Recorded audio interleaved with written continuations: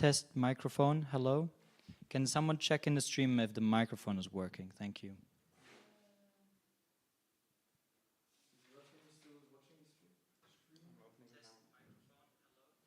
Seems like it works. Okay, perfect. Thank you.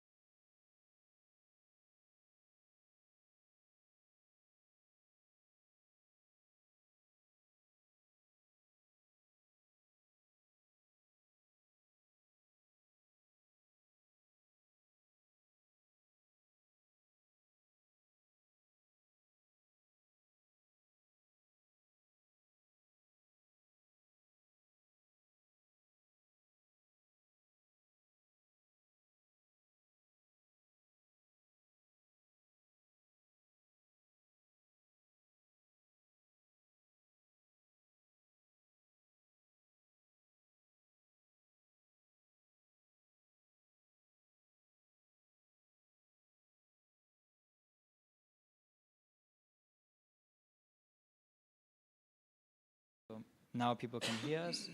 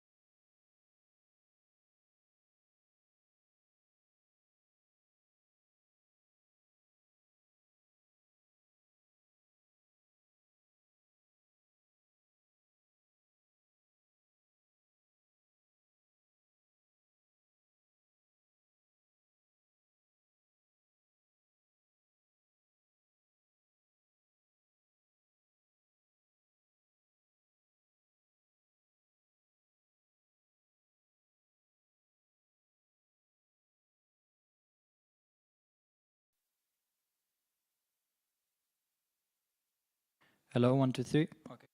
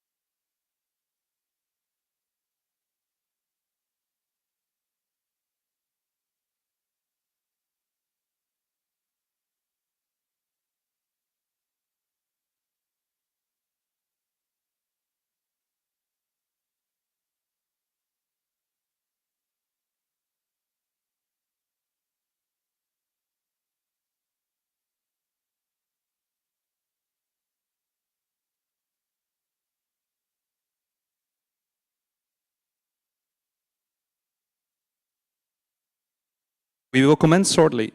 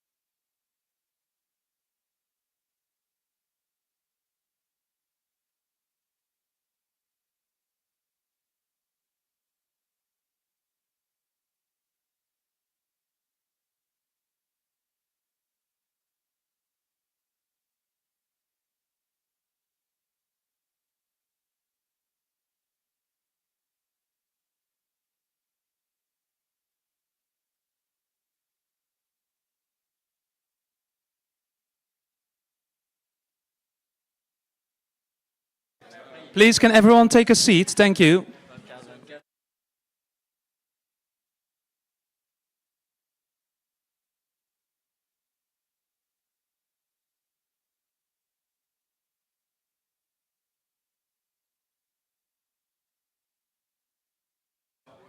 Just so that everyone knows, the votes are already open for the, the minutes of last GA and also of the agenda of today. So please take your phone, go online on Tusker and vote for the minutes and the agenda. Thank you.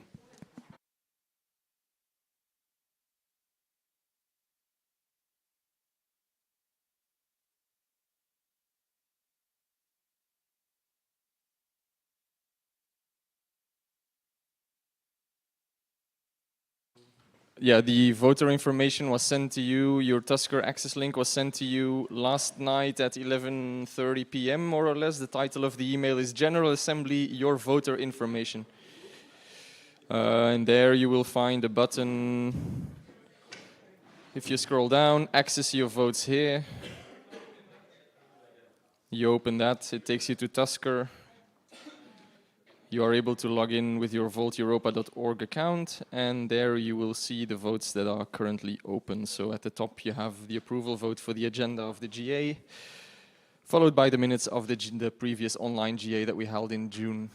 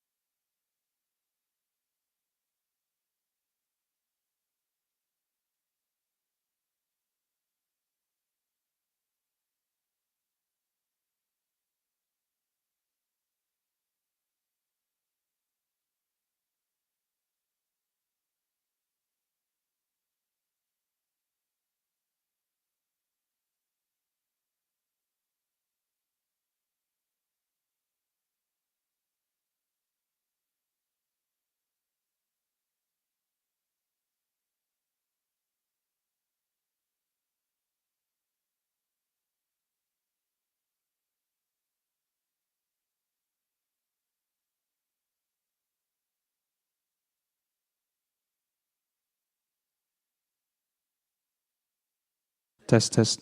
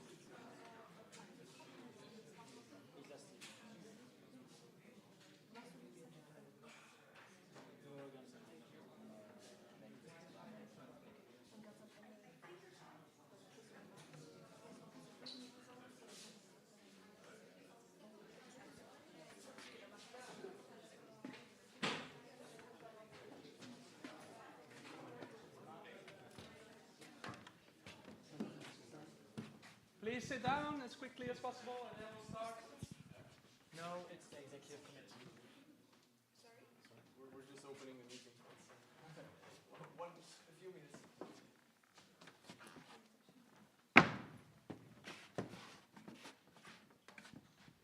Okay, so good morning, everyone. Can you hear me well? Yes, perfect. So, first of all, a very warm welcome to everyone joining us today.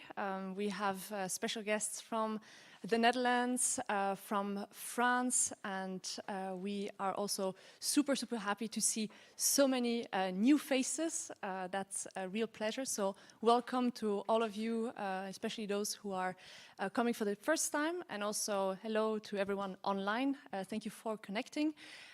So this is the executive committee. We have Martin, the treasurer, Jasper, the secretary, François, the fifth board member. That's a title, but we are,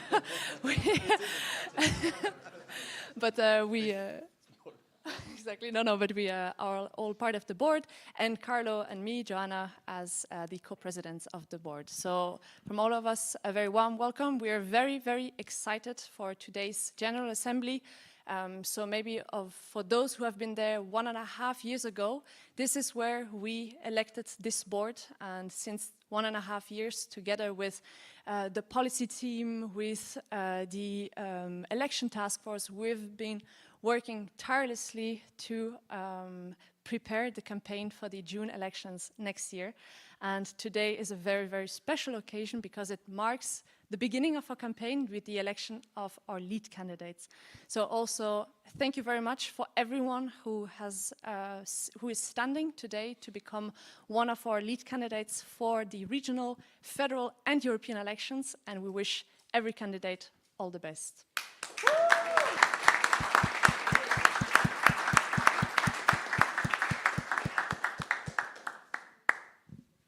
Voilà, I think we can pass then to Xander, the chair of today's GA. Thank you very much and enjoy this GA. Bienvenue à tous. Goedemorgen iedereen. Guten Morgen. Good morning. Welcome to the GA. Hereby I will officially open the Volt Belgium General Assembly, Autumn General Assembly of the 28th of October at 10:13.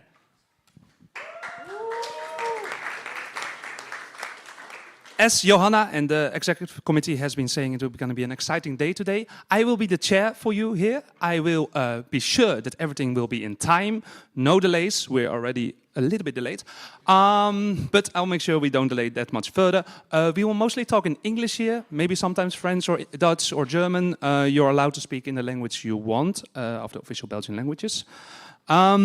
When you have questions, raise your hand, I guess. But maybe every time slot they will say something about how or what.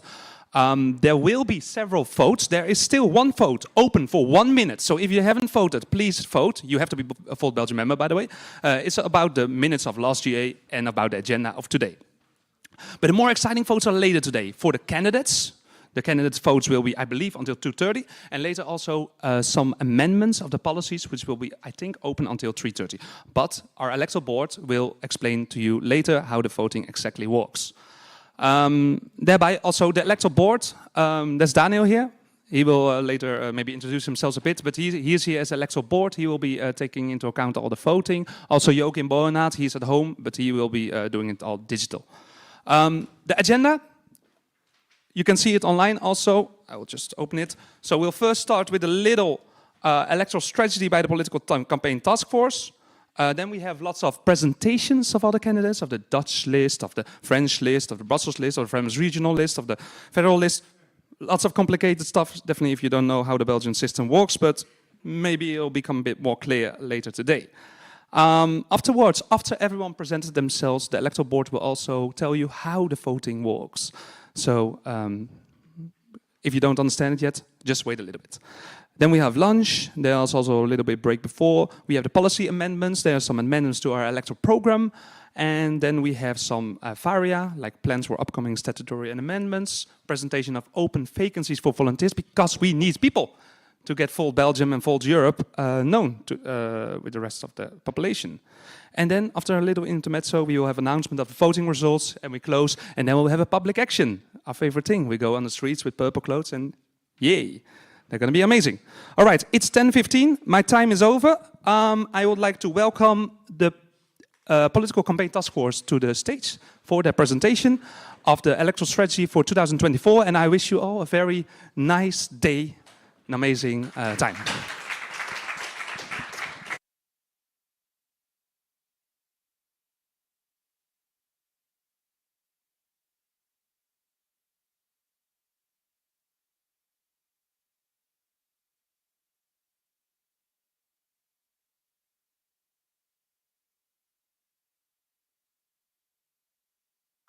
Okay, try this again.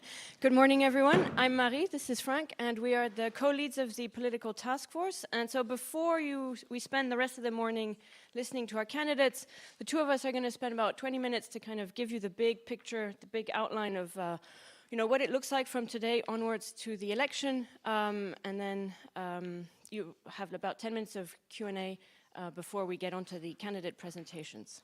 Yeah, that works. Right, so as I said, big overview, right? So here's the timeline. We are here today, right, in this squeezed little blue line at the very start of the timeline. And I want to draw your attention to a few things. One is that the timeline goes all the way to October, right? We don't stop in June. Unlike all the other Volt chapters, we're not running a European election, we're running a Belgian election, and that includes the local elections on the 13th of October, right? So we have to think about this going all the way into the local elections. In red are some of the official deadlines by, the Belgian electoral law. So on the 13th of April, we need to submit the lists, right? So the lead candidates, as well as all the other candidates on the list, including all the endorsements that validate the lists. And so that is a bit of an uphill struggle, as I'll explain in detail just later. On the 9th of February, which is exactly 4 months before the 9th of June, is the official start of the campaign, right? So in the period before is the last chance we have to get our ducks in order, and then from February onwards, full steam ahead, actual official campaign.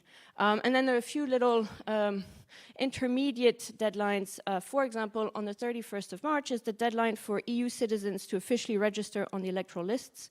And so I put this down because we should use this as an opportunity to kind of campaign and get European citizens to remember to register. People like myself, for example. Frank, can you pass the next slide, please? Right, so here is the summary of what the European and federal and regional elections timeline looks like. And so by the 13th of April, we need to have actual candidates and endorsements, right? And I've put some numbers for the endorsements. So for the EU list, it's quite a challenge. We need to collect 5,000 signatures from electors, both for the Dutch-speaking list and the French-speaking list. So that's 10,000 signatures, which means a lot of street action, door-to-door campaigning, talking to voters where they live, discussing their issues, and getting them to endorse us. And then for each of the, I call them nationalists, by which I mean federal and regional, they also require each about 500 signatures. And so as you'll see today, we have quite a lot of those as well. But there might be a little bit of overlap between the EU and national signatures, right? And so in in green down here is the actual campaign. And again, let me reiterate the point, we're also running the local elections, right? And so here the deadline for submitting the list is actually the middle of summer, the 17th of August, where everyone will probably be away and thinking about other things, which is why we should really start today. Right, I put the timeline for the local election also starts today, thinking about who wants to be candidate for the local elections, to get them involved in the national campaign, get them on the lists, and get them out there to collect signatures, because even the local lists also require signatures. Frank? Thank you, Marie. So that gives a bit of a picture of where we go, a very heavy agenda. And well, of course, as a Polka team, our goal is really to help Volt reaching those targets. But for that, we need you. And this whole day will a lot be about what you can mean for us, and we have a couple of actions for you. So it makes the day dynamic, let's say. Your very first action is you're going to vote today. That was already announced. Well, Marie will explain a bit for whom you will vote in the coming slides, because like I said, Belgium system is a bit complicated. So there is quite some levels to vote on. So Marie, you ready for... Yes, right, okay. So I'm going to explain this with the eyes of someone who's had to learn all of this in the last 3 months, because I am not a Belgian national, so it's all very new to me. So we have 8 lists today, so we're electing lead candidates for those 8 lists. So let's start with the easy ones, the European elections, right? So Belgium divided into 3 linguistic communities. Dutch-speaking, so the slide is in French because I found it on the internet. Dutch-speaking, French-speaking, and then German-speaking, and we're only going to stand for the Dutch and the French speakers. In these little people there, you have the number of seats that we're electing. Okay, this is a bit old, it's from the 2019, so the Dutch-speaking has 1 more seat now with Brexit. And on the 2 sides, you have our applicants for the lead candidate positions for each of these constituencies, right? So at the EU level, quite a lot of competition, very exciting. Looking forward to the presentations of the candidates. Frank? Then, regional elections. So, believe it or not, I had to make this map because it is not possible to find a concise, collected map of all the regional elections in Belgium. But there's 3 regional assemblies. There's the Flemish Parliament, there's the Walloon Parliament, and then there's the Brussels Capital Region Parliament, right? Okay. Again, the numbers in the little people are the total number of seats that each of these constituencies is collecting. And today we'll be voting for the ones in green, right? So for Brussels, we have candidates for the French-speaking part and for the Dutch-speaking part. And then we're also electing lead candidates for the Flemish Brabant and the Antwerp constituencies of the regional parliaments. And then last but not least, we have the federal elections. So here, 1 parliament for all of Belgium. In Flanders, the cutouts are the same, but the number of seats is a little bit different. And then in Wallonia, the outlines of the constituencies are different, but anyway. And again, in green are the lead candidates that we're electing today. So we are electing 1 for Brussels and 1 for Antwerp. As you see, there's a lot of white spots left on the Belgian map, but we've decided to, given our existing resources, especially in terms of people and local chapters and active members, that we would focus our energies where we have people to go out and actually campaign. But basically, this is the first call for action, the first call for involvement from all of you guys, that if you can help us color in a little bit more of this map, that would be great. Okay. Please take all a piece of paper and a pen. We will have a test. No, I'm kidding, because see if you understood well. Thanks, Marie. That was a very visual explanation of a complex system. And indeed, our ambition is, of course, to fill much more spots on that map. Today we vote about the lead candidates, but once we have the lead candidates, there are lists to be filled. And I think here in this room, at home, following the streaming, there's lots of candidates. I look at you, I look at myself, candidates who will and can join the list. In all that, we, on top of that, have a bit of a challenge, but it's a nice challenge. We just don't want any candidates. We also want a lot of women. We need women. And so if you look in this room, you can see how much work we still need to do to find all of the necessary female candidates to fill the lists, because we know we need 50-50, and we're not there yet, but we will be. Okay, so it's definitely an exciting experience, and we will also organize a webinar with some female candidates and female people that are on lists, even from other countries, just to share the experience, the excitement, and what it means to be a candidate. So this is to come. We'll organize that in the coming weeks. Another thing to know, as a candidate, you can be candidate both for the local elections and for the national European elections. So either national or European or local. So just bear that in mind. There's some timeline and important dates for you to know if you're considered to be a candidate, and Marie will walk you through this. Okay, right. So yes, so after today we have our lead candidates, but then the next steps is indeed to fill the lists and to get them endorsed, right? And so I've split down. So there's one timeline for the EU list, which is a bit more ambitious, and then the second timeline for the other lists. But so today or this weekend, Joachim and Daniel will send out the call for the official application for candidates. So what we're asking you is if you want to be on the European list to put yourself forward and answer the call, but also if you're thinking of being a local candidate all the way in October, to also think really about applying also for the European and national lists, because that way, it'll give you campaign experience, exposure. It's basically a great way of gearing yourself up for the local campaign to also participate in the national campaigns. So the call will be for both filling the European and national lists, but also the local, if you already know that you want to stand in October, now's the time to put yourself forward.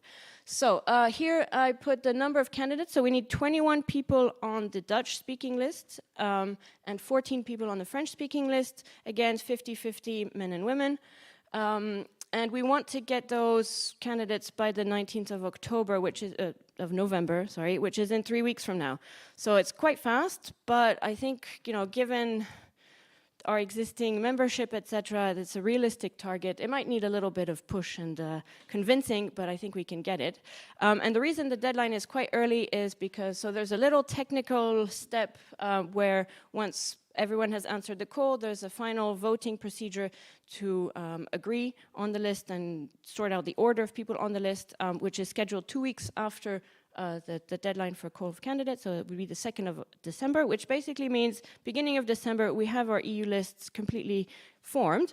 And then you can go out and collect signatures, and there's 5,000 of them to collect. And so I've proposed a little timeline where I've divided this 5,000 number into chunks with dates. So mark these in stone, because those are really, really, very strict targets, such that by the end of March, which is about 2 weeks before the official deadline, our lists are completely endorsed. Woohoo! Yeah. Okay. Yeah, right. And so then for the national lists, same structure, different numbers, right? So I've put the numbers for all of the lists that we're electing today. Some of them, well, they're actually a lot larger numbers, some of them very large. So let's see how far we can go. And for this, the timeline is the first week of January. So we have a little bit more time to collect more candidates to fill the lists. Let's try to get the lists as full as possible. And then because the number of signatures that need to be endorsed is a bit smaller, that way the timeline to collect the signatures is shortened. Again, there's a 2-week period between the end of the call for candidates and the online vote to confirm the list. And then here is the schedule for collecting the signatures for the national lists. Voilà. Thank you, Marie. So, oh yeah. Is there a minimum amount of candidates you need to have on a list? Or? Yes. So 72 is the minimum for French-speaking persons? No, these are the maximum numbers. Correct, huh? Yes, Yeah. are the maximum. No, our ambition is to go as large as we can. So yes, there is a minimum, and of course we will follow that. But the message is really there is no limit on feeling a candidate. If that heart beats Volt, you feel like you want to join, just do it. There is no limits. And of course we'll follow the minimum and chase some of you people. But I think really the message is there. Please join.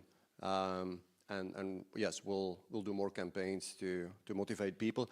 But remember, for the European, it's rather early. It's November. And then for these national lists, you have a bit more time. All right? Good. So that was action 2. Feel like a candidate. Just imagine it. Project yourself. And then 3, well, I think it was already mentioned, Marie, the endorsements. That's a very big task. Really extremely heavy. For now, and there is 2 ways. Either we have signatures from citizens or we have signatures from MPs. For now, we decided to walk both tracks. And again, we have some questions, some actions for you. First of all, the track of the MPs, right? It's people sitting in parliament. And the numbers we have, we need between 3 and 5 signatures, depending on what level of elections. The question to you and the people at home is, do you know, or anyone in your circle has relations with an MP? If so, please let us know. We will help you then with a standardized approach. Our Volt leadership will join you as well for the conversation and see if we can, have that person wanting to endorse us. Some people do. It's happened in the past. They want to do it because they feel like this contributes to democracy and so on. So, this is one track we will. Ulrich? Question, does this member of parliament have to be in the region where we want to run, or can it be somewhere else? German, let's say I know somebody in Antwerp, but I would like to run in Leuven. Is the signature okay? Or Yes, that's okay. Yeah, that's okay. Depends on the constituency, I guess, but it's okay, yeah.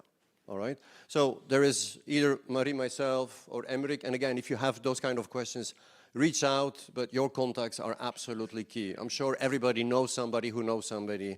If you do 5 steps, you end up with the Pope. So, but he will not help us to endorse. The other track is an exciting one. We ask people to endorse us. Now, in some weeks, we don't know exactly when, will be an electronic platform where we can invite people to register, to endorse us. We don't know yet how we're following this. What? Oh yeah, I need to be there. Yeah, I like to walk. So what is, but in the meantime, while we still don't have that form, we have, with Christophe we worked, and Marie and a couple of other people, we worked on a Google interview form. All right. Now, that Google interview form is a way of engaging the conversation with people. We have it on paper, and that's when we do street actions. But we also just sent this morning a link on Volt Belgium, the WhatsApp. And what you see in there is a very short introduction, and here a list of things. If they were in charge, what would be the top 3 they choose? What are the top 3 items that you think are highly important to you? Okay, and so we will collect those, and as these are really important data. But then the second part of the form is asking people if they would be willing to endorse us. And if they are, then we will send them an email with the link whenever it is available. All right, that link is not yet available, but that means that people would commit to do that in the future by giving us an email address. Of course, for the GDPR reasons, we asked them, is it okay that we only send your email for this purpose? Can we also send you other information about Volt, yes or not, okay? So that's the form. The question here, the action here is, fill it in, please, for yourself. We're interested in your opinion as well. Just do it, it's very pleasant, but then also share with as many people as you can. Friends, family. Actually, my daughter said, because I initially had that on paper, said, Dad, dude, really, it's 2023. Why don't you give me something online I can reach 100 people in my network? I thought that was so cute, but probably also very smart. So that's the kind of people we reach, and I'm looking at a number of you who probably think the same. So that's action number 3. MPs, and then the Google form, please fill it in, forward it. All data will be collected automatically, Christophe, through Google. And yeah, we haven't yet set a target, but if we could reach 1,000 or even more, that would be a fantastic number, all right? That brings us to step 4, supporting the campaign. And like we explained, there's a lot of events and actions and whatnot to come. It's not here that we will be known, it's outside, it's in the street, it's by communicating, it's in the press, and so, yeah, there's a lot of support that would be valued, even the smallest things. Right, so basically we need everyone's involvement, be it very small tasks, little time commitment to, if you want to go all in, please come forward. But here are some of the very concrete tasks that we really, really desperately need your help on. So the first one is really the communications, right? The social media and the flyering to get the word of Volt out there into the public. So there's some examples of actions that are already scheduled. There's the flyering event today. Then there's the political cafe that's organized on the 7th of November. and there's 2 flyering actions in Ghent before that to promote it. We are working on the agenda for upcoming street events. Those are to be determined. And then within the political campaign organization, we need volunteers for all sorts of tasks. So, for example, in the communications team, if anyone has experience with press relations, that would be very good, because we need to learn how to talk to journalists, and we need, someone who can take the time to kind of scan the landscape, see what are the hot topics or polemics or whatever that are coming up, and to sort of draft a Volt coherent answer to whatever scandal is kind of surfacing around in the media. So Daniel and Joachim need people to help them deal with the influx of all of these candidacies that you're going to be sending in. So basically, I showed you the numbers of total number of candidates that we're after, and Daniel and Joachim are doing a very good job at, collecting everyone, making sure they all tick all the stupid boxes that need to be ticked, do a little bit of vetting, and that is very time consuming. So if anyone has a bit of time to give them a hand on this, this would be very much appreciated. And then the last bullet point there is also fundraising, right? Campaigning takes some resources, human resources, but also financial resources. And so we need help raising the financial resources. Yep. Thank you. So every little bit helps, really. If you feel like you have an hour spare, just reach out to us. We always know somebody who can use your skills, your time, even if it's just half an hour flying in front of a student restaurant like I will do next Monday. So, good. With this, these were the 4 actions that we wanted to share with you. So it's dynamic, yeah. That's the good part. So we will vote today on lead candidates, very important first step. Then picture yourself as a candidate. We've shared you some of those details. The endorsement is a very critical step in getting to that point where people can vote for us. Without an endorsement, we just can't present ourselves. So do you have any MPs in your network? Just reach out, come back to us, and we'll help you contacting this person. And send out that Google form. Look at it later today, fill it in, forward it to your friends. Let's collect data, but most important also, let's collect people's email wanting to endorse. And then the campaign support, yeah, that's everything we just said, an hour, half a day, whatever you can miss, just reach out, we'll find a spot for you. And it's fun, you're with people, and they all share the same passion, which is Volt. So, well, thank you. That's in name of the Polka team. It's a journey, we love it, and yeah, the question now to you is, are there any comments, questions, right? Yeah. Yes, we have a question from the internet on the YouTube. You can ask questions on the YouTube comment if you want. A user that goes by the name Emmerich, how do we fill the order of the list? Do you put who applied first on top? If so, shouldn't we mention it to people? Shouldn't we mention it so people apply ASAP as soon as possible? Sorry, can you repeat the question? How do we fill the order of the list? I think that's the order. Right. Okay. So it's a rather finicky procedure, but so Frank and I are going to sit down, and so because the lead candidate we're electing today, but actually the second most important position on the list is not the number 2 candidate. It's basically the number 1 suppléant, because right. So each list consists of formal candidates and then people who can step in if the person elected steps down.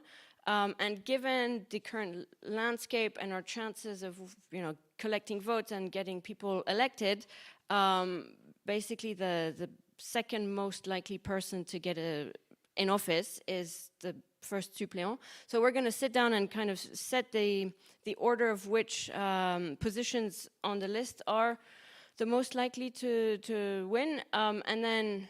So we do this on our side without filling in names, then people apply, and that's these small bullet points that I said about the online voting, is that it'll be a ranking procedure where you will basically rank, everyone who has applied to be a candidate, and that'll just slot names into the predefined order of importance on the list. I hope that's clear. If and not, of course there's women. Yes, of course, bearing in mind the zipping of male-female candidates, starting from the lead candidate.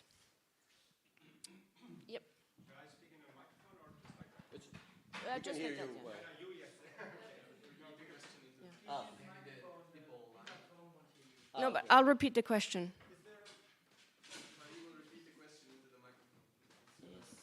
It'll be fast. Okay, so the question was asked before, but I'm not sure that I got the answer right. So when collecting these signatures, is it important that the person we collect the signature from lives in the level, let's say in the Flemish part or in the Walloon part or in Brussels, for the election we are collecting the signature for? This is for me important to know. Right, so the signature of the citizen that endorses the list needs to be someone who can vote for the list, right? So they need to be an elector of that constituency, yes. Yes. But given that we are also going for the European elections, that's probably, that's almost the whole territory indeed. For which list then it counts? Yes, well, and this is, yeah, indeed, but it's important if it's like Antwerp, then it needs to be from that constituency, yeah. Oh, right. Yes, and apparently for the European elections from the age of 16. Yes. Sorry, there was a question there, and then there, and then there. Yeah, we will repeat the question. We have 4 more minutes, so make quick. it short. Yeah. Yes, I have a question about the other candidates on the list. So not the ones who are standing for first on the list, and I think will be the Lead candidates, yeah. exactly. What role do you see? Because in the sense that they're not likely to be elected, so it's really, in a certain way, sort of a face on a list. So do you have? I mean, do you see a specific role besides being active, besides being a volunteer, or how do you see the different roles of going down the list? Yeah, okay. I think we'll collect the 3 questions and then answer them all together because we have 4 minutes. Yes, Sophie? Will you offer the option online for people to endorse Volt to run in the elections without answering all the other questions, without gathering the information? Oh, absolutely. Yeah, once we know how, then, yeah, sorry. And Ulrike? There was also a question about the form you not just shared. If we have the email address, we do not know in what province the people are living. So how are we checking that? They have to? Okay. Okay, so the questions were, what is the role of non-lead candidates on the lists? Do we collect signatures electronically? Is that, Without the questionnaire.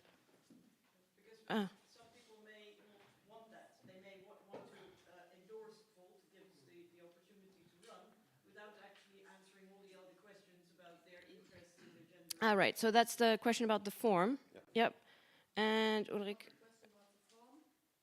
Yes, which was? Do we have a kiosk where we can indicate? Yes. Do we collect socio-demographic? Yes, we collect at least their postcode. Yes. Postcode to be mentioned. Yeah, and so the question about the role of the non-lead candidates, it's exactly, you're right, that the chance of being elected is minimal, if not absolute zero. Sorry, I mean, the 21st candidate on the European Dutch-speaking lists is pretty much a zero chance of being in office.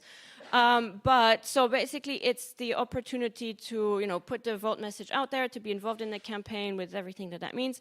With the exception of people who want to be local candidates, you're not going to be elected in the national elections, but it'll boost the campaign at the local level because the point is, as I showed you the maps, right, the constituency of the European list is the entire country, but the local actions are going to be somewhere very precise, and so we're going to try to make those actions take place where the local candidates are going to be standing in October, right? So try to have some synergies between those 2 campaigns, and so let me reiterate, if you want to stand in the local elections, do put yourself forward as a national European candidate, because then the resources of that campaign will also be to some extent targeted towards your local election, so double whammy there.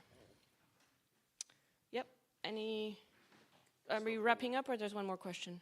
There's not a question, just a remark. Okay. There are no supplement posts on the Brussels regional election. They have been removed, I think, last year or the year before. Okay. There are no supplant roles on the the Brussels regional elections. So yes, the minimum number of candidates is 1, but we're going for 72, exactly. And the order is just going to be from 1 to 72. No weird suppléant.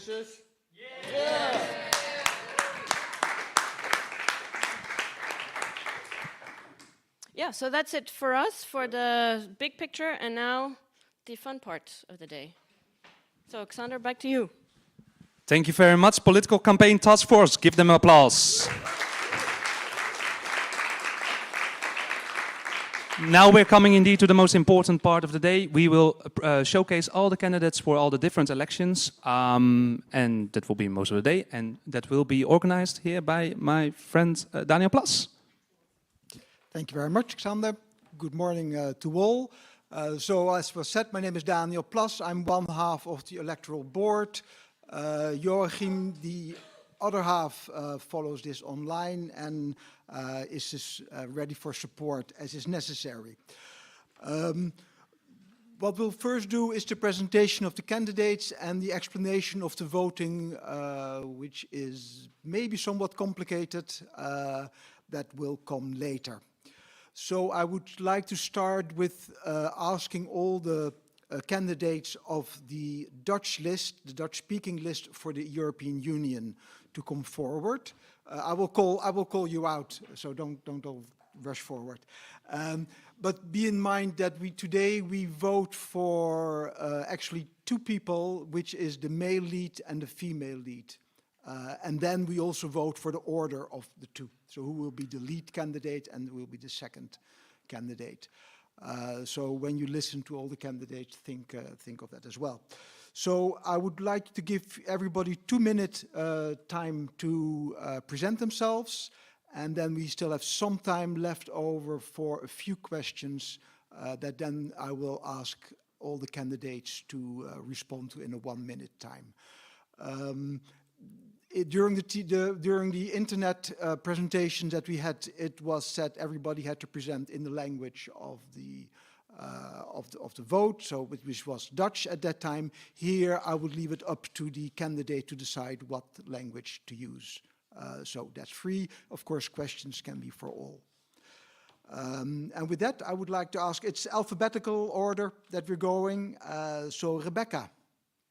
Is Rebecca here? No, she's not here. Oh, sorry.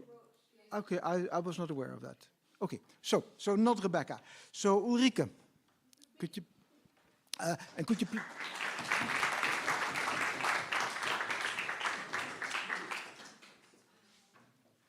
Can you stand here in front of the cathedral? Then you're good for the... Want to press them? Hello? Everybody hears me? Yeah, hello everybody. Most of you know me already. My name is Ulrike. Is this better? Okay. I'm eating it.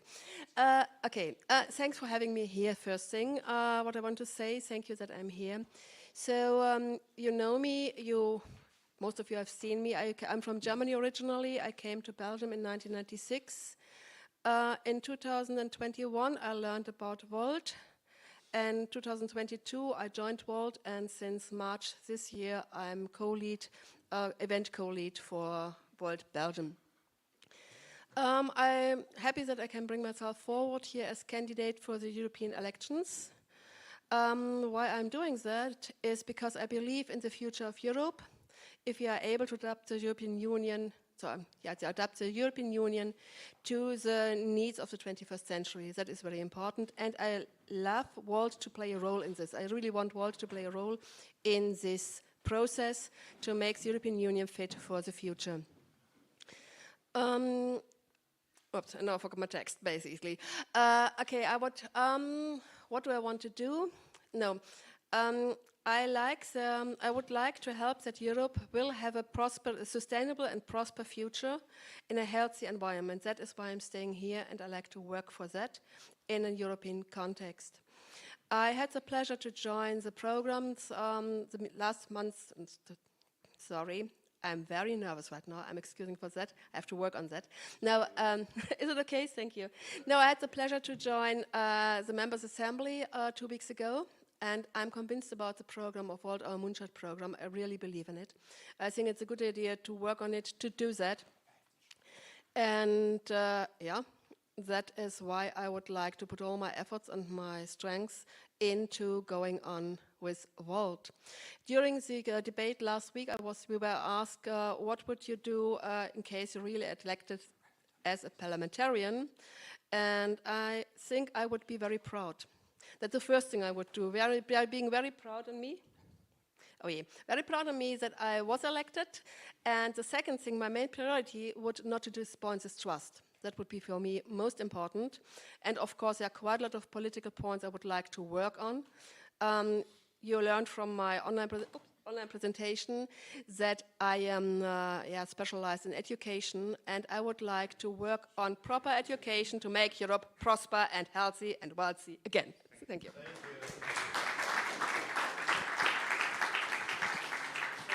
Yeah.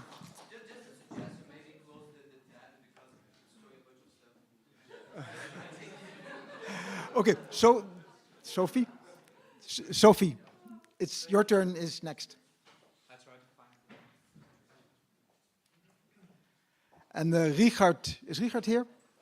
Yep, you're next. So, okay, you're ready. Yes, good morning, everybody.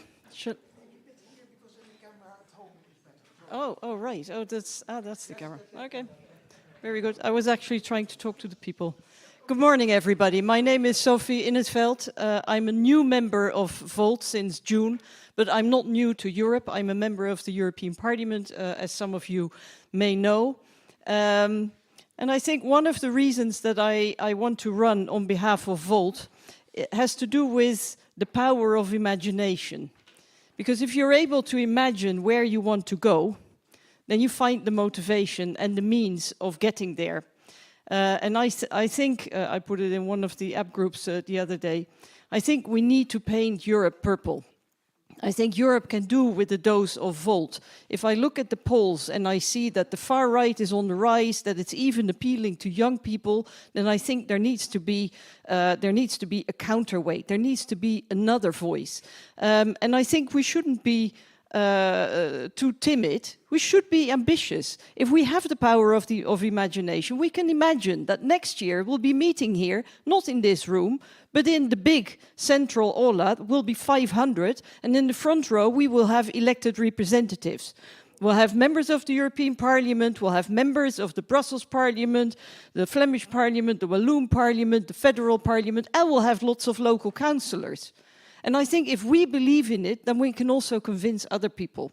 And it's actually nice, it's fun to go out there and campaign and try and convince people, you know, not just your neighbor, but lots of people. Make this a big movement, not just asking people to vote for us, but asking people to join in, become part of this movement.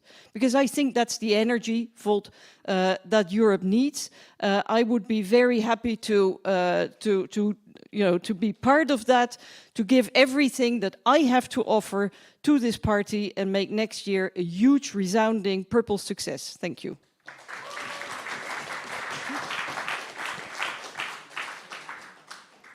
Thank you, Sophie. Richard?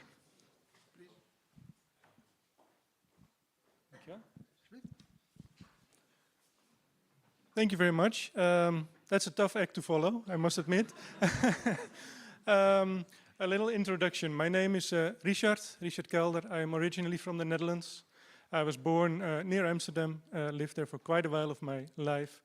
I studied in Amsterdam as well, international and European law, where my enthusiasm for Europe started. I moved to Belgium a good while ago, and I basically redid my studies now for Belgian law, but also again with a focus on international and European law. And what I have learned there and over the years is that Europe is, first of all, a fantastic project. I think the future lies in Europe, not in the necessarily in the nation states that make it up, but in Europe itself, a large community of people. And that is also the thing I would like to focus on. Europe is a large community of very diverse people, and that is its strength. But it is also something that needs to be taken into consideration. There is not enough cohesion amongst people within Europe. We can't even have enough cohesion yet within Belgium or Flanders. People feel neglected, feel left out. And that also has to do with the social equality. There are too many people who feel hindered to be a part of the community. And if they are not feeling part of the community, we cannot ask them to put themselves forward to support that community. And we need their support. We need everyone's support.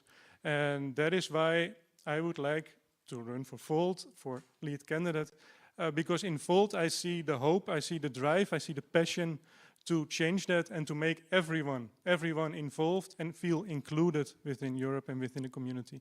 And that is something I would very much like to champion. So I hear my time is almost up, so thank you very much. Thank you. And next candidate is Erika.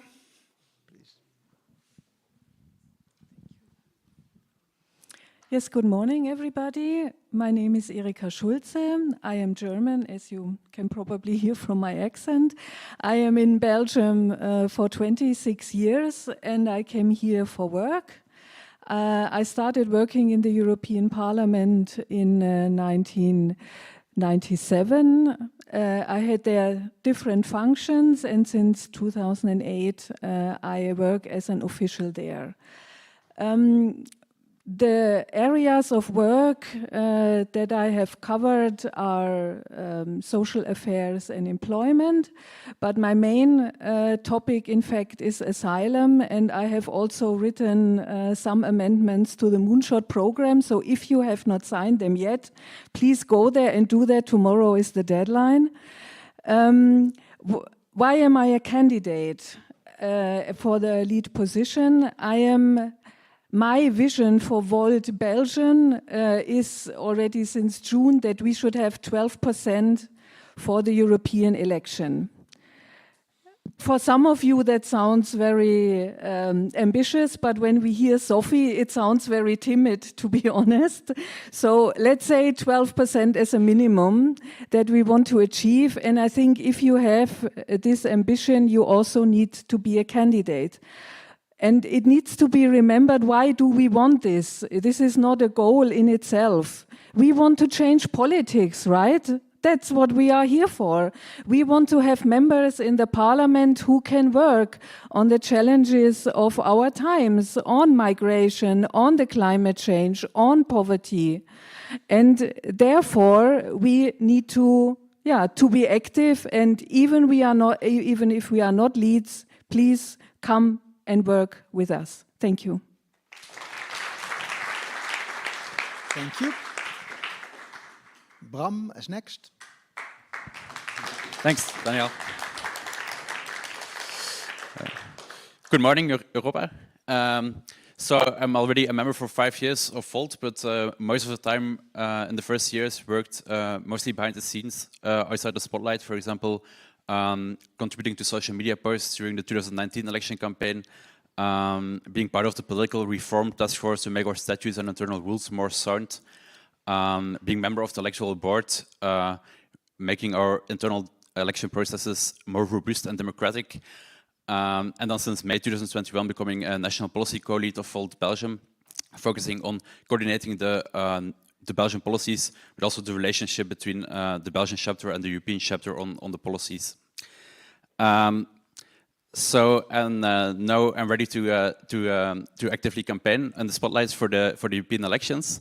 I think there is a lot to do. We should focus on content, on making change, contributing to an ecological transition without taboos, massively investing in public transport, being open to nuclear energy, to include that in the energy mix, make housing affordable again, especially for young people, working on implementing the transnational list in the European Parliament, and much more. And I'm also a scientist. I'm a geographer specialized in climate change. And currently I'm doing a PhD focused on the relationship between environment, health, and mobility. And as a scientist, my purpose is also to inject a dose of science into policy and politics. I think there are many issues in the European Parliament that can use a lot of science. For example, the nature restoration law that's recently voted in the European Parliament, air pollution targets that are recently dealt with in the European Parliament, PFAS, the nitrogen crisis, and much more. And of course, the future, that's something that we not just something that happens to us, that's something we create ourselves to a large extent. And when we keep focused on solutions, then everything we imagine for Europe can become real. Thank you. Thank you. Alex.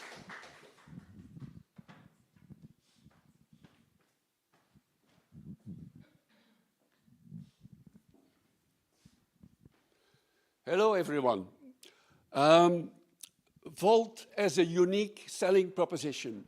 The first and still only pan-European party. Okay, that's number one. Secondly, the big problems, for instance in Belgium, tax reforms, social reforms, and it could continue, cannot be solved any longer on the national level. Only the European level, and we need more Europe instead of less, like extremist parties sometimes tell us, to solve the real big issues in our society and in the future.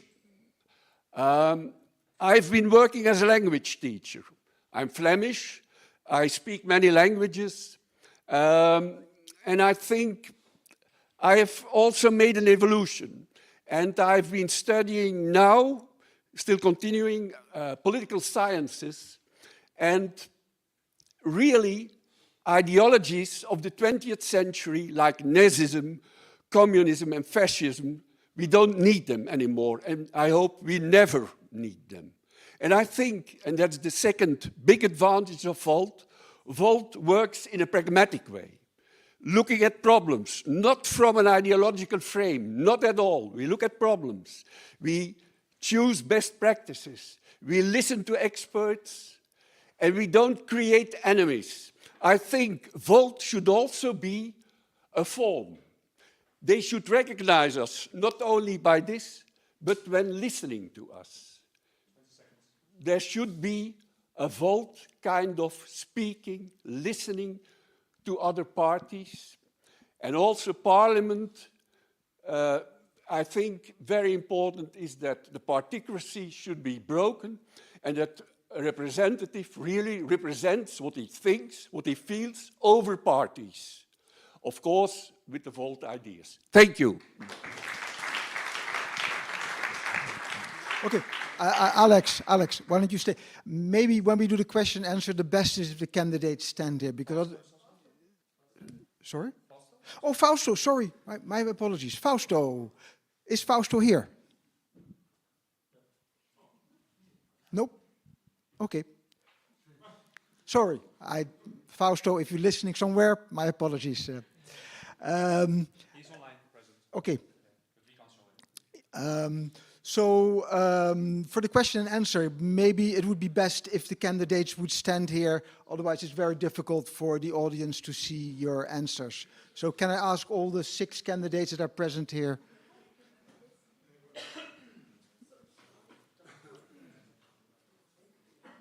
And if you start standing from here, there, then you are in the image. I think for 6 it's possible.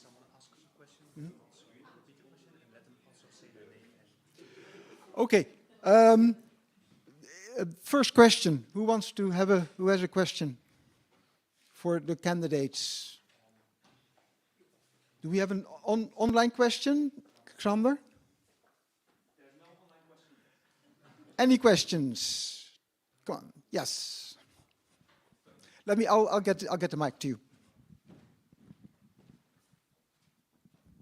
Yeah, first of all, thanks for the courage to stand up and the explanation. I had a question, anyone can answer, on what, according to you, will make people follow us, vote for us. Do you see it more in why we exist, or is it more what we do?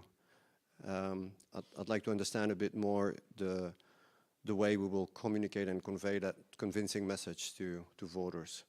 What's your name and function? My name and function is Frank, and I'm the Polka lead for Volt. Okay, who wants to answer? Yep, then we'll just pass the mic on down the line. Fine. I think that many people are frustrated by the current politics where politicians attack each other constantly, and I think our focus on solutions, on pragmatic solutions, on evidence-based policies it's really refreshing for a lot of people to hear. Also, my generation and younger people in general, they have friends across Europe, and they're also, are very motivated about the European part. We also see that important topics like climate, migration, can only be dealt with at a larger level, the European level, rather than the national level. And I think with the focus on solutions and content, we can also again provide hope to people who are frustrated and lost hope in current politics and current society. Oh, difficult for me. I can take ages. What I think is that we have to convince by action. So that's for me much more important why we are here. Yes, we would like to have Europe, but we have to show how we would like to have Europe. We have to connect people in Europe, and we should not forget to marketing that on all channels, basically. People have to know what we are doing. That is for me very important.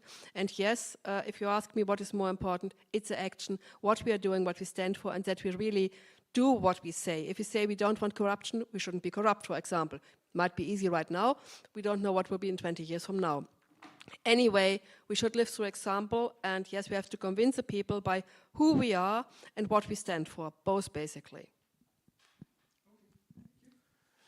Those are, of course, very good points. I think first of all, we need to get our name out, and we have to explain what we stand for, and indeed follow up on what we stand for. But I also think it's very important, and something that I find lacking in the current political climate, we don't just have to tell people what we stand for, we also have to listen to people what they want. It is not just our message that we have to bring to the voting public, it is the message of the voting public that we have to make sure reaches us. And that starts by listening, that starts by contacting people and making people feel included. And then if they see in us a political party that they can agree with, that they can feel comfortable with, then I am sure that we can make that connection. But that, I think, is one of the most important things we have to do. Thank you. Well, I think there is actually, a lot of interest. There is a potential electorate for the message of Volt: pro-European, green, progressive, centrist, social, liberal, whatever you want to call it. The point is, none of the parties in the Belgian political landscape at this moment answers to that. So I think we can break into the political landscape by being the alternative, indeed, to the particracy, to the political center which is crumbling, the VLD which is on a sort of self-destruction course, Vooruit, which is moving to the right. I'm now talking about the Flemish side, but I mean the parties on the French-speaking side also have problems. The political center is in difficulty. We have a fresh, new, convincing answer. We can be the go-to party for all those people, who want a pro-European, green, progressive voice. And I think that is our strength, and that is why I think we will be right to be very ambitious. Indeed. There is not so much to add. The only thing that I really wanted to underline is that if we want to make different politics, we really need to listen to the people, to talk to them, also on a European level. So go and have this assembly of citizens at the European level that can be involved in the decisions at the European level. So that would be something that I would be working for. What do you expect me to say? Indeed? Okay. I would come back to the first two. Bram said many people are fed up with that polarization. I think he's quite right. Okay, and that's also if we can communicate that we stand for another form of doing politics, if we can express our community feeling, okay, that will be a new wind. And that will be very important to communicate that, okay? We have our expertise. I've been working for Volt for 5 months. Community feeling, like that. Expertise, like that. We are all talented people, you know? Many people, many parties would be jealous. And I know there are problems, how to reach other groups.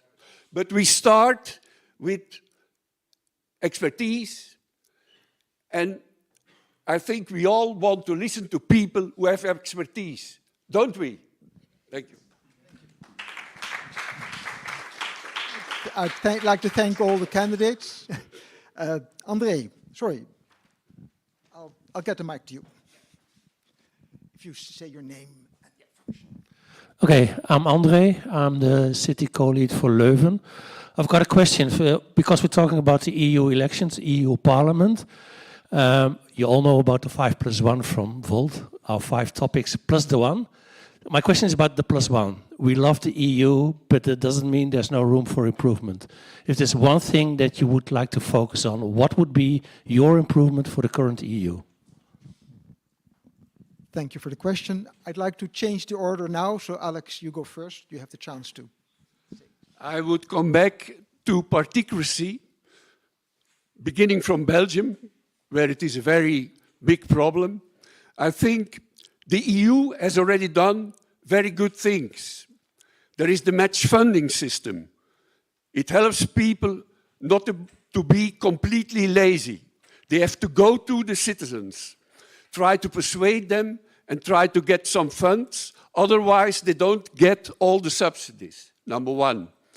In the European part, the money coming from the budget, European budget, goes directly to the parliament, okay?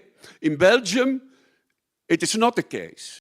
Professor Madden said at least 1/3 of the money we taxpayers give should go to the parliament. What happens in Belgium is that the party presidents, with some people like an oligarchy, get all the money and decide upon who is going, what to do with the money. So I think really, yes, in Belgium, the accountancy of the parties are controlled by the parties themselves. Can you believe that? I would like Europe, the European Union, to control the accountancies. Then it would be transparent. In Belgium happens a lot which we don't know, if you have not studied politics. Thank you. Yes, what we want is a federal Europe, right? I don't think that we will get that immediately within the next 5 years. So if I would be elected, I would certainly continue the work that has already started regarding treaty changes, for example, in favor of trans-European lists, or for abolishing the unanimity for foreign policies. So this would be things to start to work on, and in the European Parliament they have already launched the procedure for a change of the treaty. So let's go there with a big force of Volt and influence this process. The one thing to change, we have seen that the European Union has taken on many more new tasks in the last couple of years in response to the pandemic, to the war, energy crisis, now the war in the Middle East. But we see that the development of parliamentary democracy in Europe is dramatically lagging behind. It's actually going back. Now, yes, we need treaty change, I agree with that, but until then, we as a European Parliament, we should play our role much more ambitiously, assertively. And I think the very first step is going to be just after the elections, when the European Parliament has to approve the President of the European Commission and the whole college, but in particular the President of the Commission. There we have to insist on the so-called Spitzenkandidat system, meaning that Parliament, after the elections, determines who will be the leader of the European Commission. Not some backroom deal between the government leaders, but Parliament. And this is the one moment where Parliament can assert itself and redress the balance between Parliament and Council and Commission. Yes, I would like to, first of all, agree with that. The parliamentary system and the democracy within Europe is something that needs work. But I would like to couple that with something else, and that is transparency and communication. Europe has done a lot of good, also a couple of things bad, also a lot of good, but we need to get that message out to people as well. We cannot expect people to be involved again if they do not feel included. We have to give them all the information that what Europe does, what they do good, what they do bad, and then with the parliamentary democracy and the increased democracy within Europe, people can actually vote for either support or change the things that need to be changed. But those things go in tandem. So transparency and an ever-increasing democratic value within Europe. I agree mainly with the ladies and basically everybody, but mainly with the ladies. I would like to have one telephone number for Europe. So I would like to have a more stringent external policy and also, yes, a proper defense for Europe, so that there more rights go to the European Union to be the voice of Europe, really to be the voice of Europe, so that Europe will play again on the global spectrum a role. So that the importance of Europe will be stronger than it is right now, because we are unified and we can speak with one voice. It would be, for me, the most important thing I would like to change in the European Union right now. Of course, with all the other things said before, more rights for the parliamentarians, more democracy, that is for self-speaking, I think. Yeah. So, of course, we want more Europe, but we should not forget why we want more Europe. Like, we want more Europe to solve our actual problems of today, like the climate crisis, migration issues, and of course, tools like abolishing the veto in the European Council, of course, are the necessary steps to go there. But I think also the focus should be on content, also more like in the European Parliament and the European Commission, to really propose powerful policies on climate, on migration, and also that Europe gets more budget to actually do those policies, certainly for climate, that Europe can, independently of the interests of the member states, take firm climate action to reach the goal of Volt Europa to become carbon neutral by 2040. We have sorry, do we have a question of one of the women maybe in the room? The women, because we've only heard of men questions until now. No? Okay, sorry, I think you, go ahead, sir. Well, it will be quickly. We have seen an institution hijacking. Yes, my name is Kemal, I'm Volt Belgium. We have seen an institution hijacking happen by Metsola and Ursola 2 weeks ago. This is not acceptable. If we voted for you to be in the parliament, we don't want people taking other people's jobs in the EU institution. I want to hear how you would stand for that. Thank you. Okay. Sorry, Xander gave us very little time. You gave us very little time, so...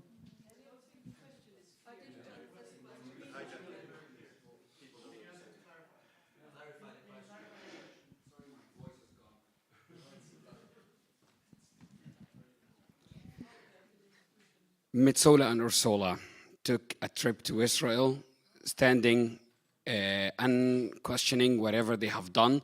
That's not their job to do. That's Joseph Borrell.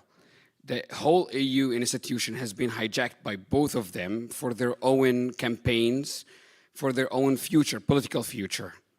Now, how would you do if you are in the parliament if this ever happened again? Hopefully it will not, but it might happen.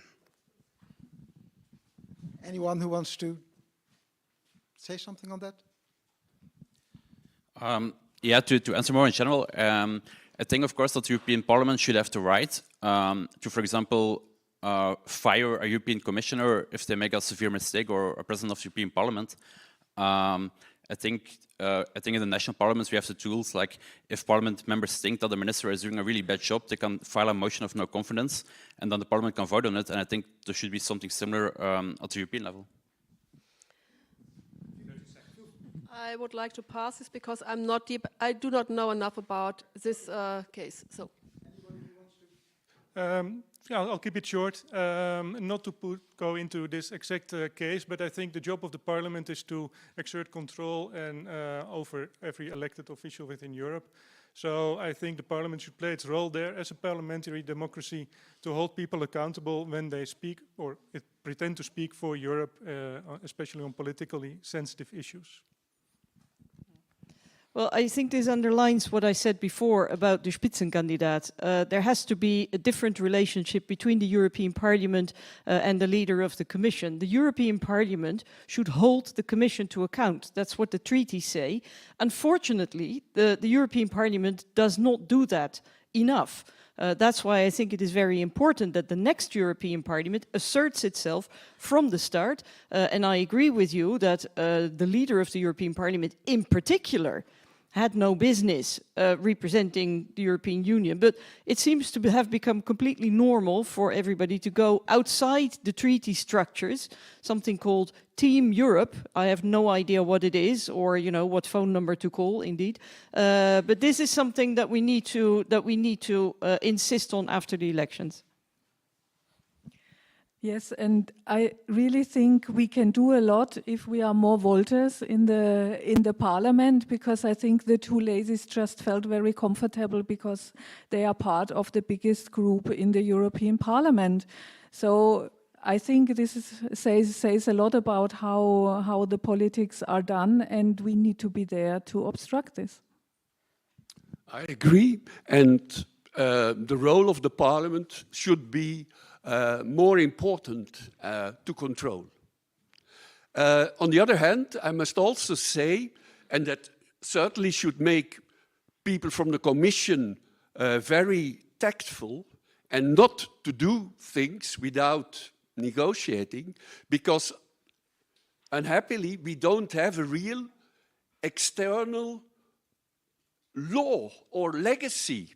It is not really developed in the European Union. We have a lot for economy. I don't have to tell that.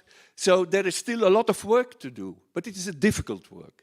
But because it is so difficult, I think, for instance, about the Middle East, Germany versus, you know what I mean, it should be negotiated, spoken about, before people do actions which can provoke. That's my point. Thank you. Okay, with that, we did go over time a little bit. I would like to thank the candidates for their answers. So let's give them a big hand.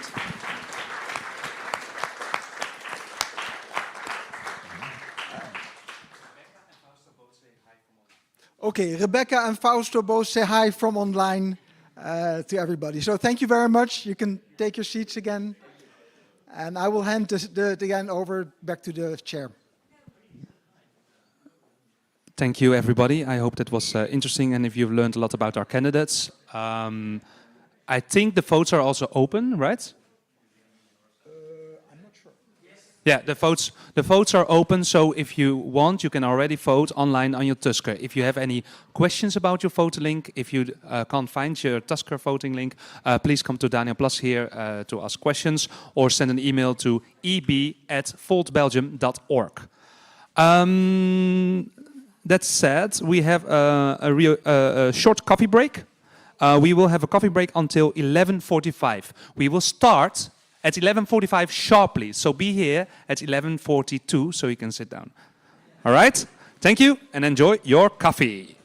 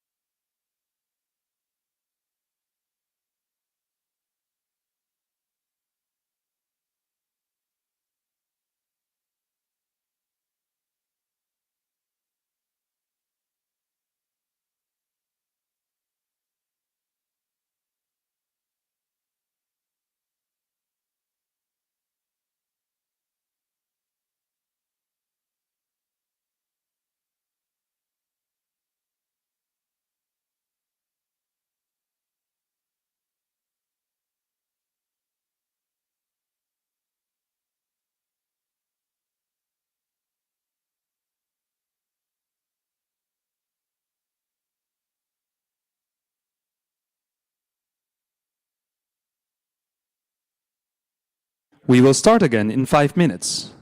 We will start again in 5 minutes.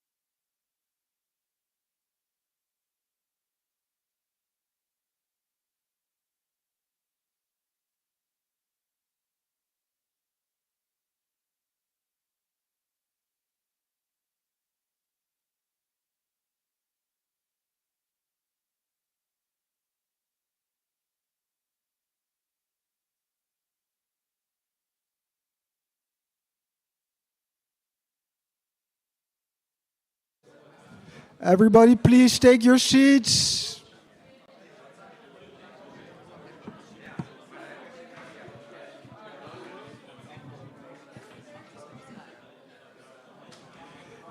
If the candidates for the French list could sit a bit on the side, that you're ready to come forward.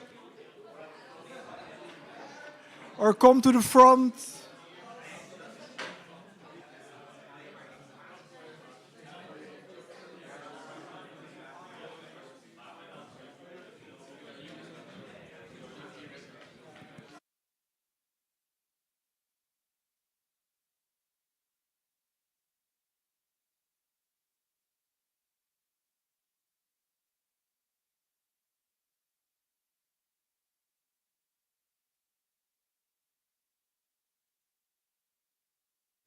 All right, everyone, we're gonna start. So,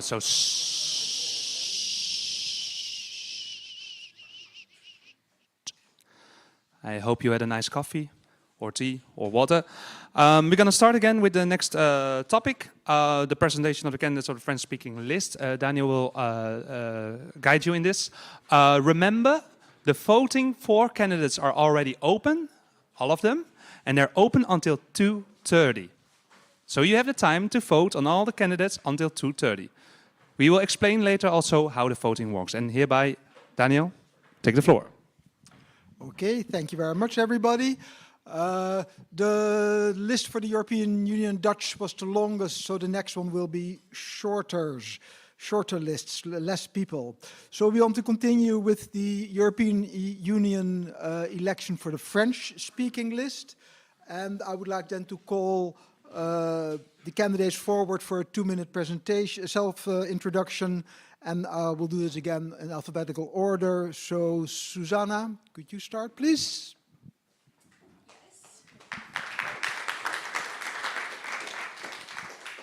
Hello, hi all, good day, and it's really a joy to be here with you.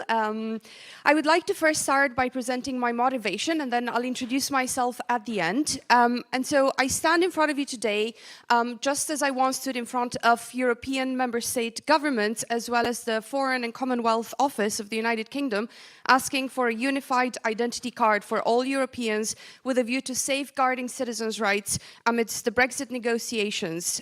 This was happening between 2017 and 2019 and coincided with the time I first attended a Volt Belgium GA in the early 2019. I really liked the debate that happened there around the Belgian identity. I think it's a debate we can have at the European level as well. What's the European identity? Secondly, I stand in front of you the same way I stood in front of the Petitions Committee of the European Parliament, defending the right for mobile EU citizens to take part in national elections in the countries where they reside. This was the Voters Without Borders European Citizens Initiative, which we then turned into a petition in the European Parliament. And I want to thank many of you who I know have endorsed our campaign there. Thirdly, I stand in front of you the same way I stood up to fossil fuel lobbies, industrial lobbyists, trying to prevent the advancement of the Paris Agreement over the past 8 years. And I can promise you that I do not back down. I have campaigned extremely strongly on improving the EU carbon price, on the carbon price in the European Union, the EU climate law, and I can promise you that if I were to lead this list, and if I were to be in the European Parliament elected, I would advance all of these 3 points. A European identity card for all European citizens, voting rights for all European citizens, advancing them. Yes, and I wanted to present myself last, just in case I get cut off.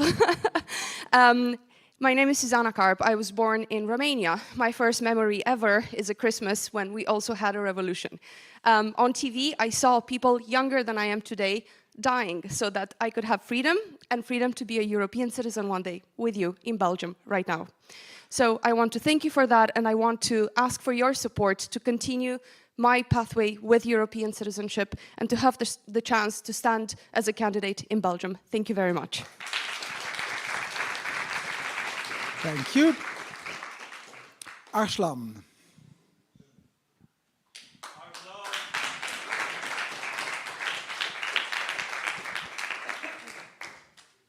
Well, hello everyone. I am thrilled to be here. I am thrilled to be in front of you. I am thrilled to be a member of Volt.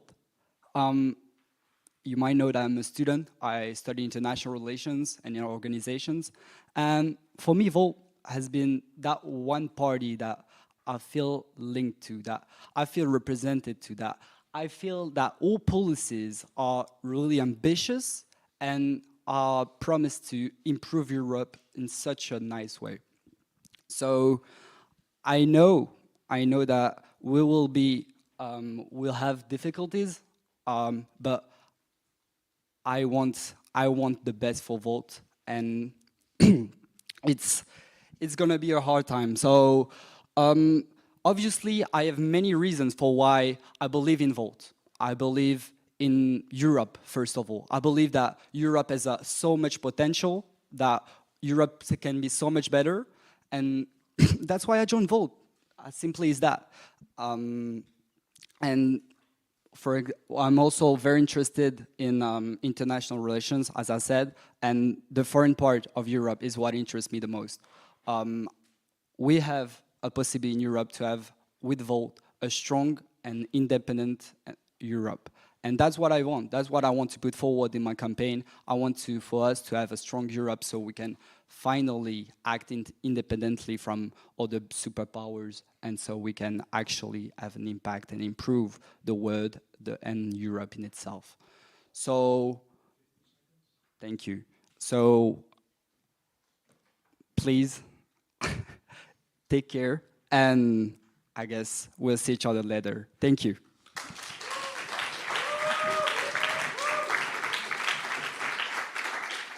Thank you, Salvatore.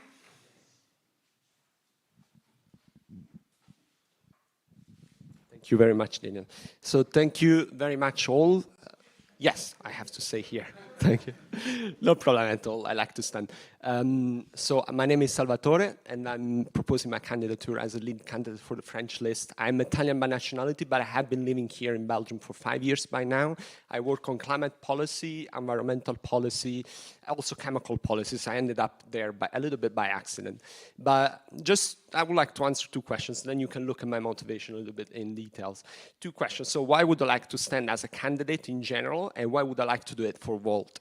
So as a candidate in general, listen, so this year it was the biggest change of my life. So we had a child, and that was revolutionary. I'm still very young. So it was a big change. But then when I look left and right, actually, you see that there is a climate crisis. You see that there are wars. You see the nationalism is in rise. And the future for our child, it's not very bright, to be honest. But so... And then I say, okay, what can I do? Well, I want to change things. I want to step in the game, and I want to change. I don't want to just sit and look. And I want to do that. I want to do that for Volt, for you, because I know that Volt is the only genuine party that it really believes in Europe. And I think that the answers to all these promises that we see are in more integration. And today I was speaking with some of you, and you were really genuinely supporting and very enthusiastic of Europe and wanted to more integration. And that's what I see there. I can tell you, well, I won't have all the answers. There are many problems. I'm not an expert on many things. I know a little bit of things. But what I can promise you is that I will support our values. I will stand up for our values in the parliament. And when I don't have the answers, I will come back to you, and we'll do this together, okay? Thank you very much, and I hope you can support me. Thank you. Erika.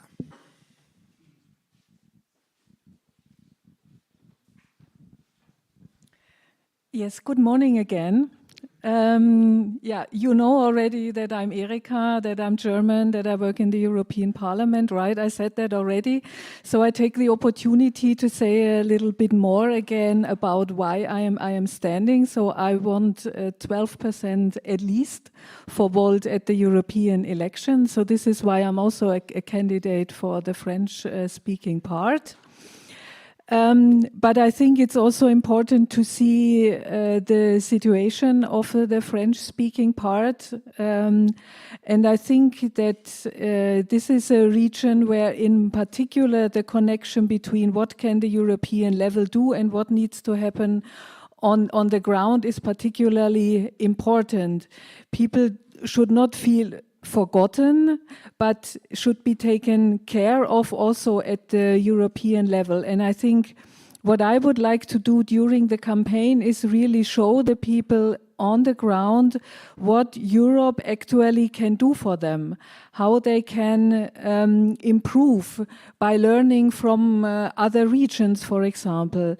By profiting from the Volt program with more industrialization, renaissance, and so on. So to connect a little bit the past that they had already known with the first industrialization, now with renewed effort on the economic level.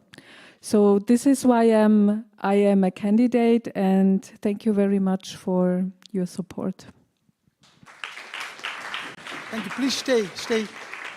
Can we have all the candidates all in front, just like previous? And we had one question already from Emmerich. Emmerich, maybe you want to do it verbally. Hi, I'm Emmerich. I'm railway engineer and also a candidate for one of the lists that you will see further. So my question is, could you first please all answer in French if possible for a French list? And secondly is, how would you focus your campaign in Wallonia actually?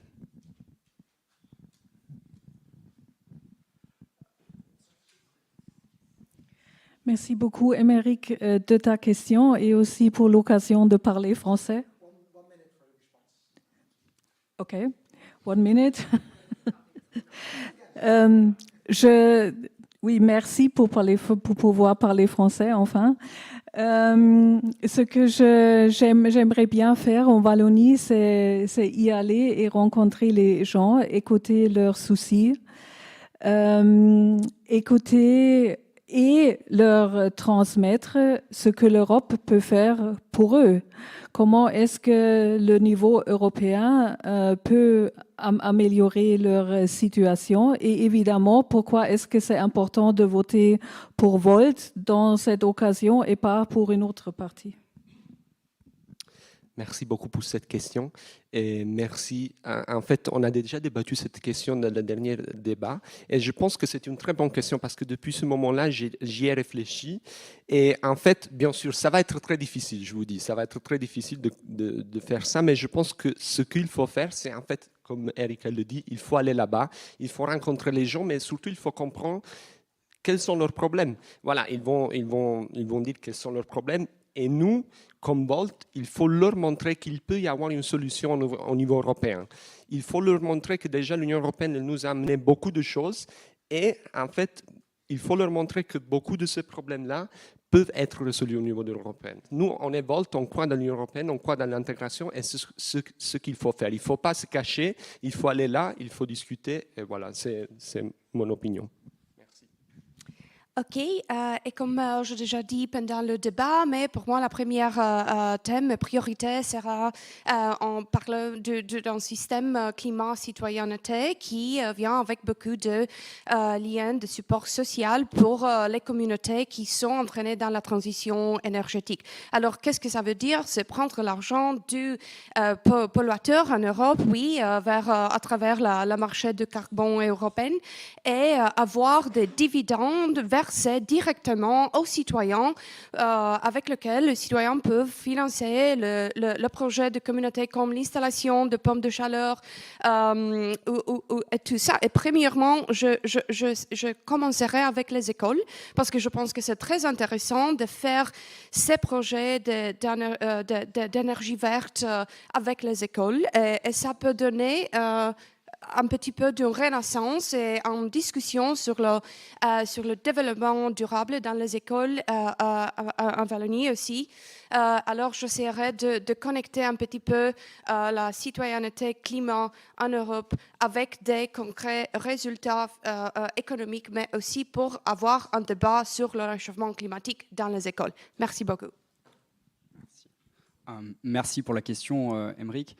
Comme tu l'as posé la question, c'est comment on va faire campagne en Wallonie. Je pense, comme d'autres candidats l'ont très justement dit, il faut commencer par aller rencontrer les citoyens, leur proposer notre programme. Et là peut-être où je suis un peu en désaccord avec toi, c'est que je pense qu'on doit aller les toucher au cœur et aller sur des mesures qui leur tiennent à cœur. Typiquement le pouvoir d'achat, ou par exemple une mesure qu'on a, c'est la sécurité sociale européenne, qui pourrait être un argument extrêmement fort pour les votants en Wallonie. Et donc ça, c'est l'argument pour moi principal qu'on doit mettre en avant.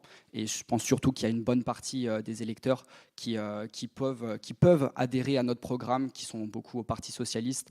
Et je pense que là, on a une très belle carte à jouer et donc qu'on a des chances pour récolter des voix là-bas. Merci. Thank you. Thank you. Yeah, we got one more question. I still would like to see a question from one of our women, if there's one. No. Okay, then André. Well, actually, André, you had already a question before.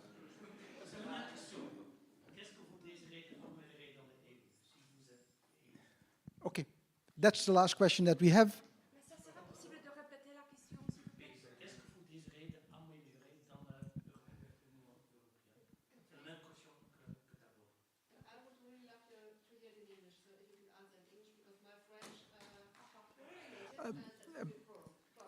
Okay, but still, it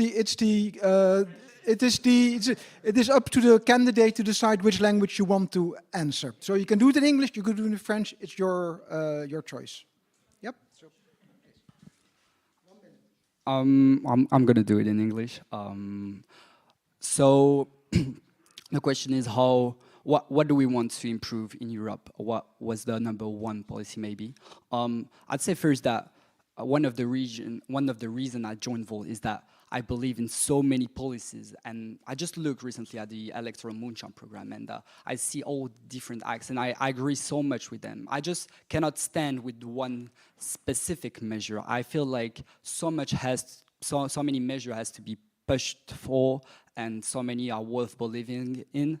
But if you ask me one, I'd say giving more power to the European Parliament, because I feel like that's really important to give more representativity to the elected officials, and that's what I will push for. So also members can have more accountability towards the people that elected them. So thank you.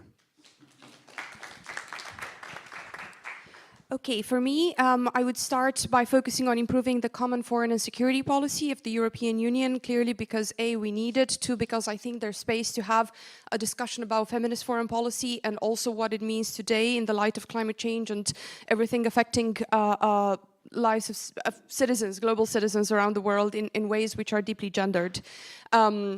Secondly, if we are to stay within, or if we are to change the treaties, of course, the right to veto should absolutely be scrapped from major decision-making, if not from all. If we are to stay within the current treaties, I would seek to add new rights to European citizenship under Article 25, something that hasn't been actually ever done since the Maastricht Treaty. And I think in that space, there's ways to add digital rights. I think there's ways to add environmental rights. And then there's also ways to actually possibly think of economic rights that we can add exactly to find a way to remain resilient despite the various economic levels of the various regions around the European Union, including Wallonia. Thank you. Thank you very much. It's tough to choose just a policy, of course, in 1 minute, but because I like all the things that we have set very dedicated in our program. But if I have to choose, what I can tell you is that I would like to stand for. So I think that one of the problems is that the European Union feels a little bit far away from the people. So the thing that I would like to do is to bring the parliament, which is representing the people, closer to the people. And I know that treaty changes, it will take a lot of time. So if I'm elected, the thing that I will do in my power that I can actually implement from day one is when a policy comes to me on my desk, I will open it to consultation with people, so with people that have expertise so that they can contribute. Then, of course, we can talk about all the reforms that the treaty, more parliament to the parliament, speaker candidate, all these kind of things. We can do that, but I think from day one, I would like to bring more clarity, more transparency and so on. So that's what I would do as a MEP. Thank you. Yes, thank you for the question. I said already that I would like to continue the work that has already started on the treaty changes in the European Parliament. That could include abolishing the veto for foreign policies. But for me, it would be particularly important to achieve one of the Volt objectives, to have a citizen assembly at the level of the European Union that can give recommendations to the lawmakers on all the different subjects that laws are made. From my point of view, this should be chosen in a random way, so by a lottery to be a member in this assembly. It can have a sort of a rotating system that you don't need to stay there for a very long time. It should be an assembly that just gives recommendations, so not decision making, no danger for for the European Parliament or the Council, but just that we close the gap between the citizen and the European level. Thank you very much. Can we have a, sorry, no more time for questions. So we have to move on. Thank you very much. Yeah.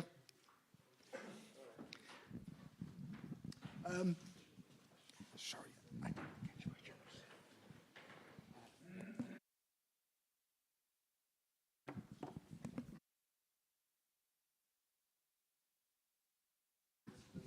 Then we will go straight on to the next one, which is the Brussels regional election. So there we have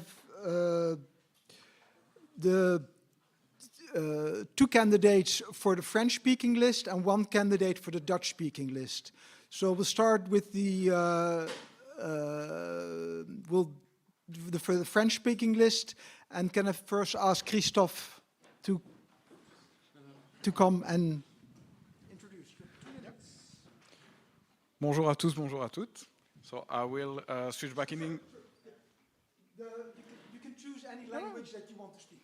That's what I think it is. Yep. So I will switch back in English so that way it's understandable to everyone. But I am by birth a French speaker, and I have chosen to stand in the Brussels election and not in the European one for one main reason, is that I really believe that we should start local to think European, and that's one of the motto of Volt here in Europe. So basically why I'm presenting myself in Brussels is that Brussels is the beating heart of Europe.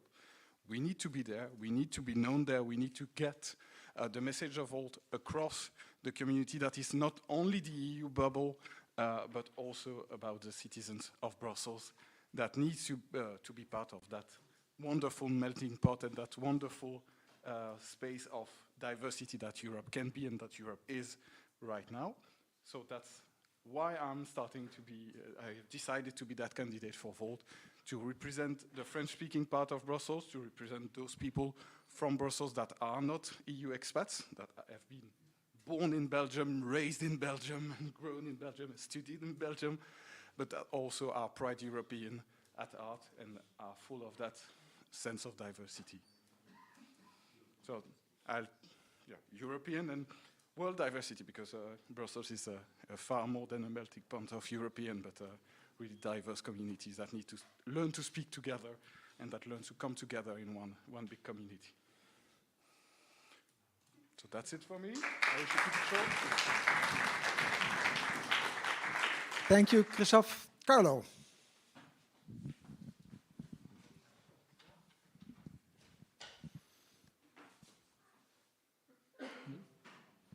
You might already ask yourself, how the fuck are we going to raise 250, 300,000 euros?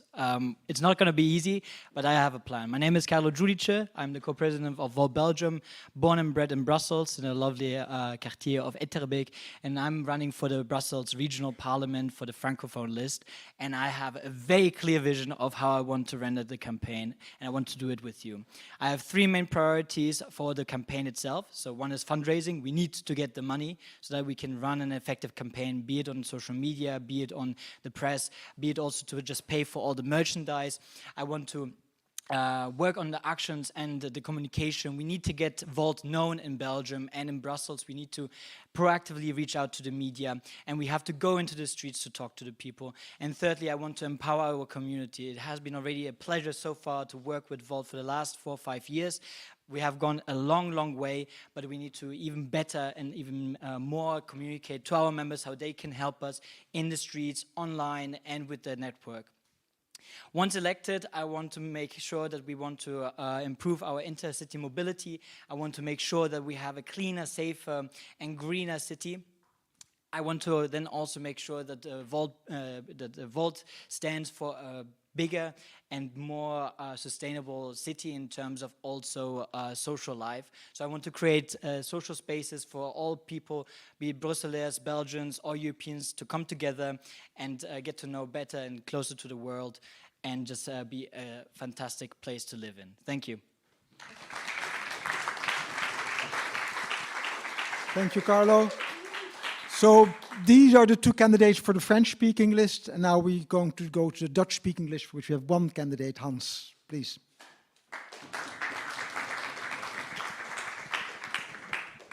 So, like everybody has heard, we're all speaking English, even though we're going for the French-speaking list or the Dutch-speaking list.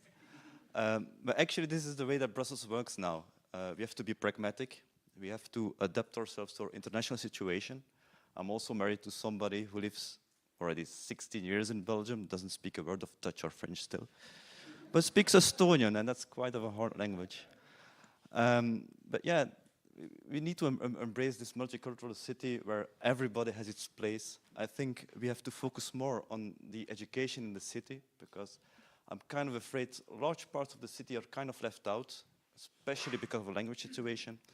So these are things we can, of course, focus on. And in this sense, Volt is a party with multiple identities. Everybody can have space here. We can be European at the same time as we are, for instance, from Tuscany.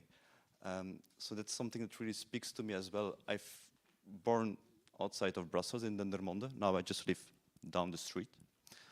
But yeah, that's us, I think. And that's, I think, a very important part of the party, of myself, and I guess of all of you as well. And apart from this multi-layered identity that we all have, it's of course important to look to the future and make sure that the city, especially Brussels, is ready for the future, that we can start focusing on the climate mitigation and also on much better public transport and so many other things that we can still improve in this city. But it's a city which is really worth working for and not complaining for. So, thank you. Please stay. Can I have the two other candidates as well? Carlo, please come. And we had one question already from the online bit, otherwise you're out of the video. Yep, that's okay. We had one question from online, so I will ask Sander to read it. And again, you can answer English, or you can answer English or any other language that you want. Okay, we have an English question from Kevin Mayvaart, I hope I say it correct, from Volt Belgium, member living inside of Brussels. He's saying, as I'm coming from the poor northwest part of Brussels, how will you reach out to that part of the Belgian capital? Hi, Kevin, it's a pleasure, and thank you for the very good question. It starts with mobility. A lot of places inside Brussels are simply not reachable, so that means we have to improve our public transport so that anyone of any background can get anywhere to work and to live and to make their groceries. And further than that, we also need to make sure that there's other services by the city supplied, such as education, such as pharmacies, such as also social services where people can get help if necessary. Thank you. Thank you also for the question. I'm also from that part of Brussels as well, so I have the chance of knowing well the area and the problematic that are really different from the other side of the canal in Brussels. Those are problematics, yes, of mobility, but also of poverty, of social disparities, because you have really rich neighborhoods, really poor neighborhoods within the same areas. And for example, for Kuckelberg, where I'm from, on over 1.5 kilometers, we have specifically a lot of disparities just in one. So we need to address those issues, going from the social to the mobility to the circular economy. Because I presented the Tipsy Tribe Brewery a few days ago to all of you. This is a local enterprise in Kuckelberg, and they need a lot of help in terms of politics to be able to exist within the frame of the Brussels region. So circular economy will be one of the fight to have.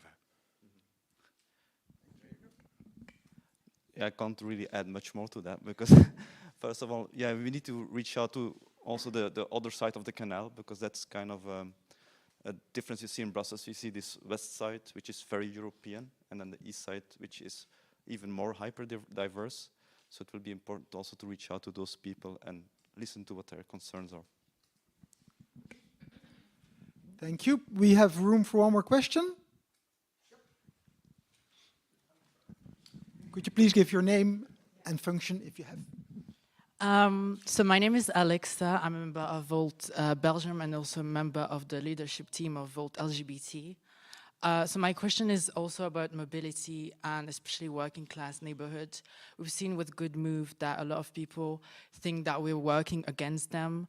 How would you convince these people that we're working for them and convince that alternatives to cars also are good for them? And Okay, thank you for that question. Hans, we'll start with you this time. So I live in Carbeek specifically, which has had a very good first start of implementation of a good move around the Josaphat area. But what you saw around more the central part of Schaerbeek is people were very concerned that were not heard. So for some part it was not really against good move, it was just having the feeling something was imposed on them. So I think it's maybe a bit more about communicating and engaging with those people who feel a bit left out at the moment. Because the discussion at some point was no longer about good move. That's my feeling.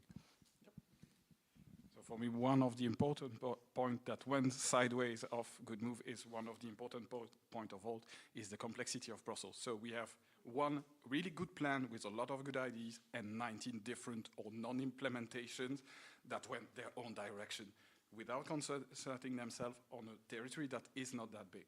So first concern we need to resolve is uniformizing all these application of those very good measures to, as he said, exactly is to get more citizen participation into it.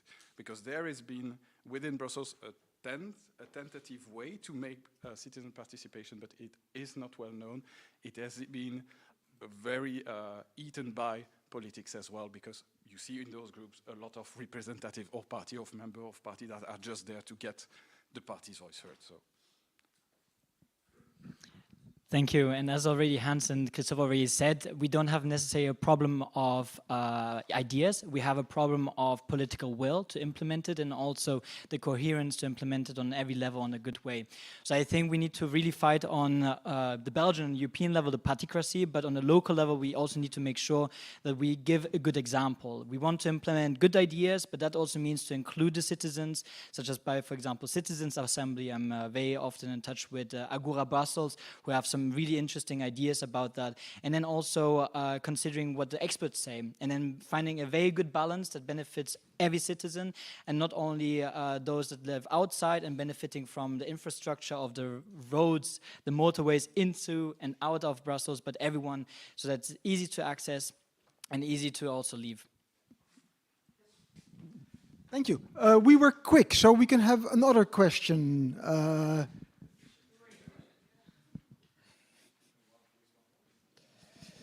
Please say your name. Thank you. Thank you so much. My name is Rodrigo. I'm the Education Policy Facilitator. Thank you so much for presenting yourselves as lead candidates. So while campaigning, you're probably going to meet people who are quite adversary to our policies, like in the opposite spectrum, especially about the European Union. Maybe they don't want Belgium to be part of the European Union at all. And it's also usually on migration and climate policies. How are you going to talk to these people? How are you going to approach them, and what's going to be your strategy, if at all? Thank you.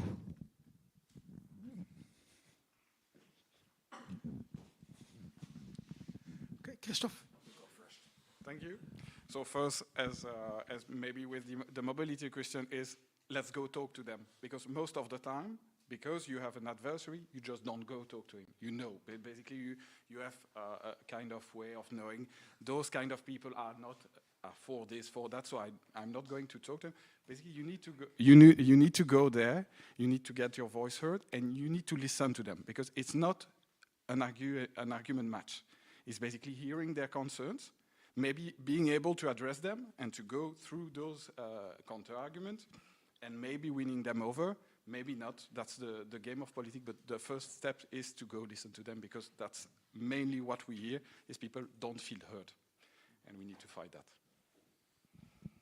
Thank you. I very much agree. Also, again, with Christophe, we need to look over the other side of the ale in order to improve the life for everyone. So we need to approach them. We need to understand what is their concern, right? Just because they have a different solution doesn't mean that we need to tackle the same issue and the same challenge, and then we can approach them with better solutions and with concrete and also fact-based ideas, explain them why it is better also for them, so that we don't just come, oh, we are purple and therefore our ideas are the best, but our ideas are the best because we implement citizens' opinions and also science.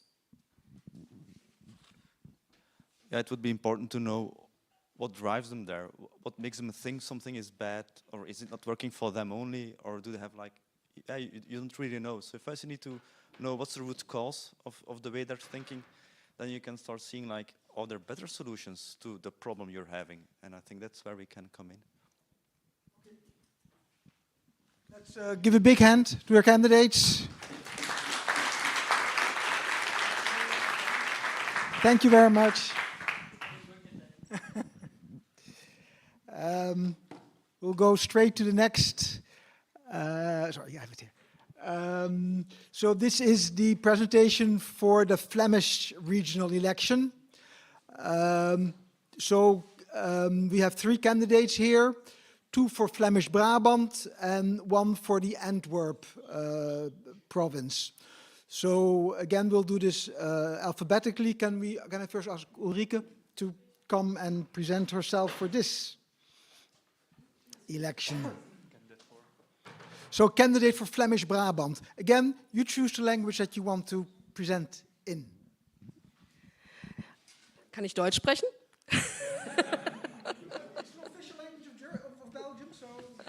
Okay, I will go into English, so it's much easier. Ik zou het ook kunnen in het Nederlands, maar dat is voor mij een beetje moeilijker. En jullie hebben al eerder gezien dat ik heel zenuwachtig ben als ik hier sta. Dus I will switch over to English. Sorry about that.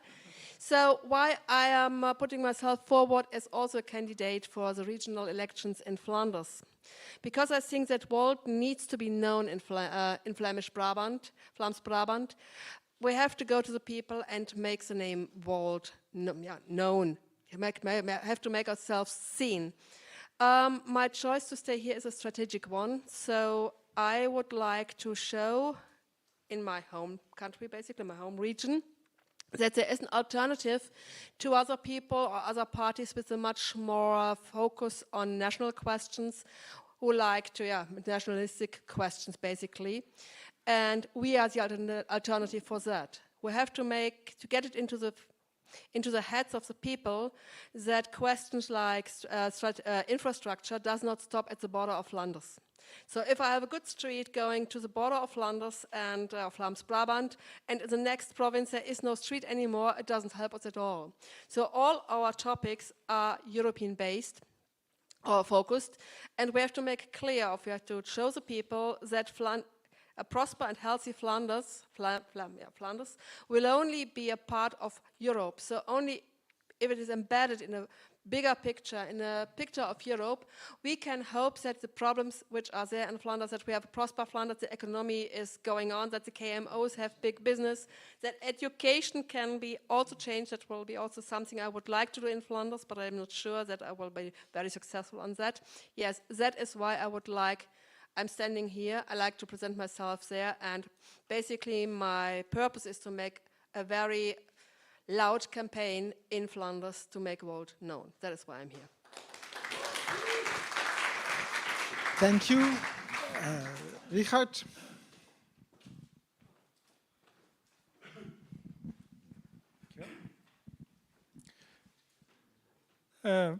Good day again.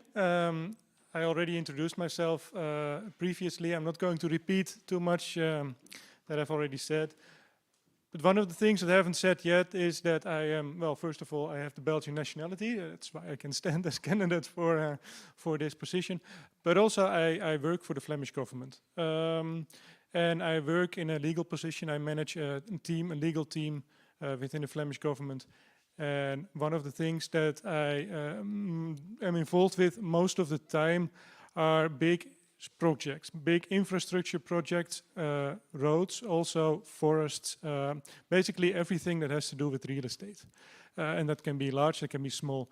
And in that capacity, I have a lot of contact with the citizens, with the people themselves, who live on a road where the road construction has to happen, where they have to perhaps sell a part of their property.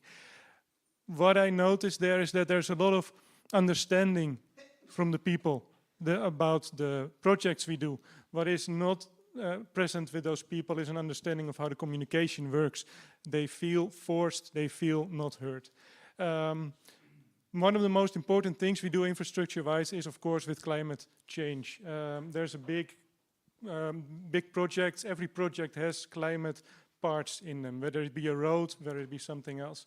People agree with that. People want to work together with that. People are willing to give something up, even what they want is to be included.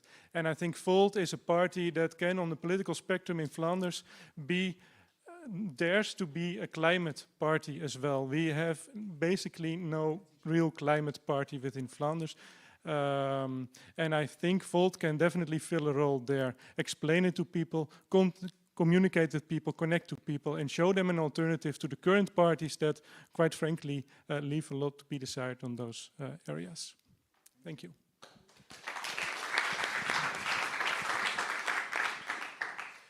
So these were the two candidates for Flemish Brabant. And then the next one, yes, please, Jeroen. Jeroen is standing for Antwerp as a single candidate. Dank u wel. Ik ben Jeroen van Look. Ik ben van Turnhout en ik ben 32 jaar en sinds kort een nieuwe nonkel geworden. Ja. Dank u, dank u.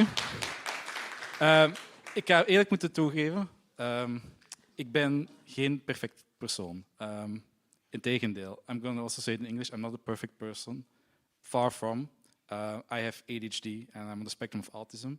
I'm very scared of many things. But what drives me is that I detest injustice. I detest greed. I detest a lot of things that in my mind don't make sense. And when I look at my nephews who are 1 and 2 years old, and I see all the struggles that I'm already experiencing, and I see all the struggles other people that are in poverty, on the bus, on the train, everywhere, for my friends in education, I hear them ringing the alarm. Things are going bad, they're not being heard. I don't want that for my nephews, not at all. And it's my love for them that made me come here and run for Volt. If no one else does, then someone has to do it. And despite my flaws, I'm still here. And that's what my tactic will be. I will focus on my strengths, and that is talking with people. I will go to the organizations. I will talk with the people on the bus. I will, if it's allowed, I will record their stories, make a video, share with the people, and let them finally be heard. Because what I hear is that they feel abandoned and that there's a disconnect with politics and the people that are actually living here in Belgium and in Europe. And that's what I'm trying to change. And with your help, maybe we can achieve that. Thank you very much. Thank you. Richard? Okay, we got a room for some questions. 1 or 2. Emmerich, you were putting up your hand? Yes? No? Okay. You were threatening you put your hand. Well, my name is Boris. I'm in the sense of diversity, I'm the right wing. I have listened now to a lot of candidates, and it reminds me of Dolly the sheep. You know, the first clone sheep didn't turn out so well, and I hear a lot of things which reminds me of the Green Party.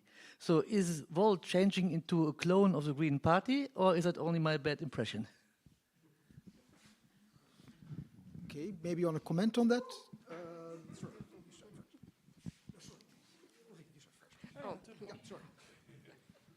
Okay, I know this debate from home. I don't know why. No, Volt is not a clone of the Green Party. That's not. We are fact-based, more than the Greens, according to my opinion.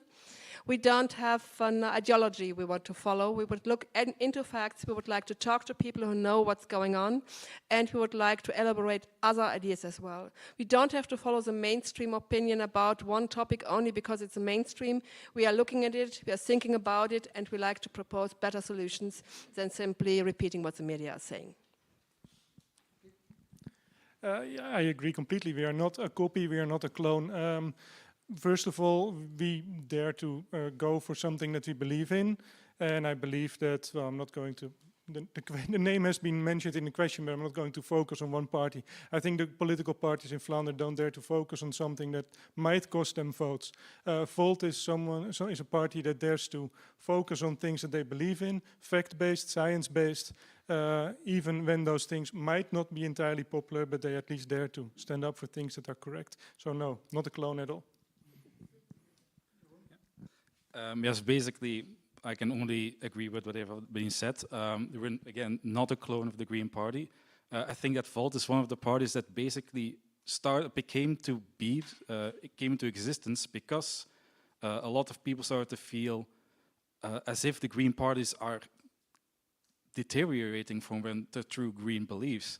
Climate change, as scientists are saying, it's knocking at our door. And in the meantime, green parties are starting to suggest, oh, maybe we should build more coal plants again, which is completely shocking to some of the people that are, well, here among us.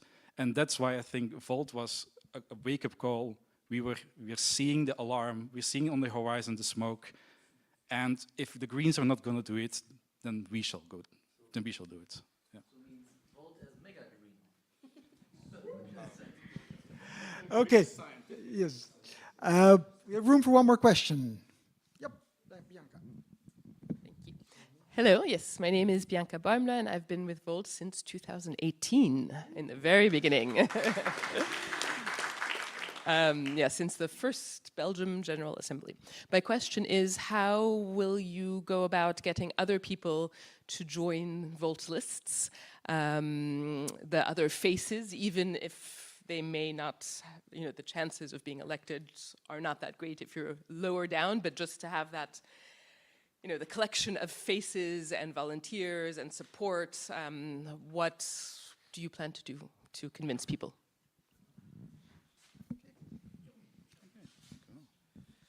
Yes, like I mentioned in my introduction, I'm planning to be among the people. That's my strength. I'm not an expert. So what I will do, I will go and search for the expert. The thing is that what we want as Volt is to improve the lives of the people. And if we, for example, like myself, are going to visit these people, if they can share their stories, if they can feel recognized, if they can feel heard, and then if they find themselves agreeing with what we're trying to bring to them, then I can only ask if they want to join us and help us. I will not force them to. But if they do believe in us, and if they feel like we are actually seeing them, then I just hope with a soft smile and a soft question that come help us and we can achieve what you need and want together faster. So. From the first day on when I started here, Joanna was asking me, hi Joanna, wake up, was asking me what could we do to get more women attracted to Volt. And that is a question that is coming up now again. And I'm spoiling now Jasper's schedule because what I'm telling now is that I'm planning to initiate something like Purple Girls. It is a working title. And we have still to look what to do exactly in the context of the campaign. I will have some meetings very soon to talk about this. My idea is, and of course with the ladies that will be interested to join, we have to discuss what we are going to do, that we are contacting women, groups of women who are interested in female topics that concern women all over Flanders. We visit them, we present ourselves, and on this way I hope to find in this group other people who would like to vote for Volt. But yeah, of course, that is work in progress and will not start before 1st of November. I think those are all great answers. There's not just one solution. But what I would like to do is connect to people on a personal level. In the end, it is all about people, it's about individuals, not about a group, it's not about a party. People should feel involved on an individual level. So I would like to reach out to people, connect people, first of all, the people that I know personally. Reach out to bigger groups, other groups, to talk to them, to understand them, and to explain what Volt is. I know a lot of people that would be a perfect fit for Volt, but they've never considered it because they haven't heard the story yet. I would like to bring that story to all of them, connect on a personal level, and ask them personally to get involved. Thank you very much. Let's give a big hand to our candidates. Thank you. Thank you very much. Okay, we are reaching the last set of candidates. That is for the federal election. We have there 2 people standing, one for Antwerp, one for Brussels. So they're both single candidate lists. And can I first ask Jasper to come forward?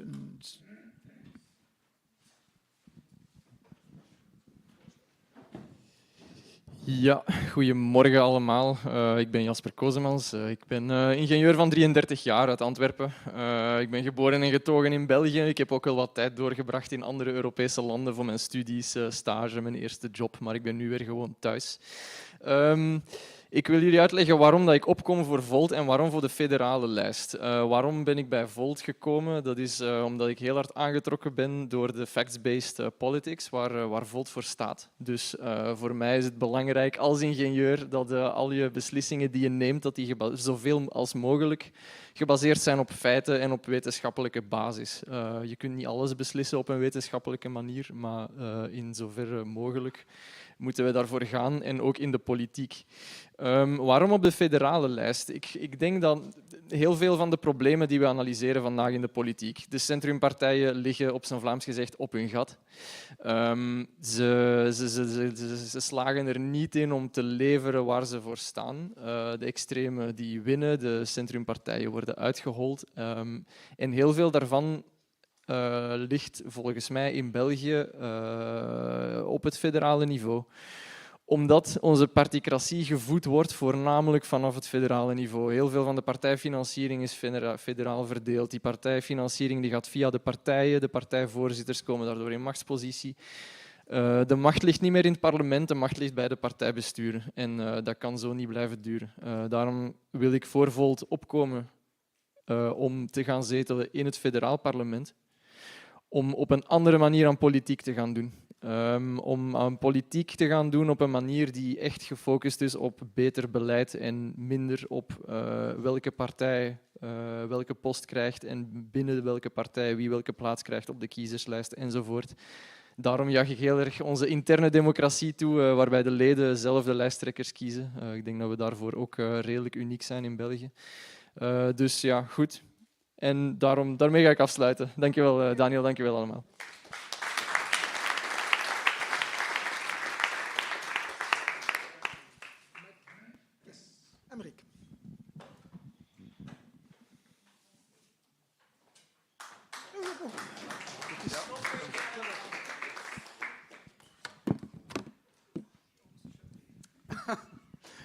All right, good morning everyone, or good afternoon already.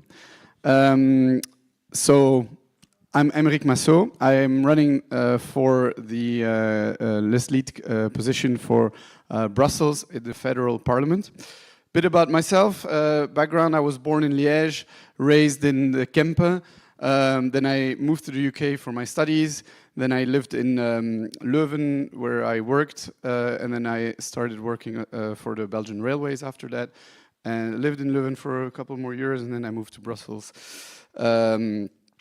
more recently. Yeah, and so I've been a Volt member for 35 years, and I've for 3.5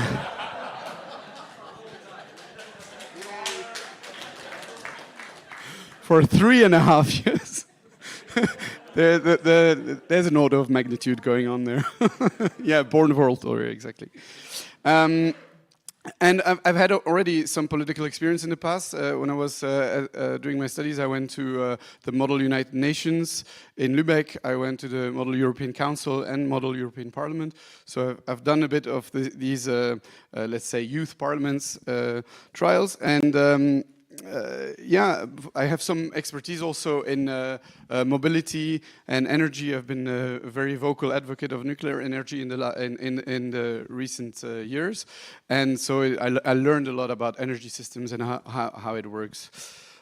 Ik wil ook zeggen dat ik kan ook zeer goed Nederlands, denk ik. En ik ben natuurlijk Franstalig, donc en français, il n'y a pas de souci pour m'expliquer en français, évidemment. Et c'est pour ça que je pense me présenter à Bruxelles est une des voilà, meilleures choses qui pourraient m'arriver.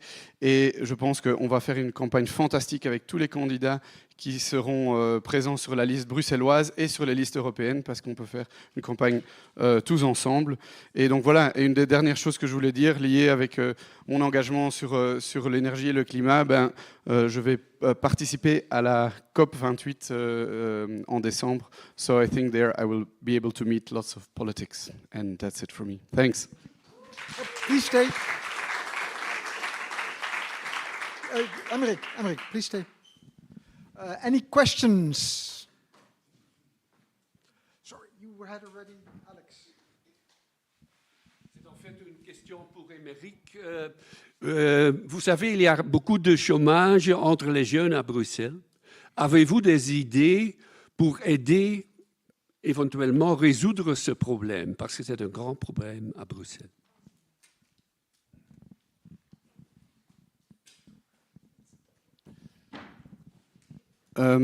Donc oui, en effet, le chômage est un grand problème. Juste pour dire, je ne suis pas candidat pour la région bruxelloise, mais vraiment c'est pour le Parlement fédéral. Je pense qu'au Parlement fédéral, il faut qu'on travaille à surtout cette différence entre le chômage, entre notamment Bruxelles et la Flandre, et de pouvoir essayer d'activer le plus possible les travailleurs ou les travailleurs en recherche d'emploi à Bruxelles. Il y a énormément de postes vacants, et donc il faut en fait que le fédéral travaille avec les institutions régionales telles que Actiris à Bruxelles, VDAB en Flandre et le Forum en Wallonie, pour pouvoir justement activer une partie de ces travailleurs.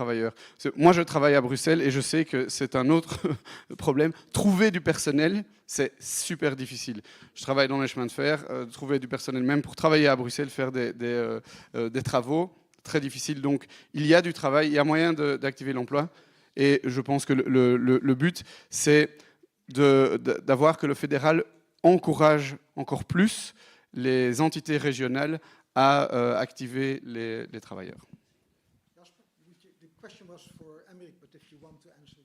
Yeah, I think I would like to briefly comment. I think it's a very good question, and I think it's about one of the solutions is in encouraging people to find work also on the other side of the language barrier. So I personally work in Zaventem, which is officially in Flanders, but it's right next to Brussels. We don't speak one or two languages in our shop, in our workshop where I work. We have 20 nationalities. Okay, so we speak Dutch, French, English all the time. I think a lot begins with education of people we need to encourage. It's not a federal competency, but I think Belgium as a nation needs to come together, and all the regions need to encourage education in the official languages of the country, and English obviously also, because this will give people the opportunity to find work not only in the region of their own language, but also in the rest of the country. So I think this... Thank you. Sorry. Yep. Yes.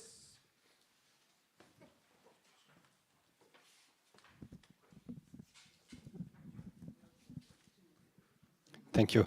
Okay, we have spoken a lot about mobility and climate change and transport and so on.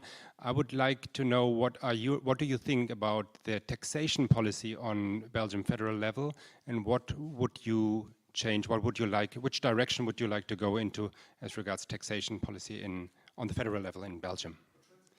No, taxation. So yeah, reforming, or in which direction you would develop the taxes on the federal level? If you have any idea on that, thank you.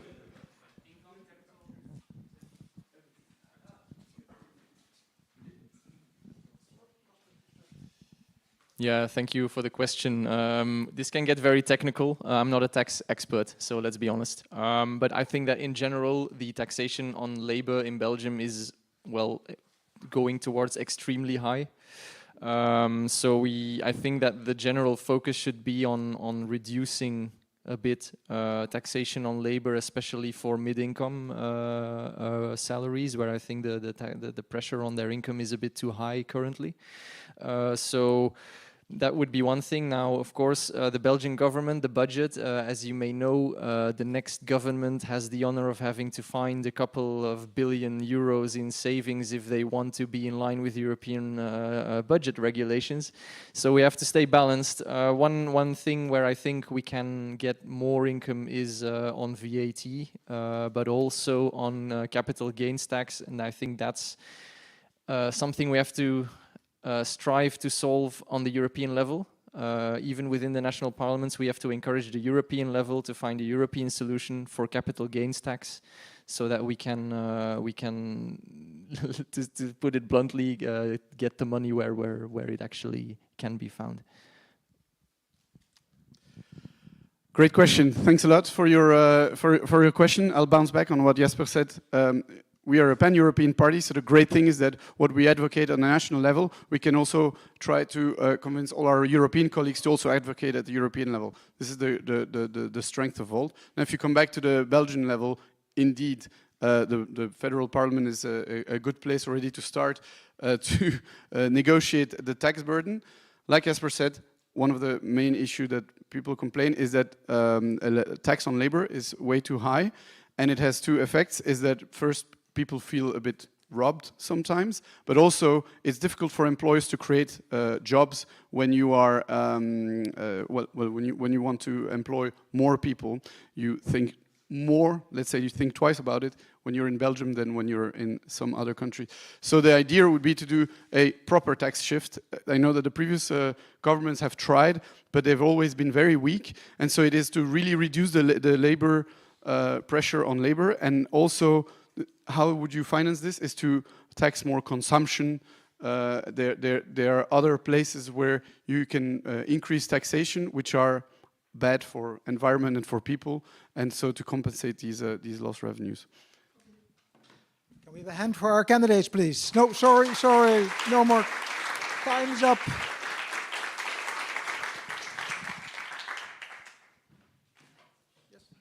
Thank you very much. Those were all the candidates. And I will give the microphone again to Daniel, because you're going to explain. Yes.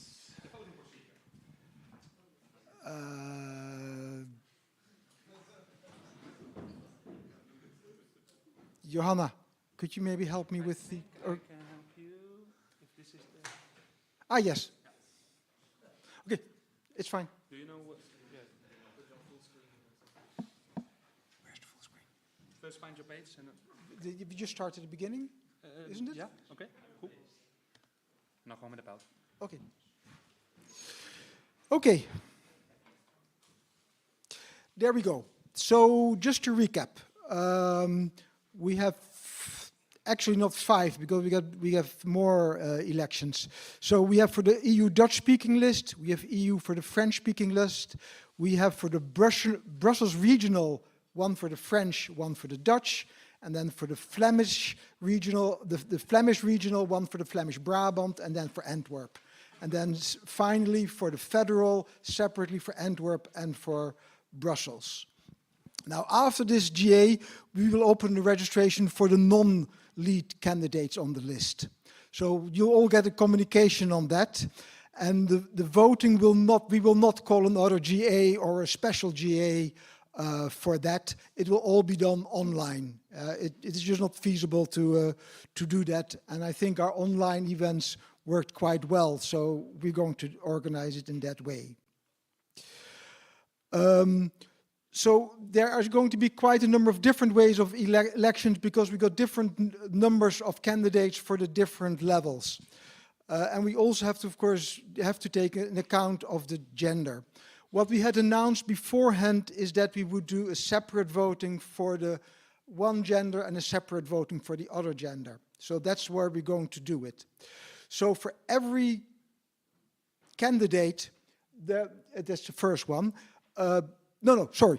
If there's only one candidate, you just have a yes or a no. Yes, no, or you can always abstain. If you abstain, your vote is not counted at all. We need at least 51% yes votes for the person to be chosen as a candidate. If we have two candidates, you have the choice first still to say yes if you think it's suitable or not suitable, and then you have a choice of either of the two. If we have more candidates, we first have a choice per gender, and then after that we have a choice for the whole list to rank which of the first man and the first woman who will be the first on the list. In case there is a tie, you never know, unlikely, but you never know, the person who has been a member of the Volt the longest will be the winner. So we not do a toss-up, we'll do it in that way. If there's a longer list, we do a second round. Let's not think about it. Let's hope it doesn't happen.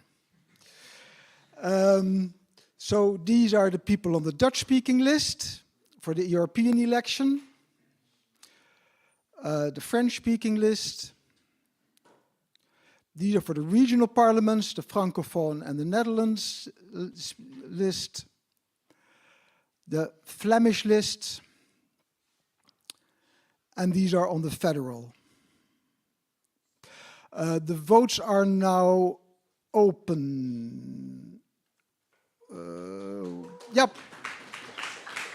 So, sorry, there's still, I wanted to explain still a little bit. So for every vote, you have suitable or not suitable that you could do for each candidate. Then you have the vote for either yes or no if there are only two candidates, but if there are more, so with the Dutch and the French, there's a ranking that you have to fill in. You have to fill in each of the ranking. Yeah, you cannot skip them. So for the Dutch, you have 8 points to give. So you have to give 8, 7, 6, 5, 4, 3, 2, 1, 0.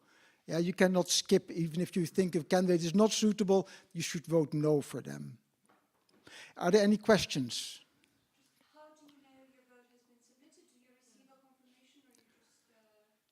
No. You just have to put it in there and then... Emmerich, will you want to? I can answer. You can just... Normally, once you click submit, you will get a confirmation that it's submitted. So you go on your page and you select your options, and then if you click submit and you get a message it's submitted, that means that it's already the server that responded that you have submitted your votes. How can I sustain from the vote? So just say I would like to vote for the male candidates, but I would not put my own name, or I would not like to vote for the female candidates. Is that possible? No, it isn't. So if I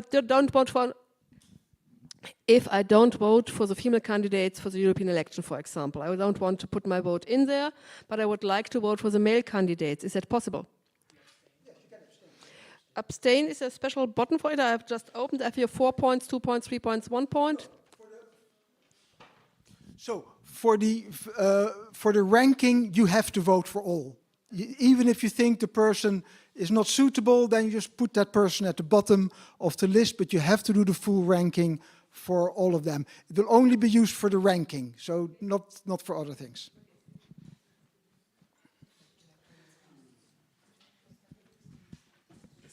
Hi, just a small question. I already submitted some votes like half an hour ago. Are they valid, or do I have to do it again now?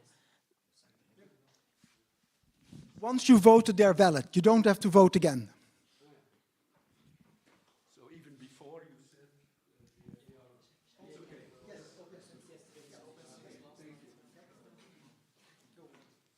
Shout-out naar Rotterdam. Nee.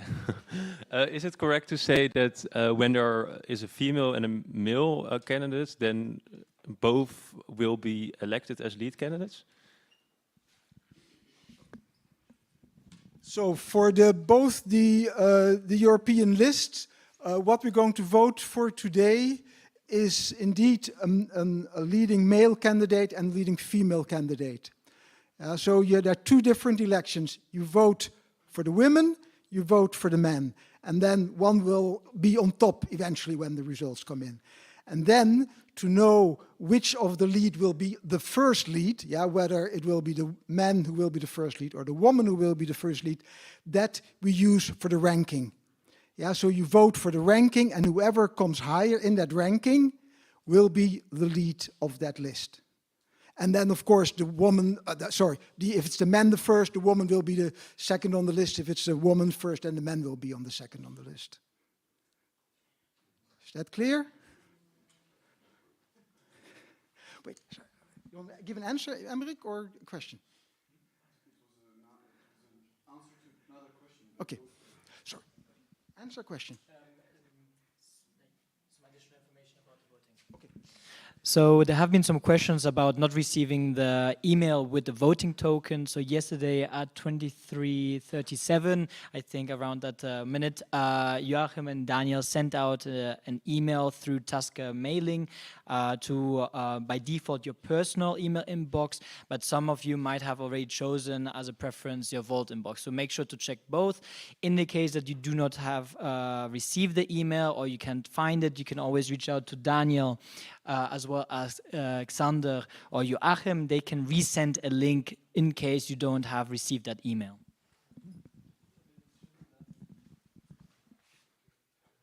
So I voted, and now I re-click the link, and it's blank, the page. Does it make? I don't. No, you cannot vote again. Emmerich, would you know how that works? Emmerich was the electoral board of the previous and knows a lot about the technical. Yeah, indeed. So for those who don't know, I was previously electoral board, so I know a little bit how the system works. So two things. First is that you can vote as many times as you want for all of them, as long as the deadline hasn't passed. So if you think you haven't voted or you're not sure or you want to change your vote, you just vote again, basically. And how do you know that it's done? It's normally when you do submit, you get another page that says, here for me it says Volt Brussels, bedankt voor het stemmen. That's it. So it says, I voted. If you get this page, that does mean that your vote is registered. It's the response from the server that it was saved. You can vote again and again and again and again if you want to change your vote, because afterwards we will, or the electoral board, they will only register the last vote that you've voted. So if you want to change your vote, what counts is the last vote that you do. And I think that's the question. So if you have a blank page when you clicked submit, yeah, it didn't work, so vote again.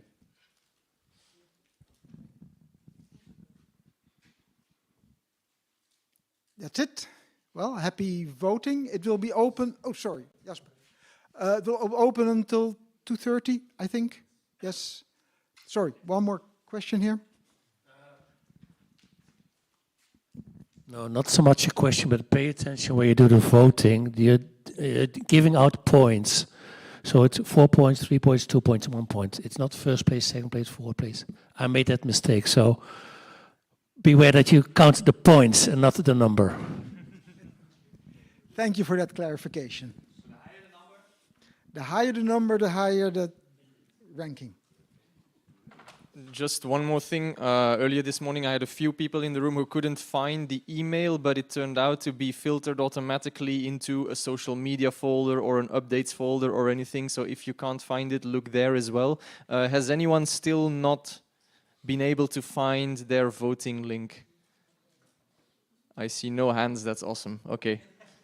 Then I give it back to our chair or to Daniel.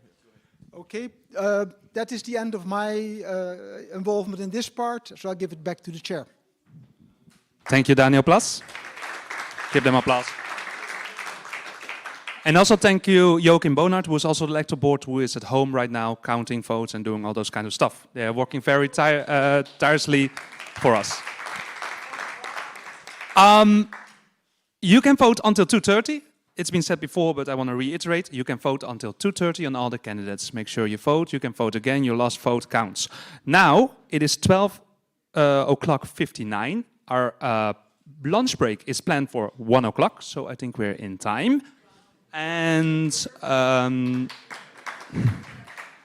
We will have a 1 hour break. We will return here at 1:55 and we'll start sharply at 2 o'clock. If you have any questions, by the way, please come to us for, or definitely to Daniel about the electoral board, voting, etc., etc., etc. You can find everything. Have a nice lunch.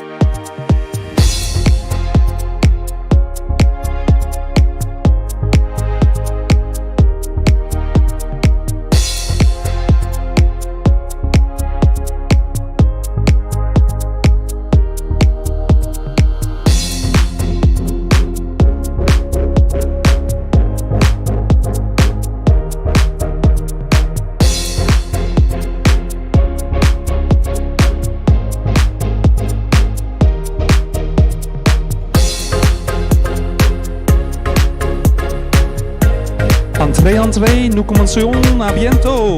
We gaan binnenkort beginnen. Ga alsjeblieft naar binnen.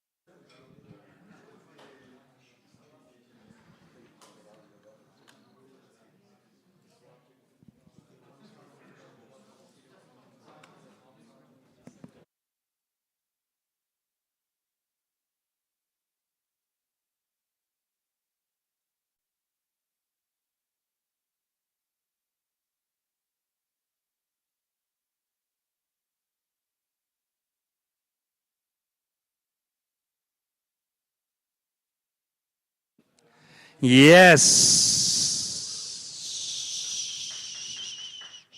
Welcome back everyone to the Volt Belgium General Assembly Autumn 2023, 28th of October, here inside Brussels at the VUB.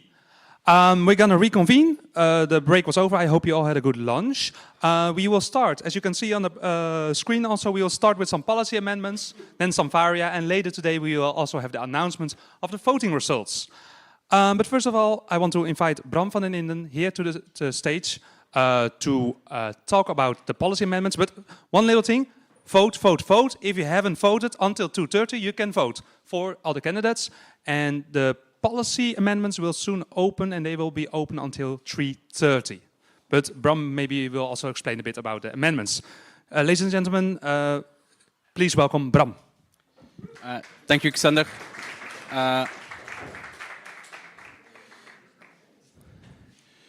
So, as you know from previous General Assemblies and the procedures in between, you probably know that we worked the last 1.5 to 2 years on our electoral programs for the federal and the regional elections.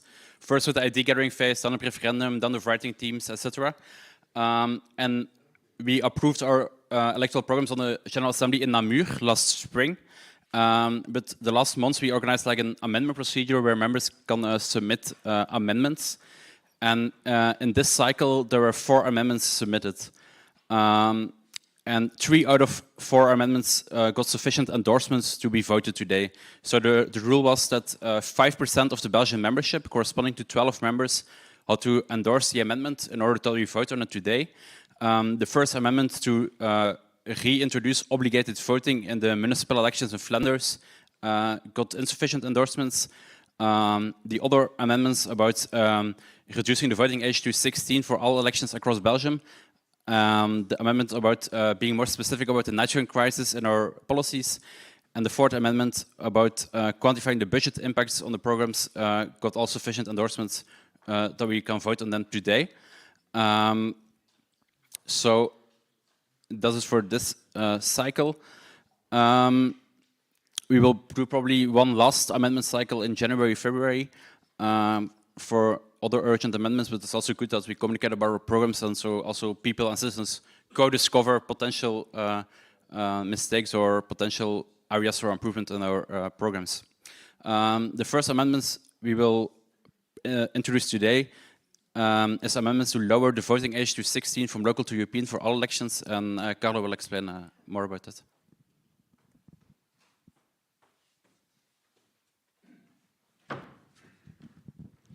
Yes, thank you, Bram, and thank you for also introducing my amendment. My amendment is fairly easy.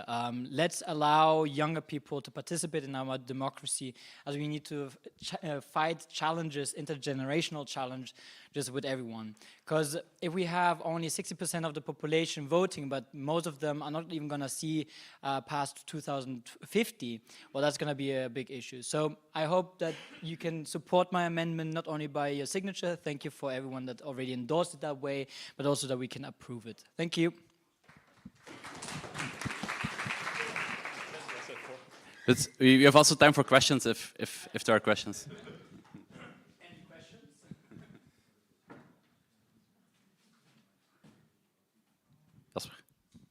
Should I bring it? Or? Thank you.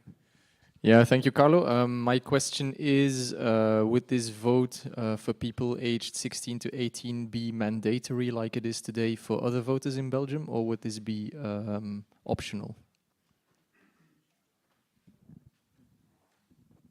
So in all honesty, it has not been specified in that amendment, but I would say in the benefit of the doubt, that amendment should be considered as optional. Because, yeah, for various reasons. You want to hear reasons? Yes, sure. Okay. So, as in many things, voting requires, of course, understanding of democratic systems and procedures, and not everyone at the age of 16 had sufficient training and education in that sense. So, forcing someone to take a vote when they're uninformed doesn't entail democracy. So I think someone should be doing an informed decision, and so I support that it becomes optional between 16 and 18, and then once you become 18, it becomes one of your citizens' requirements. What is the word? Obligations, exactly.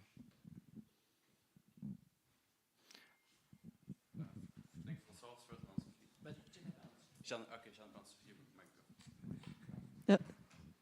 Thanks. I don't know if it's possible to specify that still, if we can adapt the amendment, because I think it would be worthwhile.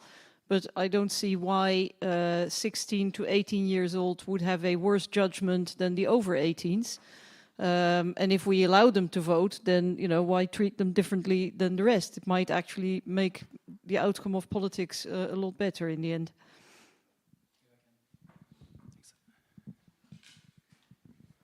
I was not putting in doubt the ability of young people to vote informed. What I was more referring to was also that a lot of the responsibilities as a full citizen only start with 18, right? So in that sense, it's a little bit also about, making sure that everything is at the same age. If we say perhaps it should be a good idea that everyone should be allowed to drive, for instance, because we give them also the right to vote for our elections, then that might make sense to enforce it also at the age of 16. Thanks.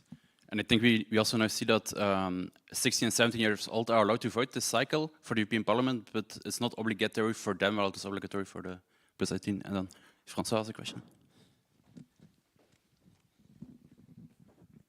Thank you. Thank you, Carlo. I have a question. This week, I attended a presentation on artificial intelligence and all the tools that are being developed around that. And it's just crazy. We're living a real revolution as of last year when they came out with ChatGPT. And my question is, one of the things that came out of this discussion is that they're going to start creating artificial intelligence, and depending on the prompt you make, you can create an artificial intelligence who's going to be giving recommendations either on politics. They're going to be using every tool out there that is, convincing, emotional, all that kind of things. And so a little bit like the Pied Piper of Hamelin, the flute player who actually was getting the rats out of the city, but then he turned around the city because they didn't pay him, and he took away all their children, and they disappeared in the mountain. How do you see, with now the arrival of artificial intelligence, how can the 16-year-old not be, strayed away or manipulated by that kind of technology, knowing that they're the ones who are on the social media, they're the first ones to be influenced by everything that's online, and now that online is going to go crazy, how can we prevent them from being manipulated? And in view of that, do you still think it's a good idea to give them a vote? Thank you.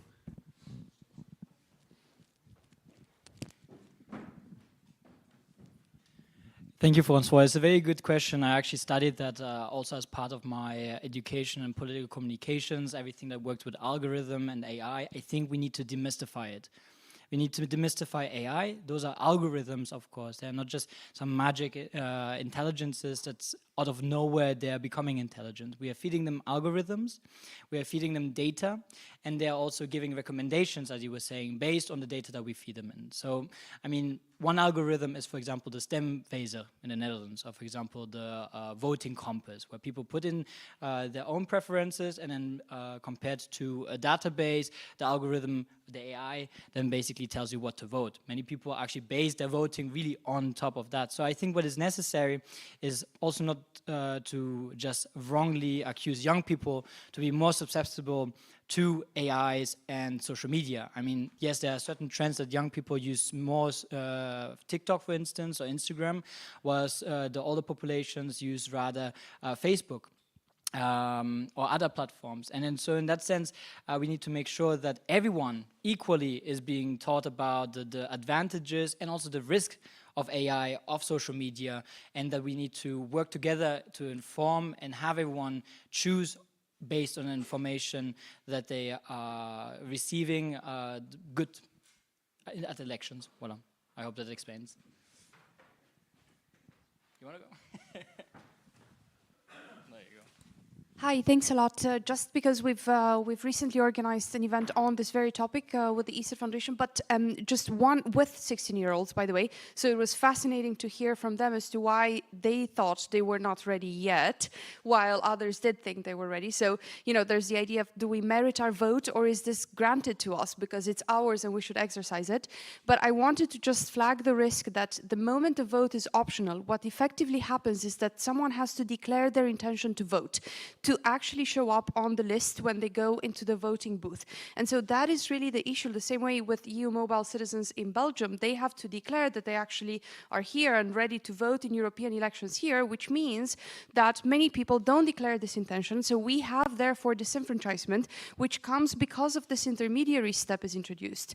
So all I'm saying is, if you want to have this option as optional, then there has to be a way in which they can still declare their intention to vote as close to the electoral moment as possible. Because if you put that moment 3 months before, they're going to miss it, and then they're going to want to vote on the day, not be on the list, and that's their first voting experience. They're going to fall out of love with democracy at a time when we need them to fall in love with democracy. So, yeah, just that's a reflection from a bit of having been in this bubble with the 16-year-olds, and yeah, thanks.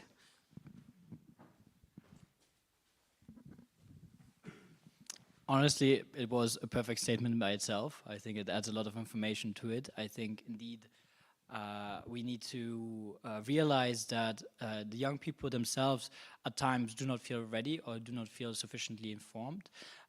Whether to disenfranchise them or not indeed depends on the requirements that it takes to get enrolled for the ballot, right? So I agree, if we should make it optional, it should be easy to register, perhaps even on the day itself. I mean, Belgium has a register of all its citizens, right? It has a register of all its residents.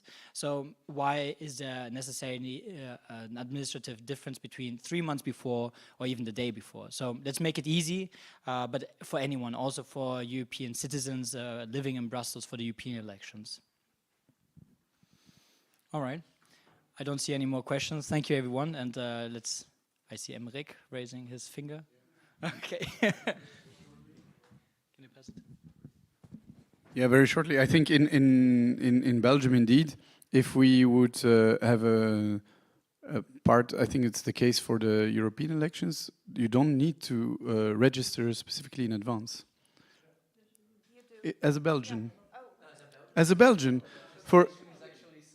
No, yeah, they don't know. But my understanding is that if you have even just the right to vote and not the obligation, you are, like Carlo said, on the voters list. You just show up or don't show up, the same as you do. Okay.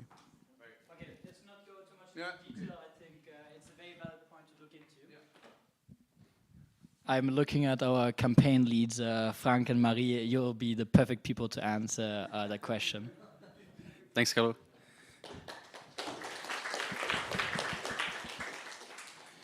Indeed, I think what you were talking about, the government proposed an intermediate step, but the higher court of justice now said it is illegal to do that, and it's not clear how it will end up in the end. That's the thing. So, then the second amendment is to be more specific on the nitrogen crisis, especially in Flanders. So we already have our agricultural policy as part of the climate policy in the regional program. And we make no substantive changes to that proposal, but we just add a few lines, a few paragraphs about what is our viewpoint on the nitrogen crisis, and especially that we as Volt Belgium want to prevent a permit freeze, a vergunningenstop. And we also mention a bit about the background, because if you read on social media, you often see also people confused between nitrogen deposition and nitrogen dioxide exposure. But nitrogen deposition, that is mainly from agricultural resources. That is the nitrogen that is deposited close to the nature areas, which is the part of concern of the legislation we have to adhere to. And on the other one, nitrogen dioxide, that's more from traffic, and that's what we are exposed to when we breathe air. So we just give a little bit of background, and especially on the nitrogen deposition crisis. Because in the Netherlands, we saw that there was a permit freeze, etc., but give a lot of troubles. We say that Volt Belgium wants to constructively cooperate with, to avoid that, and that we have no dogmas and all things can be on the table. But in the first place, we want to positively stimulate agriculture with the proposals like circular economy, regenerative agriculture, syntropic agriculture, etc. But no. There are no taboos on the table. If it's really necessary to close some farms, then However, it's not a preferred option. Then we don't exclude to support that. That's it.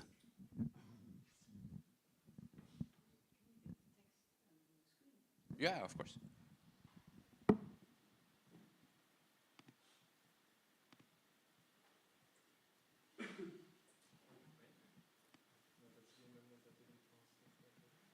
Yeah, so they are on the same document. So this was the amendment about the voting age, and this is the about the nitrogen crisis.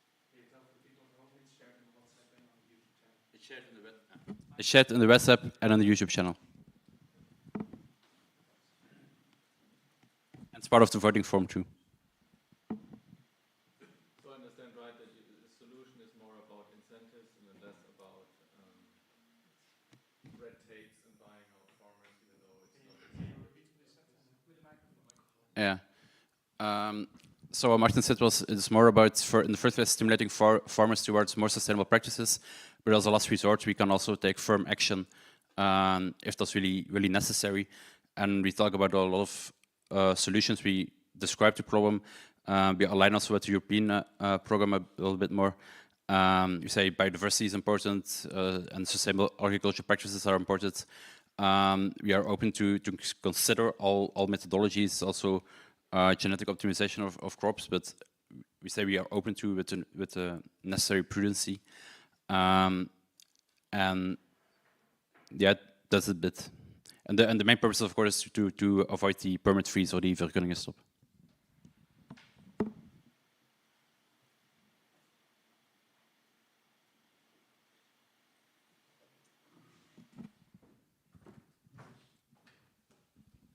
So thank you, Bram, for this amendment. I do think that it's important for Volt to have a position on this. As you know very well, this has been a hot topic in Flemish politics, notably with as the boiling point was the tractor manifestation of all the tractors that came from everywhere in Flanders to Brussels, because the agricultural sector was protesting against any reductions on the permission to emit ammonia or nitrogen.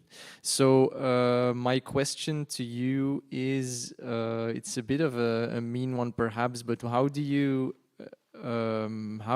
get the agricultural sector on board? What do you tell them to make sure that they don't flood Brussels with tractors again? Yeah, I think that was a very good question. I think in part our viewpoint is quite nuanced, and that we focus on also in the first step, like the really positive fiscal incentives to nudge to more sustainable practices. Sorry. Okay.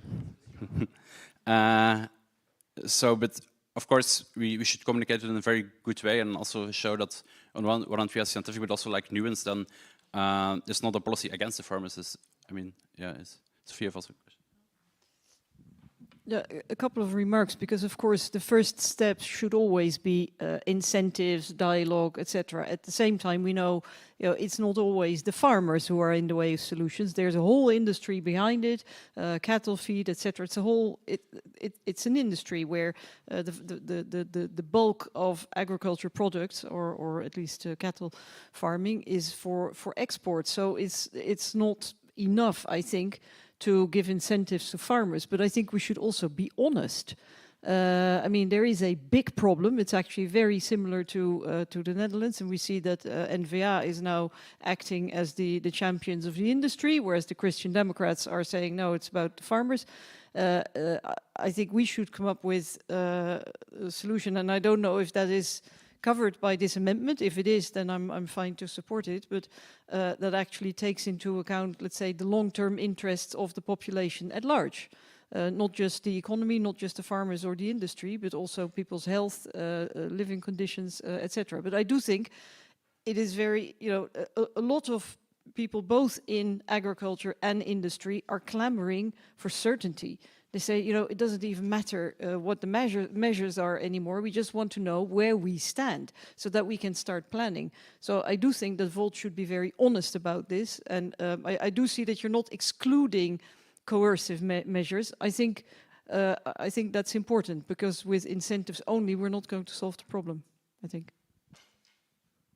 Yeah, thanks. And I agree, and indeed the part about impact on people's health, etc., that is mentioned somewhere. But like indeed, it is very good to maybe clarify indeed even more that like the long-term vision for industry, for agriculture. Yeah, so we mentioned all options, and at some point there may be a little bit room for interpretation in the text how it is written. But indeed, I mean, I think the focus is indeed we want to solve it and provide certainty also to people, yes.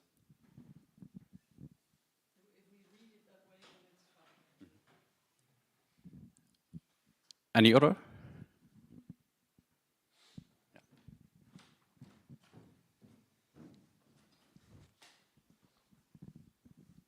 Thank you, Bram. I will just say what we already discussed bilaterally, that the last sentence of the first paragraph, by promoting sustainable agriculture along with exploring cutting-edge technologies, we can not only reduce ammonia emissions, might be a bit misleading because the ammonia emissions come for the largest part from feedstock.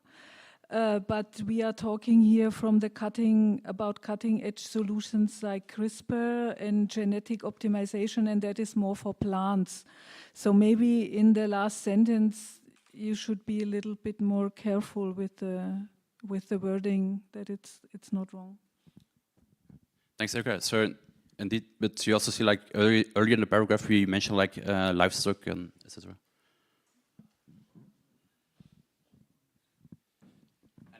Anyone else? Okay, then we go to the last amendment.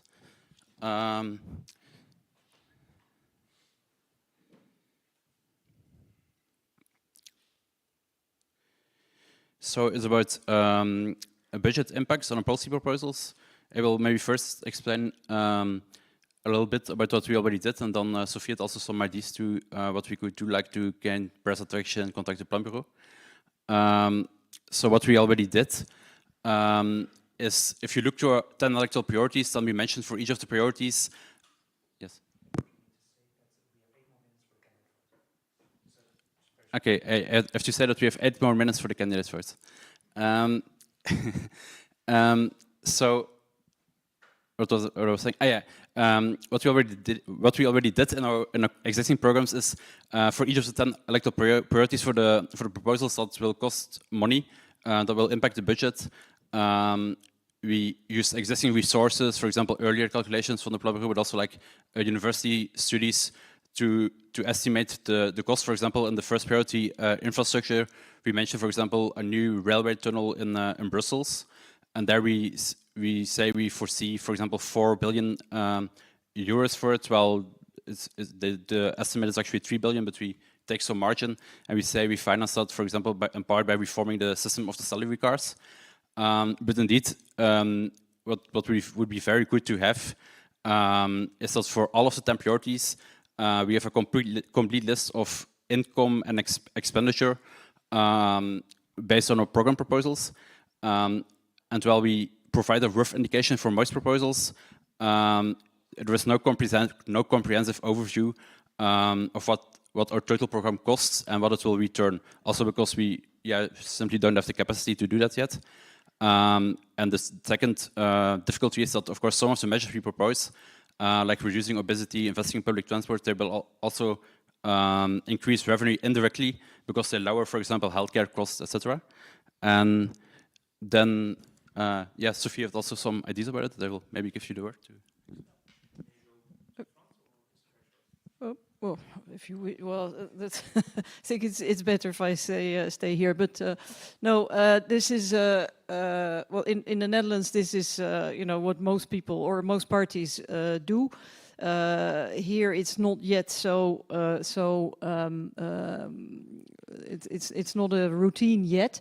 But I also understand that only parties which are already represented in Parliament, either the the regional parliament or the federal parliament have the right to submit their party manifestos, their electoral programs to this board for analysis. So I think here we could make another point that, you know, this is the particracy that needs to be broken, because we need to lower the barriers for new parties to enter the arena. And I think if we do this, if we manage to get this done, then we can also show that we are, you know, we have a serious program. This is not just about spending money. We actually have a very balanced program. And looking at the current debate and the message of the IMF, I think healthy state finance is also an issue. So I hope that we get support for this amendment. Thanks. Any questions?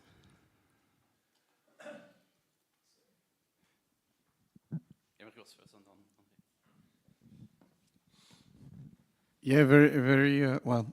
I would like to know, so if we don't have access to this board, I have a feeling that it's going to be always tricky and a huge discussion point to discuss the budgetary impact of measures that we want to take. You took the example of the tunnel and like replacing it with fiscality on salary cars. I wonder to what extent that actually will bring up 4 billion euros, for example. I will first give André the floor. Yeah, the question is more pragmatic. Is there a sort of standardized way of doing these calculations upon which everybody can agree? Because there are multiple ways, multiple models how you can calculate something. Yeah, Bart, I will give you the microphone soon. Bart are very relevant remarks. First, André, to your question, I should go to stand in front probably. Yeah, and we'll first answer the second question. So yeah, standardized methodology, I think indeed, yeah, like the Planbureau for the existing parties, you have a kind of standardized methodology. That doesn't mean it's perfect. For example, return on investments, reduced costs for healthcare, etc. is mostly not considered. So it could be more comprehensive, but it's certainly a form of standardized way. And indeed, there's, as Emmerich said, yeah, there's also, of course, some uncertainties in the estimates. So we use as much as possible existing evidence.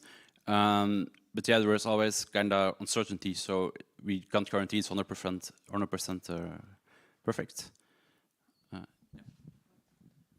Well, first of all, I'm sure that we can find, you know, among our membership or even among our supporters, sympathetic supporters, people who are who have knowledge of these things, you know, accounting. And I'm sure that in this country we can find lots of people who have experience with creative budgeting. Look at the government, but yeah. Yeah, in the positive sense. No, but I think we can first of all put out there our own calculations and show that they're serious and well founded. But we can also ask support from the I think it's the statistics board doing this and telling them, you know, whether or not we are entitled to such an analysis. I think at least as a political party we should be entitled to their support, and if not, then we'll make a lot of noise about it. Susanna was first and then Christophe. Yeah, so maybe the revenues from the EU ETS, which are allocated to Belgium as part of auctioning revenues, right, that they have, and that goes, so the auctioning revenues go into the general budget. But the more and more that the climate conversation is evolving and free allocation for industry will disappear, so I think there is an opening there to have that conversation at the regional level as well as at the federal level. But really, how can parts of these revenues, which by the way are in the billions, just so you have an idea, at the EU level we're talking about 50 billion euros between now and 2030, but okay, across the member states. But still, I think in terms of funding some of this through money from the carbon market that goes through the auctioning platforms of Belgium, I think that would be possible. Why not? So just an idea.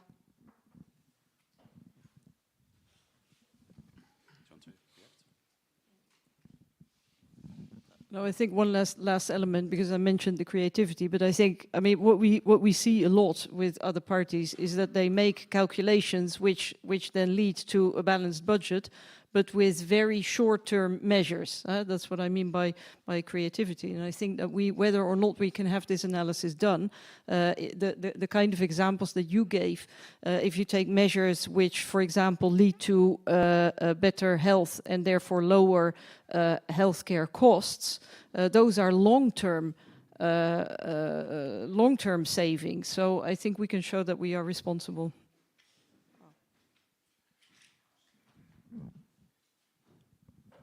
Alexander said the votes are closed.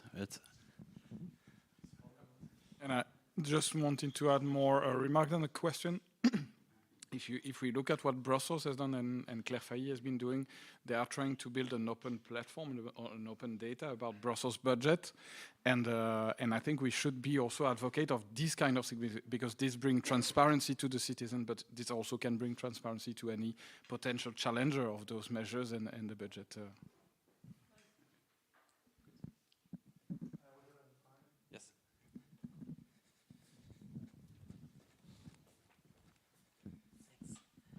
Yes, well, more than a question, maybe just a remark. I do not doubt that we can find money as soon as we start tackling tax evasion. I mean, it amounts to thousands of billions for Europe alone. So, I mean, we're part of the continent which is not lacking money. In our program, it's also written we want to combat tax evasion on the European level.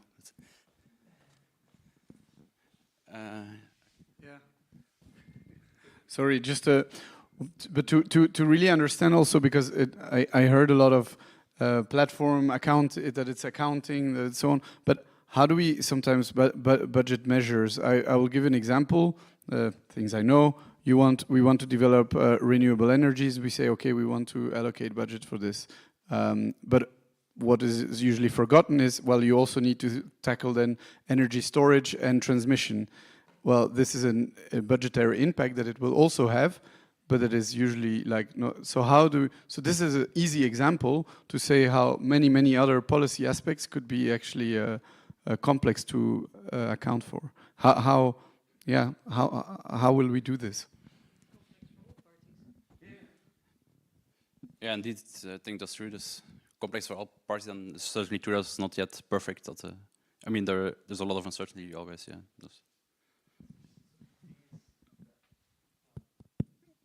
Okay, I think we all know with statistics you can prove everything. Let's be honest about that. And you should not forget the narrative. I think using statistics is okay, but you should put it into a story, so to say. And if you say, for instance, we have had discussions about that evening in Leuven, let's forget about company cars, then we get money, but then you have to do, how will companies still give something to those persons who do better? Okay. And then the story starts, of course. I think we should not do this, for instance. You can do that too, but you should put it into a story. Okay, it's already for more than 20 or 30 years that if you drive from Mechelen to Brussels, that everything is, there are traffic jams, okay? There are traffic jams.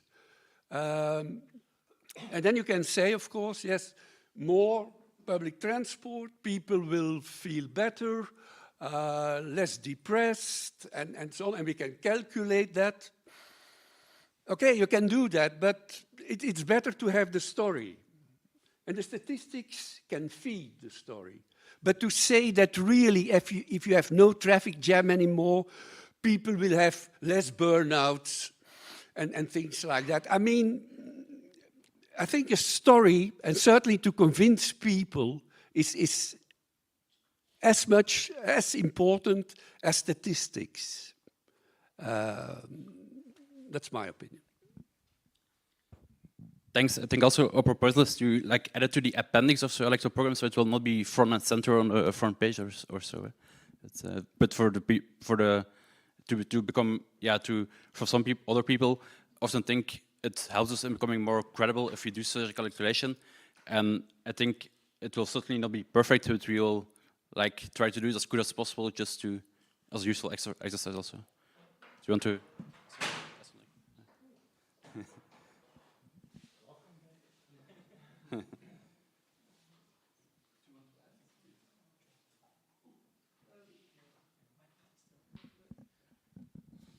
No, just very briefly to make clear, it's not about statistics and hypothetical things. I think you can. There are calculations of an expected effect. Of course, you never have 100% certainty because you cannot predict what will happen in the world. But I think that the difference should be, well, first of all, we have to do this analysis, or have it done rather, by the Statistics Board in order to show that our program is solid, that it's not just going to cost money, because it's very easy to have a party manifesto just handing out money to everybody. And we want to show that we are responsible. And secondly, if you do it on a more long-term basis, then I think you can also show that it's more responsible, because many of the, as I said earlier, many of the current accounting is very much, if you look at how the government for years now has been trying to meet the criteria of the European Commission and the Stability Pact, that is, let's say, creative. It's short-term measures which actually hide from sight that there is no balance, that the deficits and the debts are going up.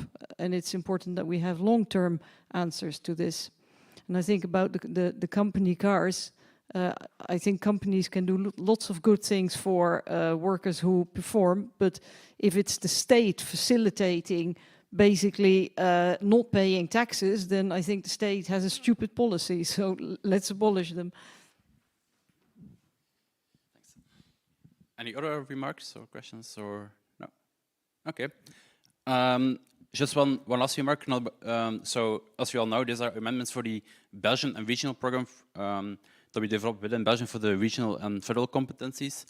But there is also a parallel process ongoing for our electoral program for the European Parliament, where you can endorse amendments, I think, until tomorrow midnight. So for the electoral moonshot program, the deadline is extended. First, the deadline was yesterday, but now it's extended to tomorrow midnight. There are around 120 amendments submitted. You can also always find them via the European Policy Platform, and there are two ways to endorse them, and it's putting a comment in the policy platform or using the Google form that was communicated some days ago. And all information, if you have difficulties understanding that process, there are some workplace posts explaining the process more in detail. And of course, feel also free to always ask questions about it. And then I think we can conclude the session. Thank you very much, Bram van den Inden. There was a question earlier if we could still change the amendments, but in this vote we cannot. We just have to vote on them as they stand here. Maybe there's still a future opportunity to change language and stuff like that. Bram was nodding, there is a future opportunity, yes.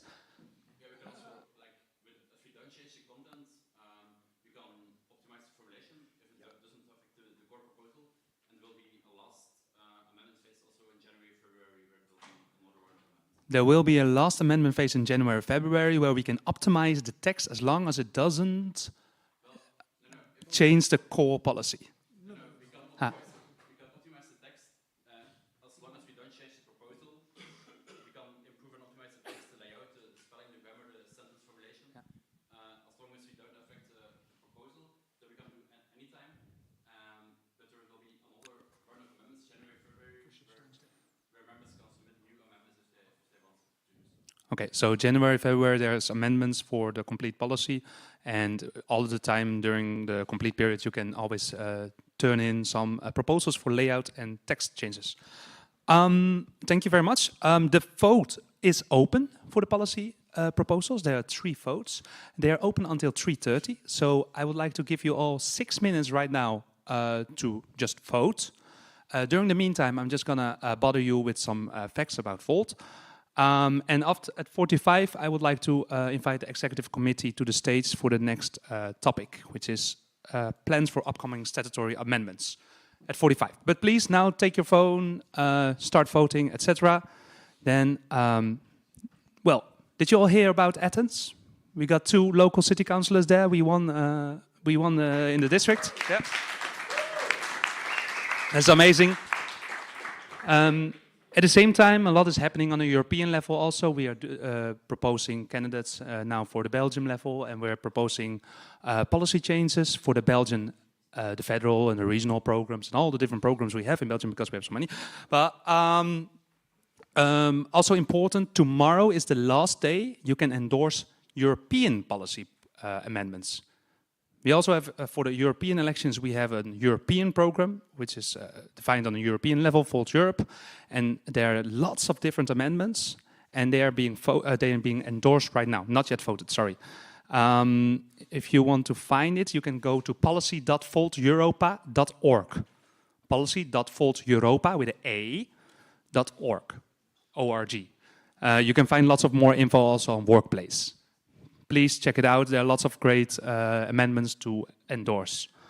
For the rest, also the European Board. We have a General Assembly in Paris coming at the end of November. We will also vote in a new European Board. And there will be the co-leads, but also just the general members. Definitely also check out who is applying. There are many great candidates, also from Belgium. And you can read more about it on Workplace. I believe you can find all the info on the Your Board Elections 2023 Workplace group. So EUR Board Elections 2023. I'm sure all these links will also be shared at some point in other places, but just so you know, there are 2 important elections also, 2 important votes also on a European level happening. Any other facts that we can bother you with for this coming 4 minutes? So indeed, the General Assembly Volt Europa 2023 autumn. It will be in Paris. You can go to... Woo! Yeah. It's a beautiful city, of course. You can go to the website events.volteuropa.org. There are still tickets. Go there. You're going to meet all the European people that are involved with Volt. It's amazing to meet everyone. Gamal, you have a question. Sorry? Free. If the event is free. Oh, bedbug free. I heard that was a Russian that spread the rumor, so I'm not sure if they are really bedbugs, but...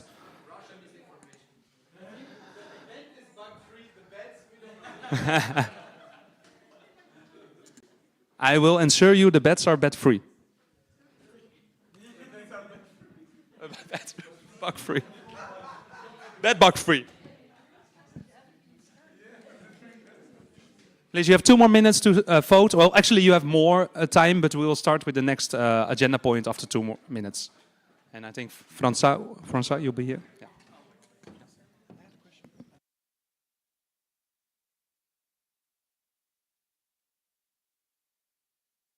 For the policy votes, it's the same link as for the candidates.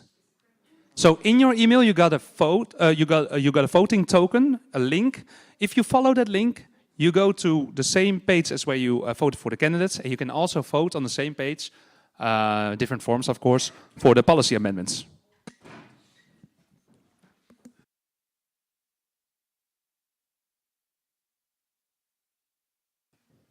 And everyone be prepared, because after this GA, we will do a public action. We will be all purple, wearing windbreakers and other purple things, and we'll go to the streets and share flyers.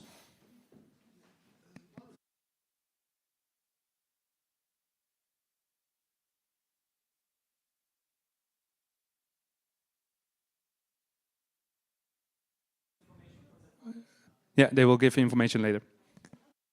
Little teaser.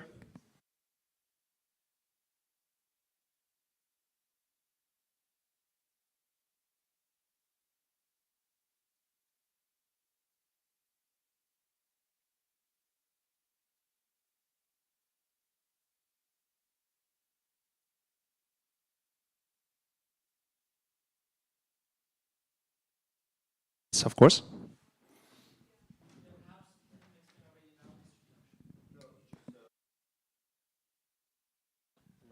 Yeah, it's more an announcement. So as you know, we have 2 weekly Polka meetings, Marie and myself for the Polka lead.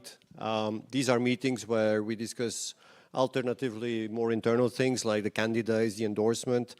And then the other next meeting is then more campaigns and communication. So the upcoming meeting is this Tuesday at 19:30 hours. And the focus will be on campaign, events and communication. And the call is actually to the future leads, candidate leads of lead candidates, but also the chapter leads and anyone who feels like, hey, I can contribute, I want to join, because we would like to establish an event calendar. I think the moment is now come to move from, internal strategizing and candidates and everything is to switch the momentum now to the street, to events to organize. So we have some people here in the room starting to organize small events locally, and many of you have done before. This is the moment where we would like to align, see who has what in their mind, align resources. And one of the ideas is as well, if you have organized something like Leuven has organized a quiz with a lot of people there, why can't we copy-paste that in another city? We have an event like a political cafe in Ghent that Patrick and Sophie have been working on. That's an easy copy-paste. The invites are there. We just can copy-paste it. It's just a matter of fixing the dates. So our goal for Tuesday, and it's a warm call for, the different chapters, the lead candidates, and again, the volunteers to, help flyering, do little things, but just join, and it's an opportunity to think about a calendar, what you want to do, what you want to plan.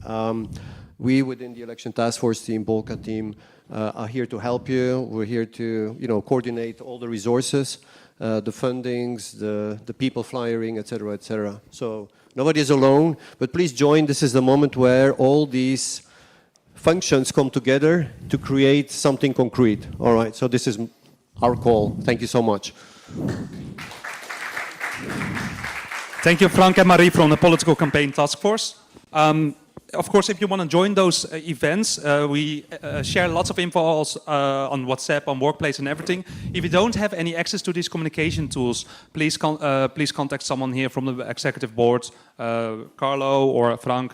They will help you. He's not executive board, but Political Campaign Task Group, but still, they will help you to get access to the WhatsApp so you can also be up to date with all the info. And then the moment we are all waiting for the statutory amendments by Francois. Thank you, Sander. Is it working? Can you hear my voice in the microphone? Yes. You didn't know there was this little prop here, right? Yeah. Can everybody hear me? How you doing, guys? How you doing, guys? And girls, okay, welcome. My name is Francois, and we're going to talk about something very, very interesting. It's going to be like mind-blowing. Okay, it's statutory amendments, you guys know. But more seriously speaking, as you know, in approximately 6 months from now, you will be invited to elect a new board for Volt Belgium, all right? So we're coming at the end of our mandate, and one of the things we would like to do when these elections come is to give a clean slate to the next board for them to operate as best as possible, given the challenges that we will have to face for the June elections and the October elections. So one of the things we want to do is to get some of the past statutory amendments filed at the Banque Carrefour des Entreprises, le Moniteur Belge, all right? And we need to do this the proper way. Now, Belgium is a very bureaucratic country, so we have to follow a lot of rules for this to be actually like submissible at the Banque Carrefour des Entreprises. And so I'm, as fifth board member, I'm taking up this task to kind of get those things done properly. I happen to be a little bit of an admin nerd, so I actually like doing these kind of things. And hopefully we'll get it done. I used to have, a company in the past, so I've created and dissolved companies, so I know how to deal with this. Fingers crossed, we're going to make this happen. So let me dive into the logistics of this. Okay, so statutory amendments. As you see here, this is a summary of the statutory amendments that have been voted so far. They have not been filed, but they have been voted. Yeah. Okay. Okay. Camera. Hello, guys. Hello. Yes. All right, I'm going to stand here. So, there are pretty much two sections. They are amendments that have already been drafted and actually voted twice. So for us, those are good to go. We just have to file them. And then there's a set of other amendments over here that we would, what, further away from the microphone? Is it better like this? Can you still hear me? All right, so okay, fantastic. All right, so there's a few little amendments over here. And in progress meanings they've already been drafted, some of them have not even been, but we agreed that these are things that we would have to submit to the General Assembly to vote on, okay?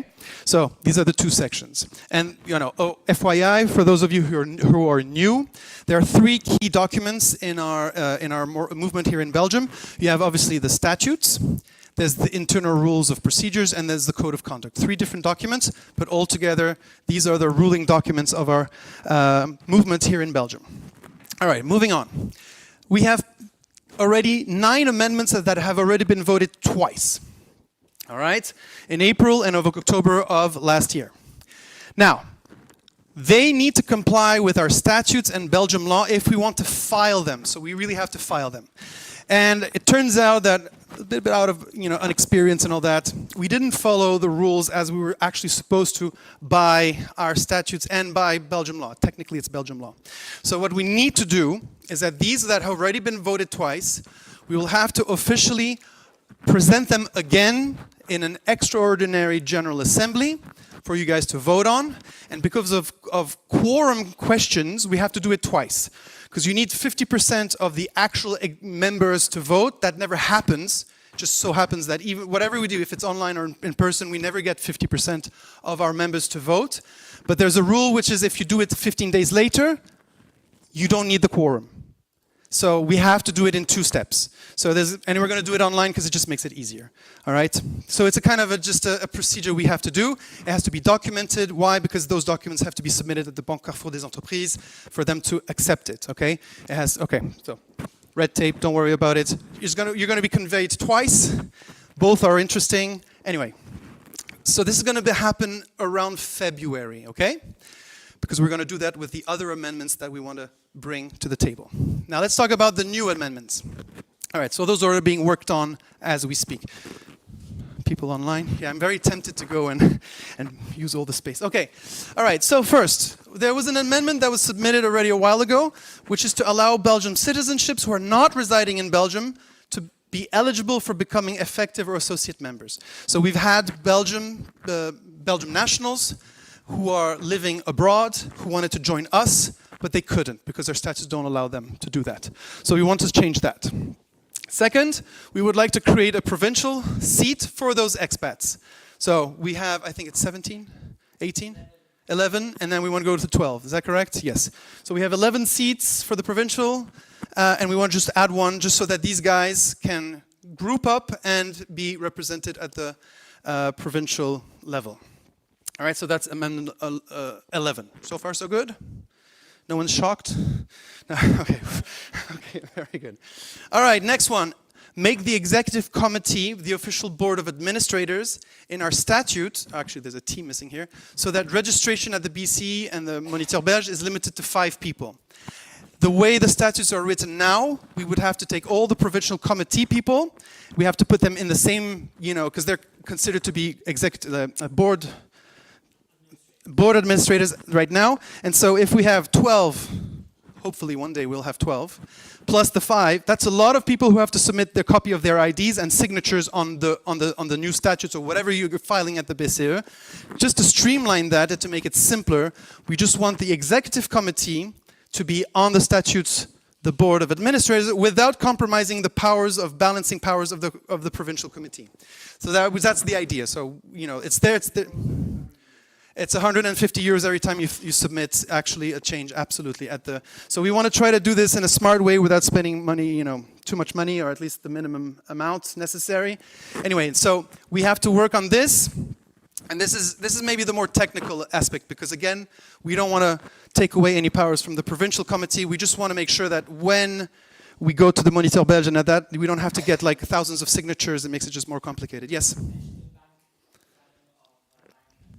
Oh yeah, by the way, so this is super important because if you want to have access to the bank accounts of our association, it has to be published at the Moniteur Belge. So as long as these names, the new names of the new board are not filed at the Moniteur Belge, you cannot change those names at the bank and you cannot have access to the money. So that's a huge bottleneck here. We managed when we got in, but we were elected in April and I think we had access to our bank in June, July. So it's still 3 months, right? Yeah. So, we want to try to streamline that. We want, as soon as the new board is elected, they just come, we take a copy of their ID, we already have a document ready for them to sign, boom, and the next week they can just go there and file it. That's the idea. We want to streamline this red tape.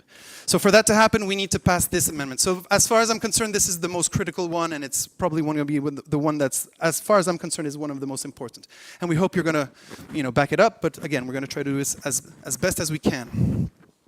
Now, there's this amendment here. It's regarding the electoral board.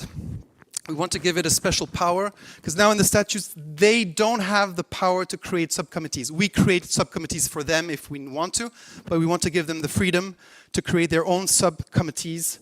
Actually, Carlo can talk a little bit more about that if you want when we have a little Q&A. I guess if we have time for a Q&A. And then, oh yeah, and last one. This is also probably the second most important one. The Secretary Generals. As you know, it's a pivotal role in our movement. As you know, Jordi had to step down not very long ago, but the Secretary Generals, because there's supposed to be 2 of them, have such an important role when it comes to operations that it's probably one of the most critical positions in our party. And so we had to think about this first, about how do we choose our Secretary Generals. Now, so you guys elect us, the board, right? And we have every week, we have meetings, strategy, like how to implement, blah, blah, blah, blah. And then there's some things that are on our lap in terms of responsibility, and then some things we give to the Secretary General that he has to delegate to all the rest of the organization, right? The thing is that the way it is done today, the Secretary General is not appointed by us. It's just someone who applies, and then you guys vote for him. And for a board, it puts us in a position of, well, we could be taken hostage by a non-cooperative Secretary General. And I think that's just a recipe for disaster in terms of leadership. So we would like to propose that we change this to, instead of him being elected by the General Assembly, he is appointed by the Board of Administrators, meaning the Executive Committee and the Provincial Committee. So they are the ones who are going to agree on who are we going to choose for a Secretary General, as opposed to electing him. And also, we believe that of all the positions that exist in the party right now, it's probably the one that needs a salary, because of its operational it's very demanding. It's very demanding in terms of time, more than probably any other position. So we want to figure out a way of how to make sure that our resources are allocated in such a way that that particular position is honored for the work it's going to be dedicating to our movement. So that's amendment number 14. And as explained earlier, because of quorum reasons, this again will have to pass twice, in a vote twice, within a period of 15 days. So what we're going to do is we're going to probably do it on a Saturday or on a Sunday. People convene online, they come, they vote, it's done. 2 weeks later, we do the same thing, no quorum necessary, we pass it, and boom. So we respected all the laws, we have a document, we have the minutes, blah, blah, blah. We can file it. All right? So far, so good? All right, great. Moving on, step by step and estimated timeline. All right, first step is that we need to talk about with the Volt Value Board. They need to get on board, of course. I mean, the Volt Value Board is one of the ones that, it's the organ that's really going to say, okay, this is acceptable or not. So we have to have them on board for just the spirit of what we're going to be introducing, and also what are the guidelines they're going to give us. I'm going to try to do this by the end of November. Having a first draft for these new amendments, I think we should be able to submit something acceptable, again, for the Value Board by the end of this year. They will analyze it, blah, blah, blah, tell us, give them as much feedback as possible. I think that early January they should be able to give us feedback. you know, they'll take them a month, I'm sure, to like just go. Eventually, we submit that to them. So I have the first drafts here in December. I give it to them in January. By the end of January, they should tell us yes, no. And then I have to convene with the electoral board. This is us, the executive committee. We have to do officially an extraordinary political assembly. Again, it's a bit, it's a bit technical. With an extraordinary J, these go together. And we're going to probably do this in February. Right, there you go. So that's the idea. So we're going to get all these amendments done by February. Yeah, we give them to them, and then they are going to set. Yeah, we're going to present this to everybody, and we're going to vote for it. So it's going to be around February. Then we're going to elect the new board to be announced, because we don't know if it's going to be in April or in March or in February. We don't know. We have to discuss a little bit in terms of the details. All right. We also want to make sure that the new board has enough time to take over all the responsibilities and all the things that we've been doing so far. We want it to be as smooth as possible. And when this happens, we have to translate it into Dutch because our statutes are in Dutch. And then we will actually submit it with the name of the new board, and hopefully in April, latest May. Okay? So that's a little bit the timeline. Does that make sense? Yes. Any questions? Do you have the microphone here? Oh, thank you, Sander. I think there's... Francois, 5th Executive Board Member. Okay, were there any hands in the air? There was Emeric, and then Marie, and then André. I think we have questions for 2, 3, but Emeric? Yes, maybe a very tricky question. Oh, no. A super interesting one.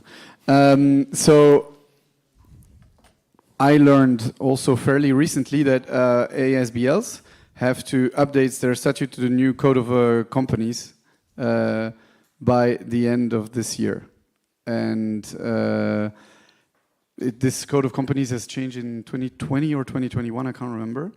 And I don't know if we are actually compliant to it, and I'm still trying to figure out for other associations I'm involved in what exactly this entails. What I do know is that it's the way you name the executive committee exactly, so in Dutch, how it's actually named is one of the things. It's also the time you need to convene a General Assembly, which is now a minimum requirement of 15 days and not 8 as it previously was legally. If our statutes are compliant, it's fine. So I think these are the things, but were these taken into account when you made these amendments, and wouldn't it be a great idea to, at the same time, try and do this compliancy maybe together with the VVB? Okay, thank you. Sander, can you pass the microphone to Marie? We'll take all the questions and then I'll try to answer them as a batch. Marie was next. You can answer later.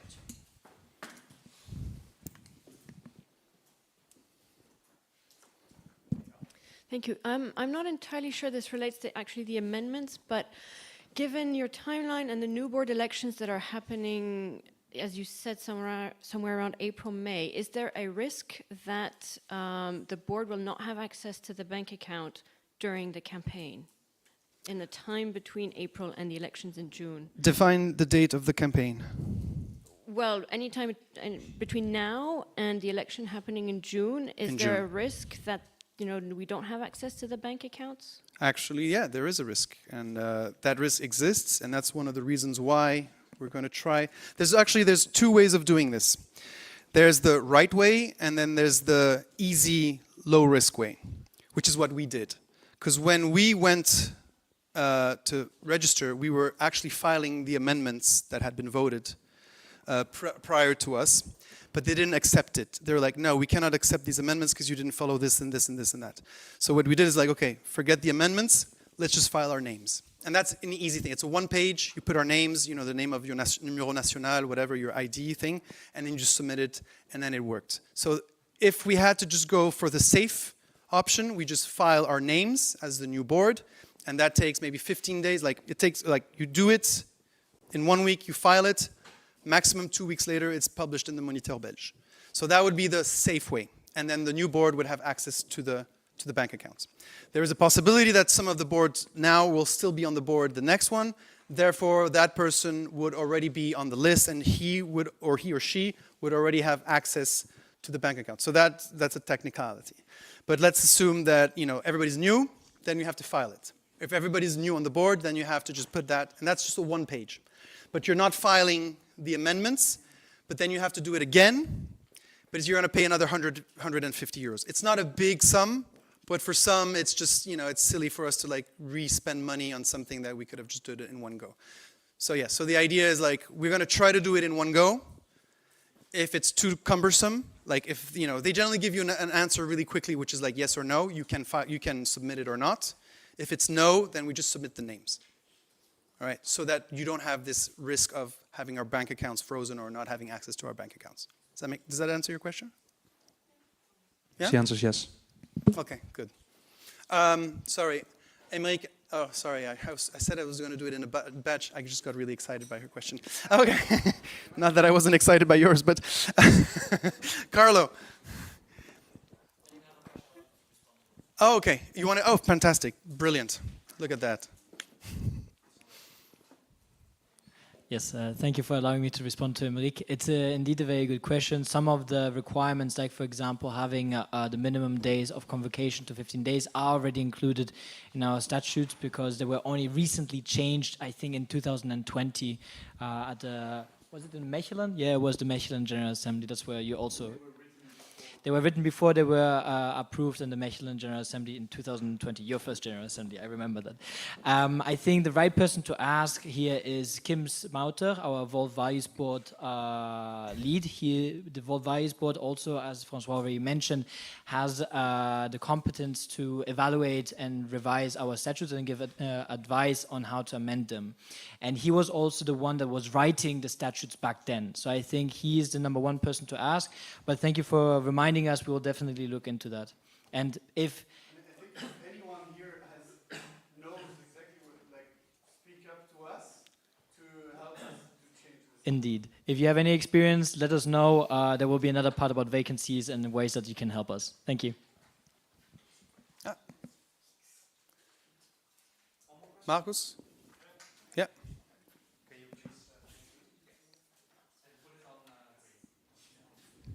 Thank you. I have a question to the Amendment 14, the paid position of the Secretary General. Yeah. I mean, I have no doubt that this is very time intensive and that the person, whoever it is, deserves remuneration. But if we put that in the statutes, doesn't that mean that we restrict a lot our choices where we spend the limited funds that we have? So is that, do we oblige ourselves to pay this person then a remuneration? And if there are not enough funds there, so then it would mean, or if the funds are very limited, then we don't know, then we don't have the decision-making power maybe anymore to spend it on something else. Yeah, I understand. Carl, I'm going to try. You want to try? No, you know what? You can answer. Go ahead. Thanks. Good question. Actually, in most cases of other national chapters, they leave the option to remunerate or not to remunerate open. And I think that's also the way that we want to do it, is like we want to give the option, should we have the funds and should there be interest, that we can also fairly remunerate the person that works a lot of hours, right? We need someone that does the back office 30, 40 hours a week and supports all the different teams because the board is always supposed to be on a voluntary basis and most of our movement is based on a voluntary basis, but someone just needs to do the member administration, making sure the subscriptions, etc. So yeah, it's intended to be open for us then to consider. And if I can just add to what Carlos said, I think we're pragmatic, right? We're trying to be pragmatic on this. If we don't have the money to pay that person a salary, then, we're going to be transparent about it.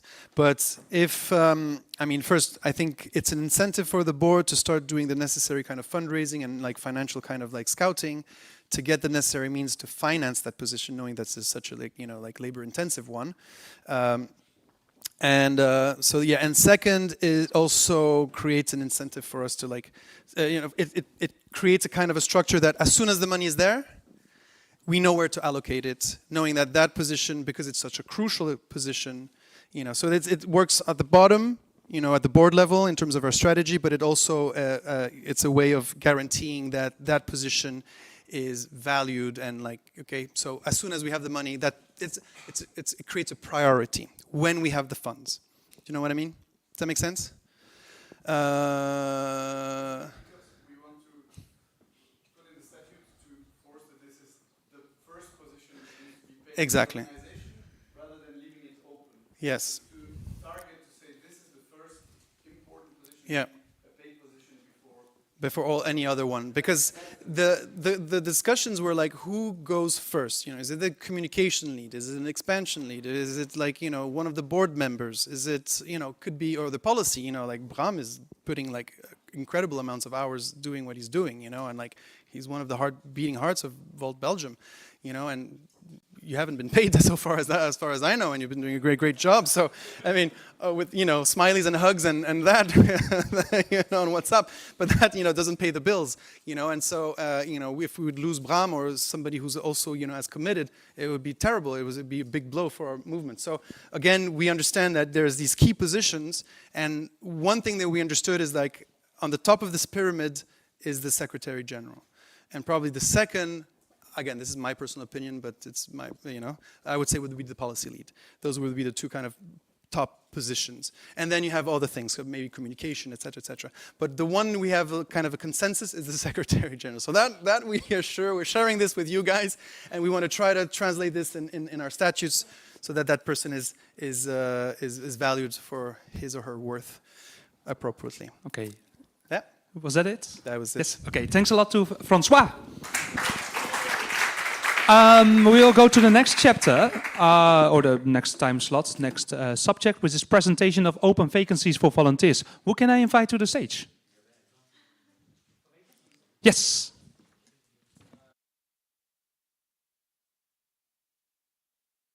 Maybe. It's not my laptop.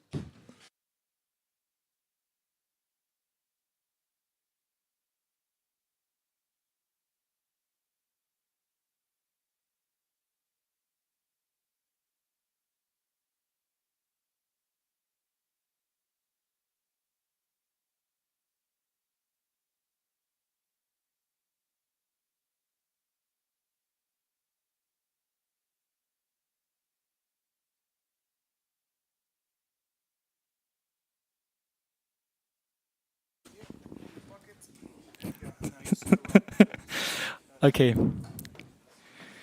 I need to make sure not to look at that little thing in front of my face, but I hope you all understand me clearly and loud, also the ones at home. Let's start the presentation.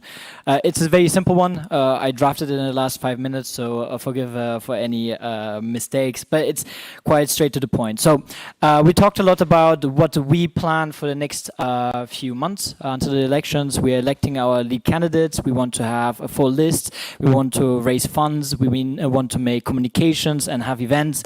For that, we need volunteers. We need you to help Vol to get us out there, to get known, and thus we have made this little presentation to explain you how you can participate.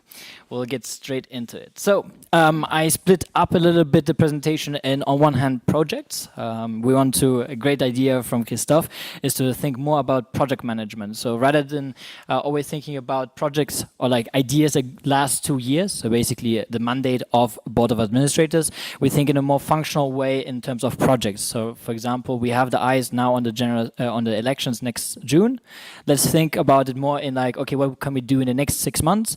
Let's break it down to 1 month. Let's break it down to 1 week. What can I do this afternoon, right? So let's get into it.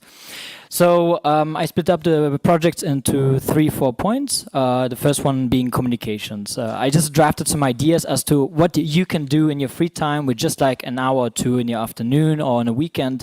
You can write a press release, right? So for example, if you have seen, or there has been a very nice event by Volt, be it here or elsewhere, you can write a press release. Think about what you want to draft also as an opinion piece. There's a topic that is really close to your heart.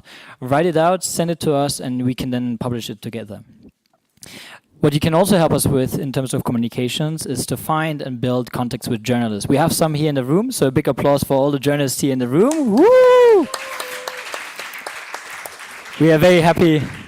We are very happy to have you, but we clearly need more media attention. So we need to proactively reach out to them, and if you know a contact, someone either in your network or someone you studied with, or your neighbor even, let them know that Volt exists. Let us know that that journalist is in your reach, and we can then work together in building that relationship with them in a more lasting way, and to get in a more strategic and structural way into the news. You can also help us by creating a social media post about the topic that you like. So if you're good with graphics, if you're a little bit technologically savvy, let us know. There's easy ways to share templates, and then you can just get going. Let's move over to the second point, which is action. We have already had some interesting presentations or comments already by Frank and Marie, our campaign leads, but let's get very practical. What can you do this afternoon? What can you do tomorrow? What can you do in the next week? Well, whatever you can do is, for example, go for a walk around your block. We give you a bunch of flyers. Exactly. Go to André or outside. We have a lot of flyers and stickers. And you just drop them into your into the mailboxes that you encounter. It's very easy. It's even healthy. So think about it the next time you walk around your block or to your supermarket, for instance. You can also organize an informal meetup at your favorite bar, right? So you can just say like, "Hey, guys and girls, next Thursday, next Friday, I'm going to this and this bar. Would be cool to kind of meet up. Let me know if you can come." Of course, find someone beforehand so that you're two, and the third, Volta makes a crowd. And then lastly, what you can also do very well is just attend events together, right? You see that there's an interesting event about AI, right? Or there's an interesting event about youth participation in democracy. Tell other Volters, tell that you're going, and then you can just wear your purple t-shirts or purple scarf, or hand out your business cards in purple and flyers, again, from, from André. And then people will be aware of Volt. All right, vacancies. Let's move over to vacancies. Of course, all of these projects that I mentioned before can be done by individuals. However, there's also some need for people to manage it and to coordinate those individual activities. So starting off, we already mentioned the need for a Secretary General. We had a great time with our former Secretary General, Jordi, but due to personal, professional reasons, he stepped down, which means that we are currently in search of 2 Secretary Generals, female, male, diverse. You will work closely with the Board of Administrators. You will manage functional leads and the teams. And you will also administrate the membership of the party, meaning that you're the one that confirms party membership. You're also the one that terminates them, and that also checks on the more the more financial aspects of also being a member of Volt. In addition, we also need Volt Values board members. So at the moment we have a lead, Kim Smouter, and he's doing also a great job by advising the Board of Administrators and also to be there as a person of trust. However, he needs other people. I think the regular number is 6 people in the Board of Administrators. So currently Kim is doing the work of 6. We need 5 more people. So consider if you can spare some time there. Very interesting is also you are the ones that interpret and also gives advice about the statutes and statutory amendments. So especially in terms of if you want to work with François over there about on the statutory amendment, consider it. We always need for people, especially with expertise in Belgian public and what was it called again? Company law, ASBL law. Exactly. Super. Click. Yes. Okay, let's move over to the more functional parts. We also need volunteers that help us to coordinate the efforts of the projects that I mentioned before. We have a fantastic events lead, Ulrike. Ulrike, there she is. A big round of applause for the fantastic General Assembly. Woo! Ulrike, what would we do without you? We wouldn't have organized this, so thank you. But Ulrike is also just by herself in the Belgian national events team, so therefore do consider if you want to help Ulrike in organizing national general assemblies, consider that it will also entail training local teams to organize the events in the cities. So in that regards, you will work closely also with the campaign team so that you can teach, train, and also give people the knowledge as to how the tips and tricks is working. For example, the question, do I need a permit to fly in the streets? How do I book a venue? How do I reach out and invite members and supporters? Those are all practical questions that the national events team can help local teams then eventually with. We also need a communications lead. two of them actually, female, male, diverse.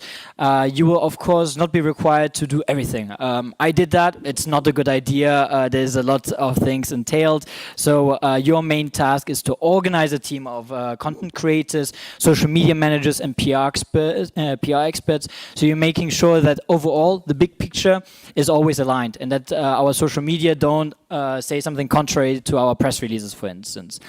You will train local teams to organize their social media and that they can communicate effectively about events or national events, and also to coordinate the content creation and maintain a content calendar, very importantly, so we can easily multiply the content that we have created so far and plan for future days. Last one of the functional leads that we are looking for is someone to assist Bram in his fantastic work as policy lead. Also a big round of applause here. Without him, we wouldn't have a federal and regional program. What does a policy lead do? Well, a lot. They coordinate all the national policy teams. As you see, we have plenty of them. We have about sustainability, education, economy, state reform, citizen participation, anything that you can think about. The policy leads also maintain and communicate the Belgian regional so Belgian federal and regional policy repositories, and they make also sure that members always have access to the most recent versions of it. And very importantly, for next year with the local elections, you will also provide a framework for the local teams to organize and write the local programs. We want to have a bottom to top democracy. We want citizens and members of Volt to write their own local programs, but of course they need guidance. There needs to be a framework so that it fits within the broader narrative of Volt.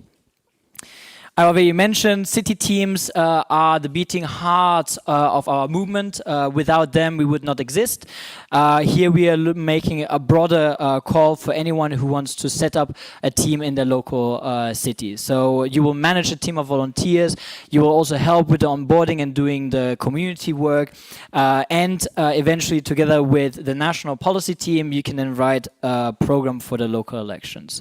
We also mentioned the board elections in 2024. It will also coincide with the elections of the other organs of Volt Belgium. So the Volwijs board, the electoral board was only elected last year, so that will be this summer, right? In April in Namur. You voted the electoral board in Namur, so that will be longer at a later time. But there will be more information about it.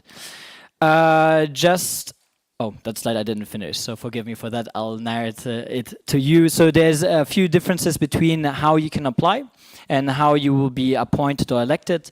So in order to become a board of, part of the board of administrators or secretary generals for the time being, and the Volwijs board and the electoral board, you need to be elected by the General Assembly.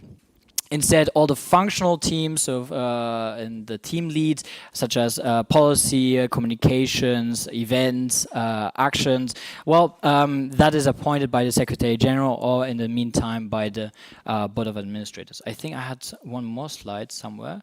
No, it must have gotten lost. So there was one more slide actually about also the electoral board. At the moment, we are having two fantastic electoral board members, Daniel Plaas and Joachim, also at home. We already applauded to you, but we'll applaud afterwards to you after fulfilling the General Assembly.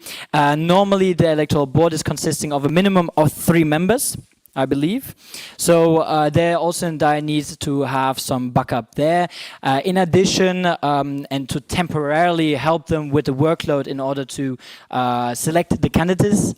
So making sure that they're legally eligible and making sure that they are speaking the correct languages and so on. They are working closely with a candidate commission. So all the electoral board members are being part of the candidate commissions. But if you want on a more temporary basis, help Joachim and Daniel with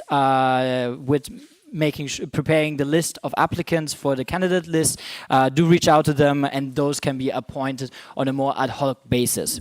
I think that's it. I'll round it up here. Thank you very much, and I look forward to all your applications and your time with us. Thank you, Carlo. I didn't want to do a Q&A per se, but is there like a very, very important question that you want to ask? Okay. There are 2 very important questions, and I'll start with Johanna. Well, it's not a question, but thank you very much, Carlo, for this overview. So as you can see, we're in dire need overall within the party for more helping hands. And I just wanted to add here that if you feel that this is a lot of information, don't worry, it is. So feel free to reach out to any one of us from the board or other functional teams. Ask for a call, ask for coffee, and ask all your questions.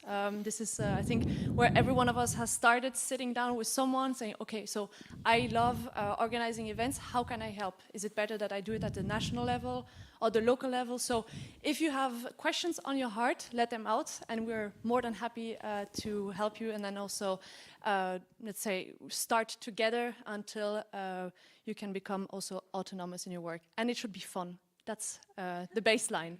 Thank you. That was indeed an important remark, and I will also give Bram here the opportunity. Thank you, Xander. My name is Bram Kamp. I'm from Eindhoven, the Netherlands, and I had a suggestion to do next coming month. In 25 days, there will be elections in the Netherlands. So we need your help, and that's not only for us, but it's also an excellent opportunity to see how we do campaigning in the Netherlands. And just have a look in Eindhoven, Breda, Maastricht, Rotterdam. Be welcome. Woo! Thank you. All right, 10 seconds remark by Bram, and then we'll go to the next. Thanks for your presentation. I just wanted to add that in addition to policy leads, we have also within the policy team policy facilitators like Rodrigo, who is... I just want to add that we, in addition, in the policy team, have also policy facilitators. For example, we have Rodrigo here, who is facilitating the education team. We have Joachim online, who is facilitating the state reform team, and so on. So just to add that, add that. I promise you a last remark, I promise you a last question, but I'm lying. Okay, the last one. Erika. It's actually not a question, but also a request for more helping hands. We are desperately looking for an events lead for Brussels. So if you live in Brussels, don't hesitate to come forward. Thank you. And also in Leuven, and Ghent, Antwerp. No, Emmerich, no. We're going to the next point. All right. Thank you, everyone. Thank you, Carlo. Cheers. Now the greatest part of the day, that's the intermezzo. But the intermezzo actually has content. And I would like to invite to the stage Erik Kemp. Huh? Yeah, put that, whatever. Put something nice. I don't know. No? No? Yeah, I was doing it. Erik Kemp is a local city councillor in Enschede for Volt Netherlands. And he is doing good stuff over there. Yeah, we have a bit of a specific question because I was wondering which language to do it in. So, and then we decided to just do as if we're already in the European Parliament. So you will see what will happen. I think here. Ja, ik ben dus Erik Kemp, gemeenteraadslid in Enschede, een gemeente op de grens tussen Nederland en Duitsland. Bonjour, je suis Erik Kemp, conseiller municipal à Enschede, une municipalité aux frontières de Pays-Bas et l'Allemand. En ik twijfelde een beetje over de taal die ik hier ging spreken. Een groot deel van de mensen spreekt Nederlands, mijn moedertaal, en ook de taal waarin ik me het rijkst uit kan drukken. Mais je peux aussi parler français. Et les gens qui me connaissent savent que je vraiment aime la langue française. Maar het is een beetje roestig. And English is, to quote Frans Timmermans, the first time we have a lingua franca, not just for the elite, but for everyone. I decided to do it in Dutch because this is the first time and a rare occasion that I can speak at a political event in the language that I can express myself in the richest. But we have Yannick, who will do some live interpretation.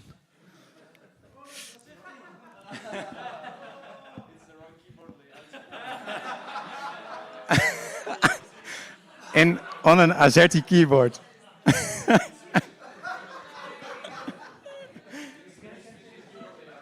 And this is why I love open standards. Oké. Mag ik beginnen? Oké. In 2021 had ik bedacht dat ik eindelijk maar eens lid wou gaan worden van een politieke partij. En ik had de jaren daarvoor al evenementen bezocht van verschillende politieke partijen. Maar de partij waar ik toen voor zou stemmen, voor de Tweede Kamerverkiezingen in Nederland, daarvan zou ik lid gaan worden. En dat werd dus Volt. En even terug naar 2019. In 2019 had Volt in Nederland ongeveer 500 leden. En dat werden er gestaag rond die verkiezingen, de Europese verkiezingen, een stuk meer, tot ongeveer 1300 eind 2019. En in die 4 maanden rond de Tweede Kamerverkiezingen in 2021 zijn we van 2000 naar 10.000 leden gegaan in 4 maanden tijd. En daar zat ik ook bij. Ondertussen hebben we er 13.500. En wat ik hiermee wil zeggen, onderschat ook niet de kans van die verkiezingen volgend jaar voor de beweging van Volt. Het gaat niet alleen maar over de gekozen volksvertegenwoordigers. Het kan ook een enorme impuls geven aan de hele beweging van Volt hier in België. Fast forward naar nu. In maart vorig jaar zijn we in Enschede gekozen in de gemeenteraad. Samen met mijn collega-raadslid Linda daar, onze fractievertegenwoordiger Oscar en nog 2 vrijwilligers, zitten we daar elke week samen om Enschede een beetje beter te maken. En ondertussen hebben we natuurlijk ook wat resultaten geboekt. We hebben gezorgd dat er voor het eerst een asielzoekerscentrum in Enschede is. Daar was in alle jaren daarvoor nog geen meerderheid voor. En we hebben ook een Libro d'Oro, een soort van gouden gastenboek, wat in Duitse steden heel gewoon is. Maar in Nederland kennen we dat vaak niet. En afgelopen zomer hebben we ook 2 moties aangenomen die we echt zelf hebben geschreven. Er komt een integraal beleid digitale zaken op basis van publieke waarden, waar we de komende 2,5 jaar met de hele gemeenteraad samen aan gaan werken. En er komt duidelijker taalgebruik en er komen verhelderende datavisualisaties in alle belangrijke financiële documenten, zoals de begroting. En dan even over die grensregio waar ik actief ben. Een grensregio zoals de onze heeft namelijk specifieke uitdagingen. En één daarvan is vanochtend ook benoemd door Jasper Koosmans. Kijk, zit Jasper hier nog? Ja, Jasper. Je zei namelijk, er is hier een barrière dat mensen geen werk zoeken in een ander taalgebied. En dat probleem hebben we in Enschede, dus een stad aan de grens, ook heel erg. Want eigenlijk zeggen we altijd, hebben we maar een 180 graden arbeidsmarkt. En dat is een probleem voor alle bedrijven, maar ook de gemeente, de overheidsorganisaties en ook de universiteit, alle organisaties in die grensregio. En daarom werken we in de gemeente, maar ook bijvoorbeeld binnen Volt, aan meer ontmoetingen aan die grens. We hebben bijvoorbeeld een taal- en cultuuruitwisseling 1 keer per maand tussen Volt Twente en Volt Münster. Dus 1 keer per ene maand gaan we naar Münster, met z'n allen, de andere maand komen ze naar Twente, om meer elkaars taal en cultuur te begrijpen. En vanuit mijn gemeente mag ik daar ook wat aan doen. Ik ben namelijk vertegenwoordiger van de gemeente Enschede in de Euregio-raad. En die Euregio-raad wou ik even hier benoemen. De Euregio hebben we door heel Europa. En dat zijn eigenlijk grensgebieden waar die samenwerking over grenzen geformaliseerd is. Ongeveer 1/3 van de Europeanen woont in een grensgebied. En onze Euregio is, kan ik toch wel zeggen, bijzonder, omdat het de eerste was. Die is in 1958 al opgericht. En even nagaan, in 1958 was de relatie tussen Nederlanders en Duitsers dubieus, laten we het zo zeggen. Dus daar was echt nog veel nodig aan elkaar begrijpen. Wat ook wel bijzonder is dat we een democratisch parlement hebben in onze Euregio, met 42 raadsleden uit Nederland en 42 raadsleden uit Duitsland, die samen beslissingen maken om de regio vooruit te helpen. Een van de projecten waar ik nu bijvoorbeeld mee bezig ben, is een regionale evenementenkalender, zodat mensen überhaupt op de hoogte zijn van evenementen in de hele regio. Grensontkennend dus, je niet na te tegenhouden door die grens. Ik wil eindigen met 2 oproepen. Eerst 1 oproep over Klein-Europa, aan die grens. In onze regio noemde iemand grenzen littekens van het verleden. En in de praktijk hebben we veel last van die littekens. En laten veel mensen zich erdoor tegenhouden, ook binnen Volt. Hoeveel Brabantse Volters komen opdagen bij jullie evenementen van Volt hier in België? En zijn jullie al eens bij Volt evenementen geweest in Nederland? We zijn buren en ik was bijvoorbeeld bij het congres van Volt Noord-Rijn-Westfalen. Mind you, Noord-Rijn-Westfalen heeft meer inwoners dan Nederland. De enige Nederlander, terwijl ze in Münster bij elkaar kwamen. Dat is een uurtje vanaf Enschede. Mensen reizen soms wel helemaal naar Den Haag of naar Leiden of naar Amsterdam. Maar niemand anders uit Nederland kwam daar. En ze waren ook niet uitgenodigd. Nou, ik ben heel blij dat we vandaag met Bram uit Eindhoven, Jannik uit Rotterdam en Ruben uit Den Haag. Ja, heel mooi dat jullie er ook zijn. En ik zou echt een pleidooi willen houden om dat nog uit te breiden. We kunnen ons echt meer grensontkennend organiseren. En ik denk dat dat ook begint met elkaar uitnodigen. Nodig niet een hele chapter uit, maar stuur gewoon een paar mensen een mailtje van hey, zou je erbij willen zijn? Ik hoop echt dat we dat vaker kunnen doen en dat we dus niet meer, zoals oud-Europa dat doet, ons allemaal in landen organiseren, maar dat we dat ook echt grensontkennend gaan doen. Dan een laatste pleidooi over Groot-Europa. Veel mensen hebben vandaag gezegd dat ze Europa belangrijk vinden. En binnen Volt is de manier om te laten zien dat je dat meent door de Europese ledenvergadering te bezoeken. Ik hoop jullie dus in Parijs te zien in november. En Parijs is echt dichtbij, want de afgelopen 3 General Assemblies waar ik ben geweest, waren eerst in Lissabon, toen in Praag en toen in Boekarest.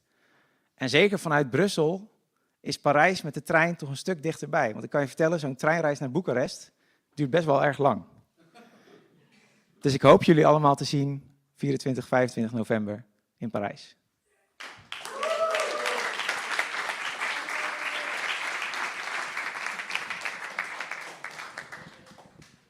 Thank you, Erik Kemp. All right. So, I think it's time. Electoral board, can you confirm that we have the results in? Yes, we do. Okay, so everybody, I will give the microphone to Daniel Plas, and he will announce the results.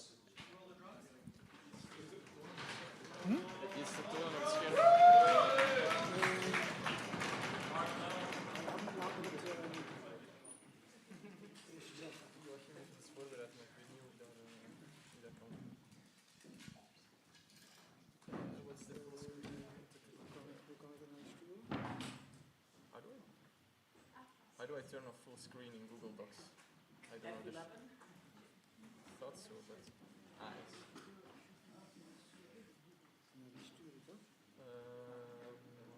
Carlo, this is your laptop, right? No, Johanna's, because Joachim prepared a slide.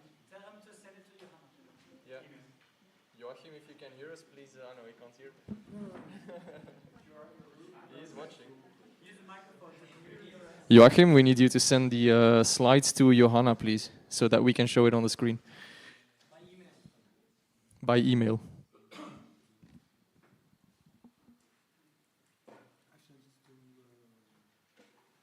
On WhatsApp.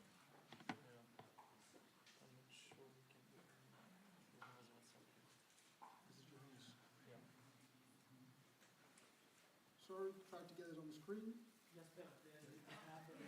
Sorry? He's not elected. Is it tab Google Mail? Yes. Yeah. What's the? Can we turn the screen share for a moment?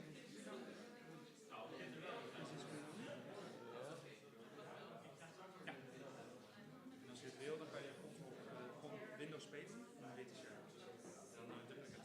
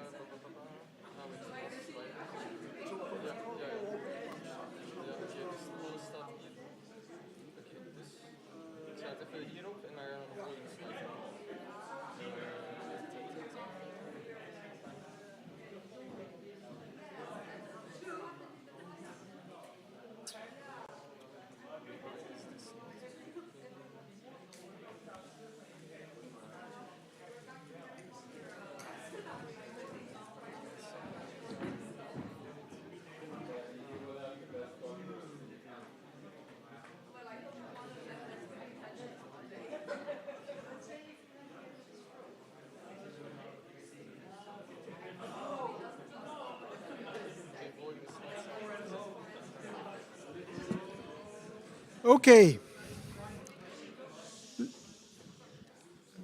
Voters, friends, after this very interesting and nice campaign from the electoral board, I'd like to thank all the candidates that put themselves forward. That's always a big thing to do, to put yourself out in front of everybody and let yourself be voted upon. So, second thing I wanted to say, they're preliminary results. I do not expect any changes afterwards, but we have to keep that. Yeah, we'll do a careful counting, and then the full thing will be communicated next week. But we're pretty sure this is good.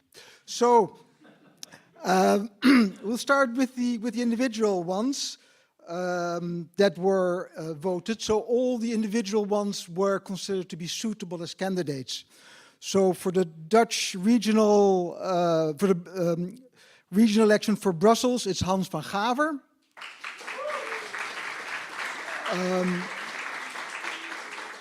For the regional Antwerp, it is Jeroen.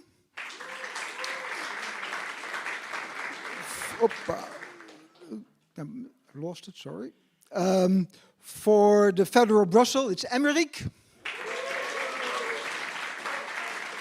And for federal Antwerp, it is Jasper.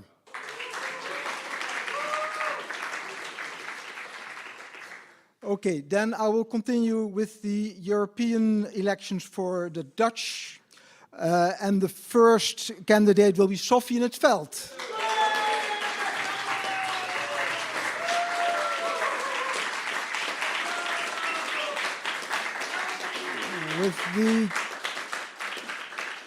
With the second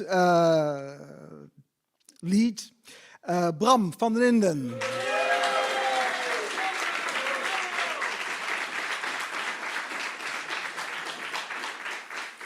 For the EU French-speaking elections, the first lead candidate will be Susanna Karp.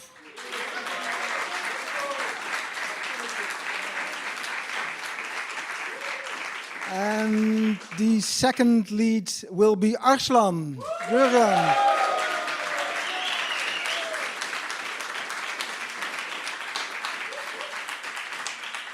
For the Brussels regional, for the French speakers, it will be Carlo.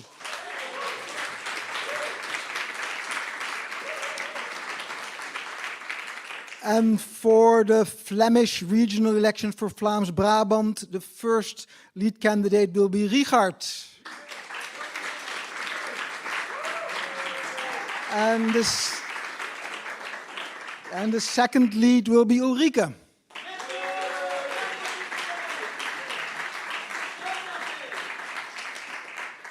How do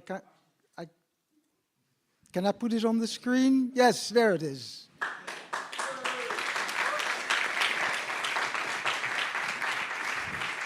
So maybe we want to get everybody who was here elected in the front to say a few words. So, and make a picture as well, please. Maybe.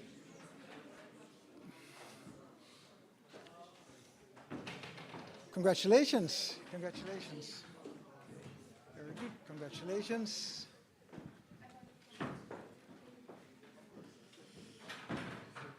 Jeroen had other responsibilities, so. Hey, the candidates.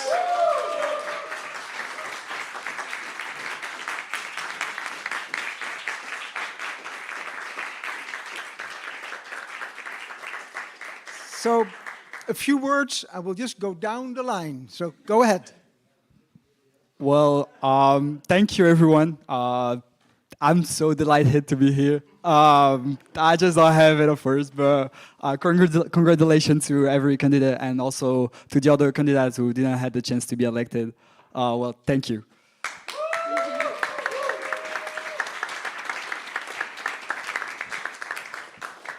Thank you very much. I'm deeply moved. I'm deeply honored. And let's make these European elections be the first European elections. We were meant to have transnational lists next year. We won't be able to. So let's transform these ones into elections that bring together EU mobile citizens, Belgians, and everyone sharing this political space that we call Europe. Thank you very much.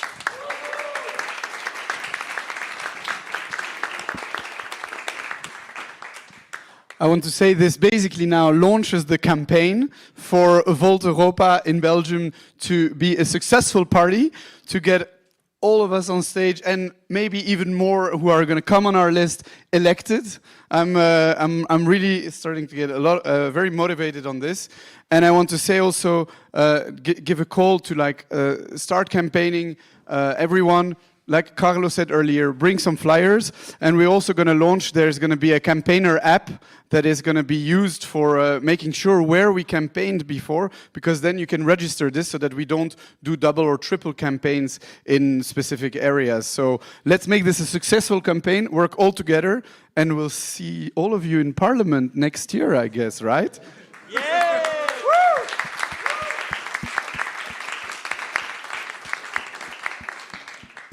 Ik zal de kans nemen om ook even in het Nederlands iets te zeggen. Dank jullie wel allemaal voor het vertrouwen. Things are getting real. Mooi Nederlands. Dus we gaan nu echt aan een campagne beginnen. We hebben kandidaten, fantastische kandidaten aan beide kanten. Aan beide kanten van de taalgrens ook. Ook heel belangrijk, we zijn een echte Belgische partij en een Europese partij. We gaan nu allemaal samen campagne voeren. We beginnen vandaag en ik heb er ongelooflijk veel zin in. Dank je wel.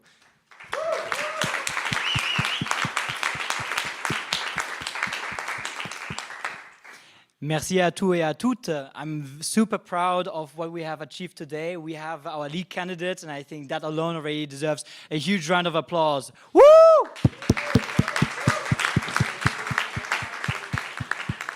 But other than that, also from a personal side, I'm very, very proud and very, very thankful for the opportunity that you're all giving us. I'm super excited. I can't wait until we get our first voters in Belgium elected. Woo!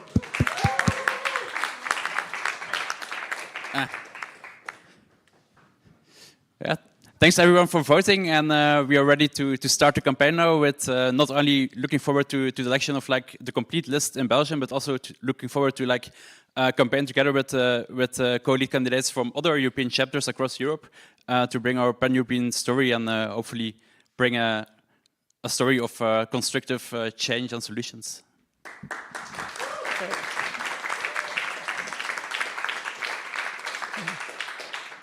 Well, thank you very much for your trust and your vote. The campaign has started. We've kicked it off here now. This is the start of the great big purple shake-up, the shake-up of Belgium, the shake-up of Europe, and after June 9th, the world will not be the same place anymore. We are going to be a smashing success. I really feel like, a horse in the stable ready to bolt, all of us. So I'm immensely looking forward to the campaign. Let's go.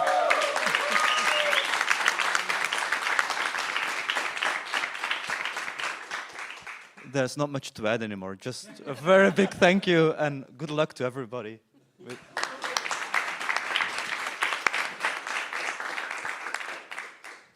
I also want to say thank you to all of you. Thank you for your trust. And yes, let's turn Flanders purple.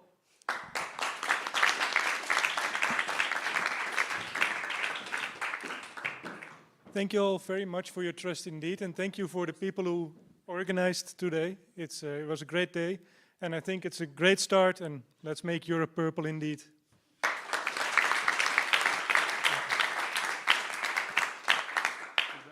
All right, let the campaign begin.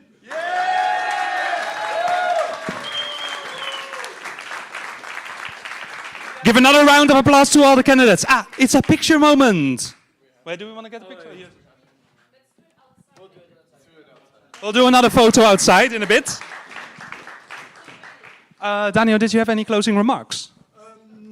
Yes, so the only closing remark is that the first order, one of the first orders for all the leads is to find yourself a list, to find people to back you up and support the campaign with a bigger group. So that's all. Thank you very much for your vote, for your attention. That's it.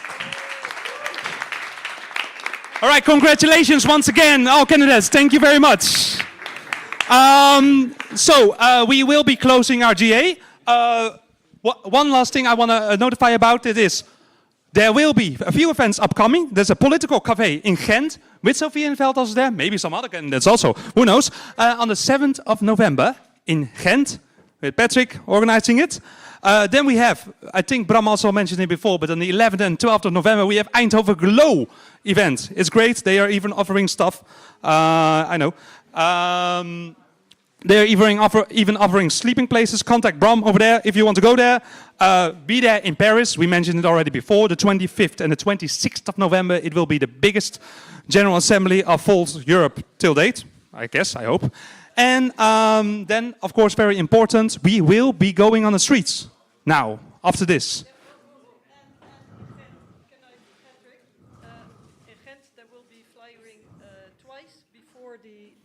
Yes. Yeah, Patrick will tell you. I'll take my chance. I'll take my chance on this. I mean, so for the Ghent event, we are still looking for some people to flyer actually. So we will be doing this Monday, Monday evening probably also, and the eve before the event, which is the 6th of November. So if you're willing to fly, if you're willing to have this experience in the streets of Ghent, full of students, please come with us and just give me your name and we'll organize it. So thank you for this. All right. Then 2 last remarks. First of all, your badges, the thing you have here, turned in at Francois, that guy over there, 5th Executive Board member, the one with statutory amendments. Also, the second thing, don't leave any stuff behind. Pick up your cups, pick up your trash, and put it in the garbage. All right, that were the most exciting comments. And hereby, I want to once again thank everyone that's been organizing it. I guess we're not yet done. One last remark. Well, actually, we were already making allusion on it. We would do like a big war campaign, whatever. But I feel like there has been so much energy in here, and there's so much to talk amongst us. There is actually a great bar here on the campus, and we would invite you to join there, meet, exchange, have a drink, because I think this is also a moment for us to bond, to know each other better. There's people I would like to talk to. I'm sure there's people you would like to talk to. So many events will come up. We will need those resources, those flyers you've made, we will definitely need. So we'll meet in the bar. Somebody knows the way. I don't, but Carlo, you know the way. So whoever wants to have a drink, let's join there and let's bond as a team. What's that? So the bar is on this VUB campus, so it's not far away. So meet us at the bar called Het Complex. It's here on campus. Het Complex. The Complex. So those who are really eager to go flyering, please feel free to pick up a pile. I know that André has many, Carlo has some probably. Feel free to assemble a group, go hand out flyers on campus, in the streets around, whatever you feel like. But the meeting point is in bar Het Complex, the complex here on campus. Okay, thank you. Okay, everybody, then here at 3:53, I want to officially close this Volt Belgium General Assembly on 28th of October. Thank you all and see you soon.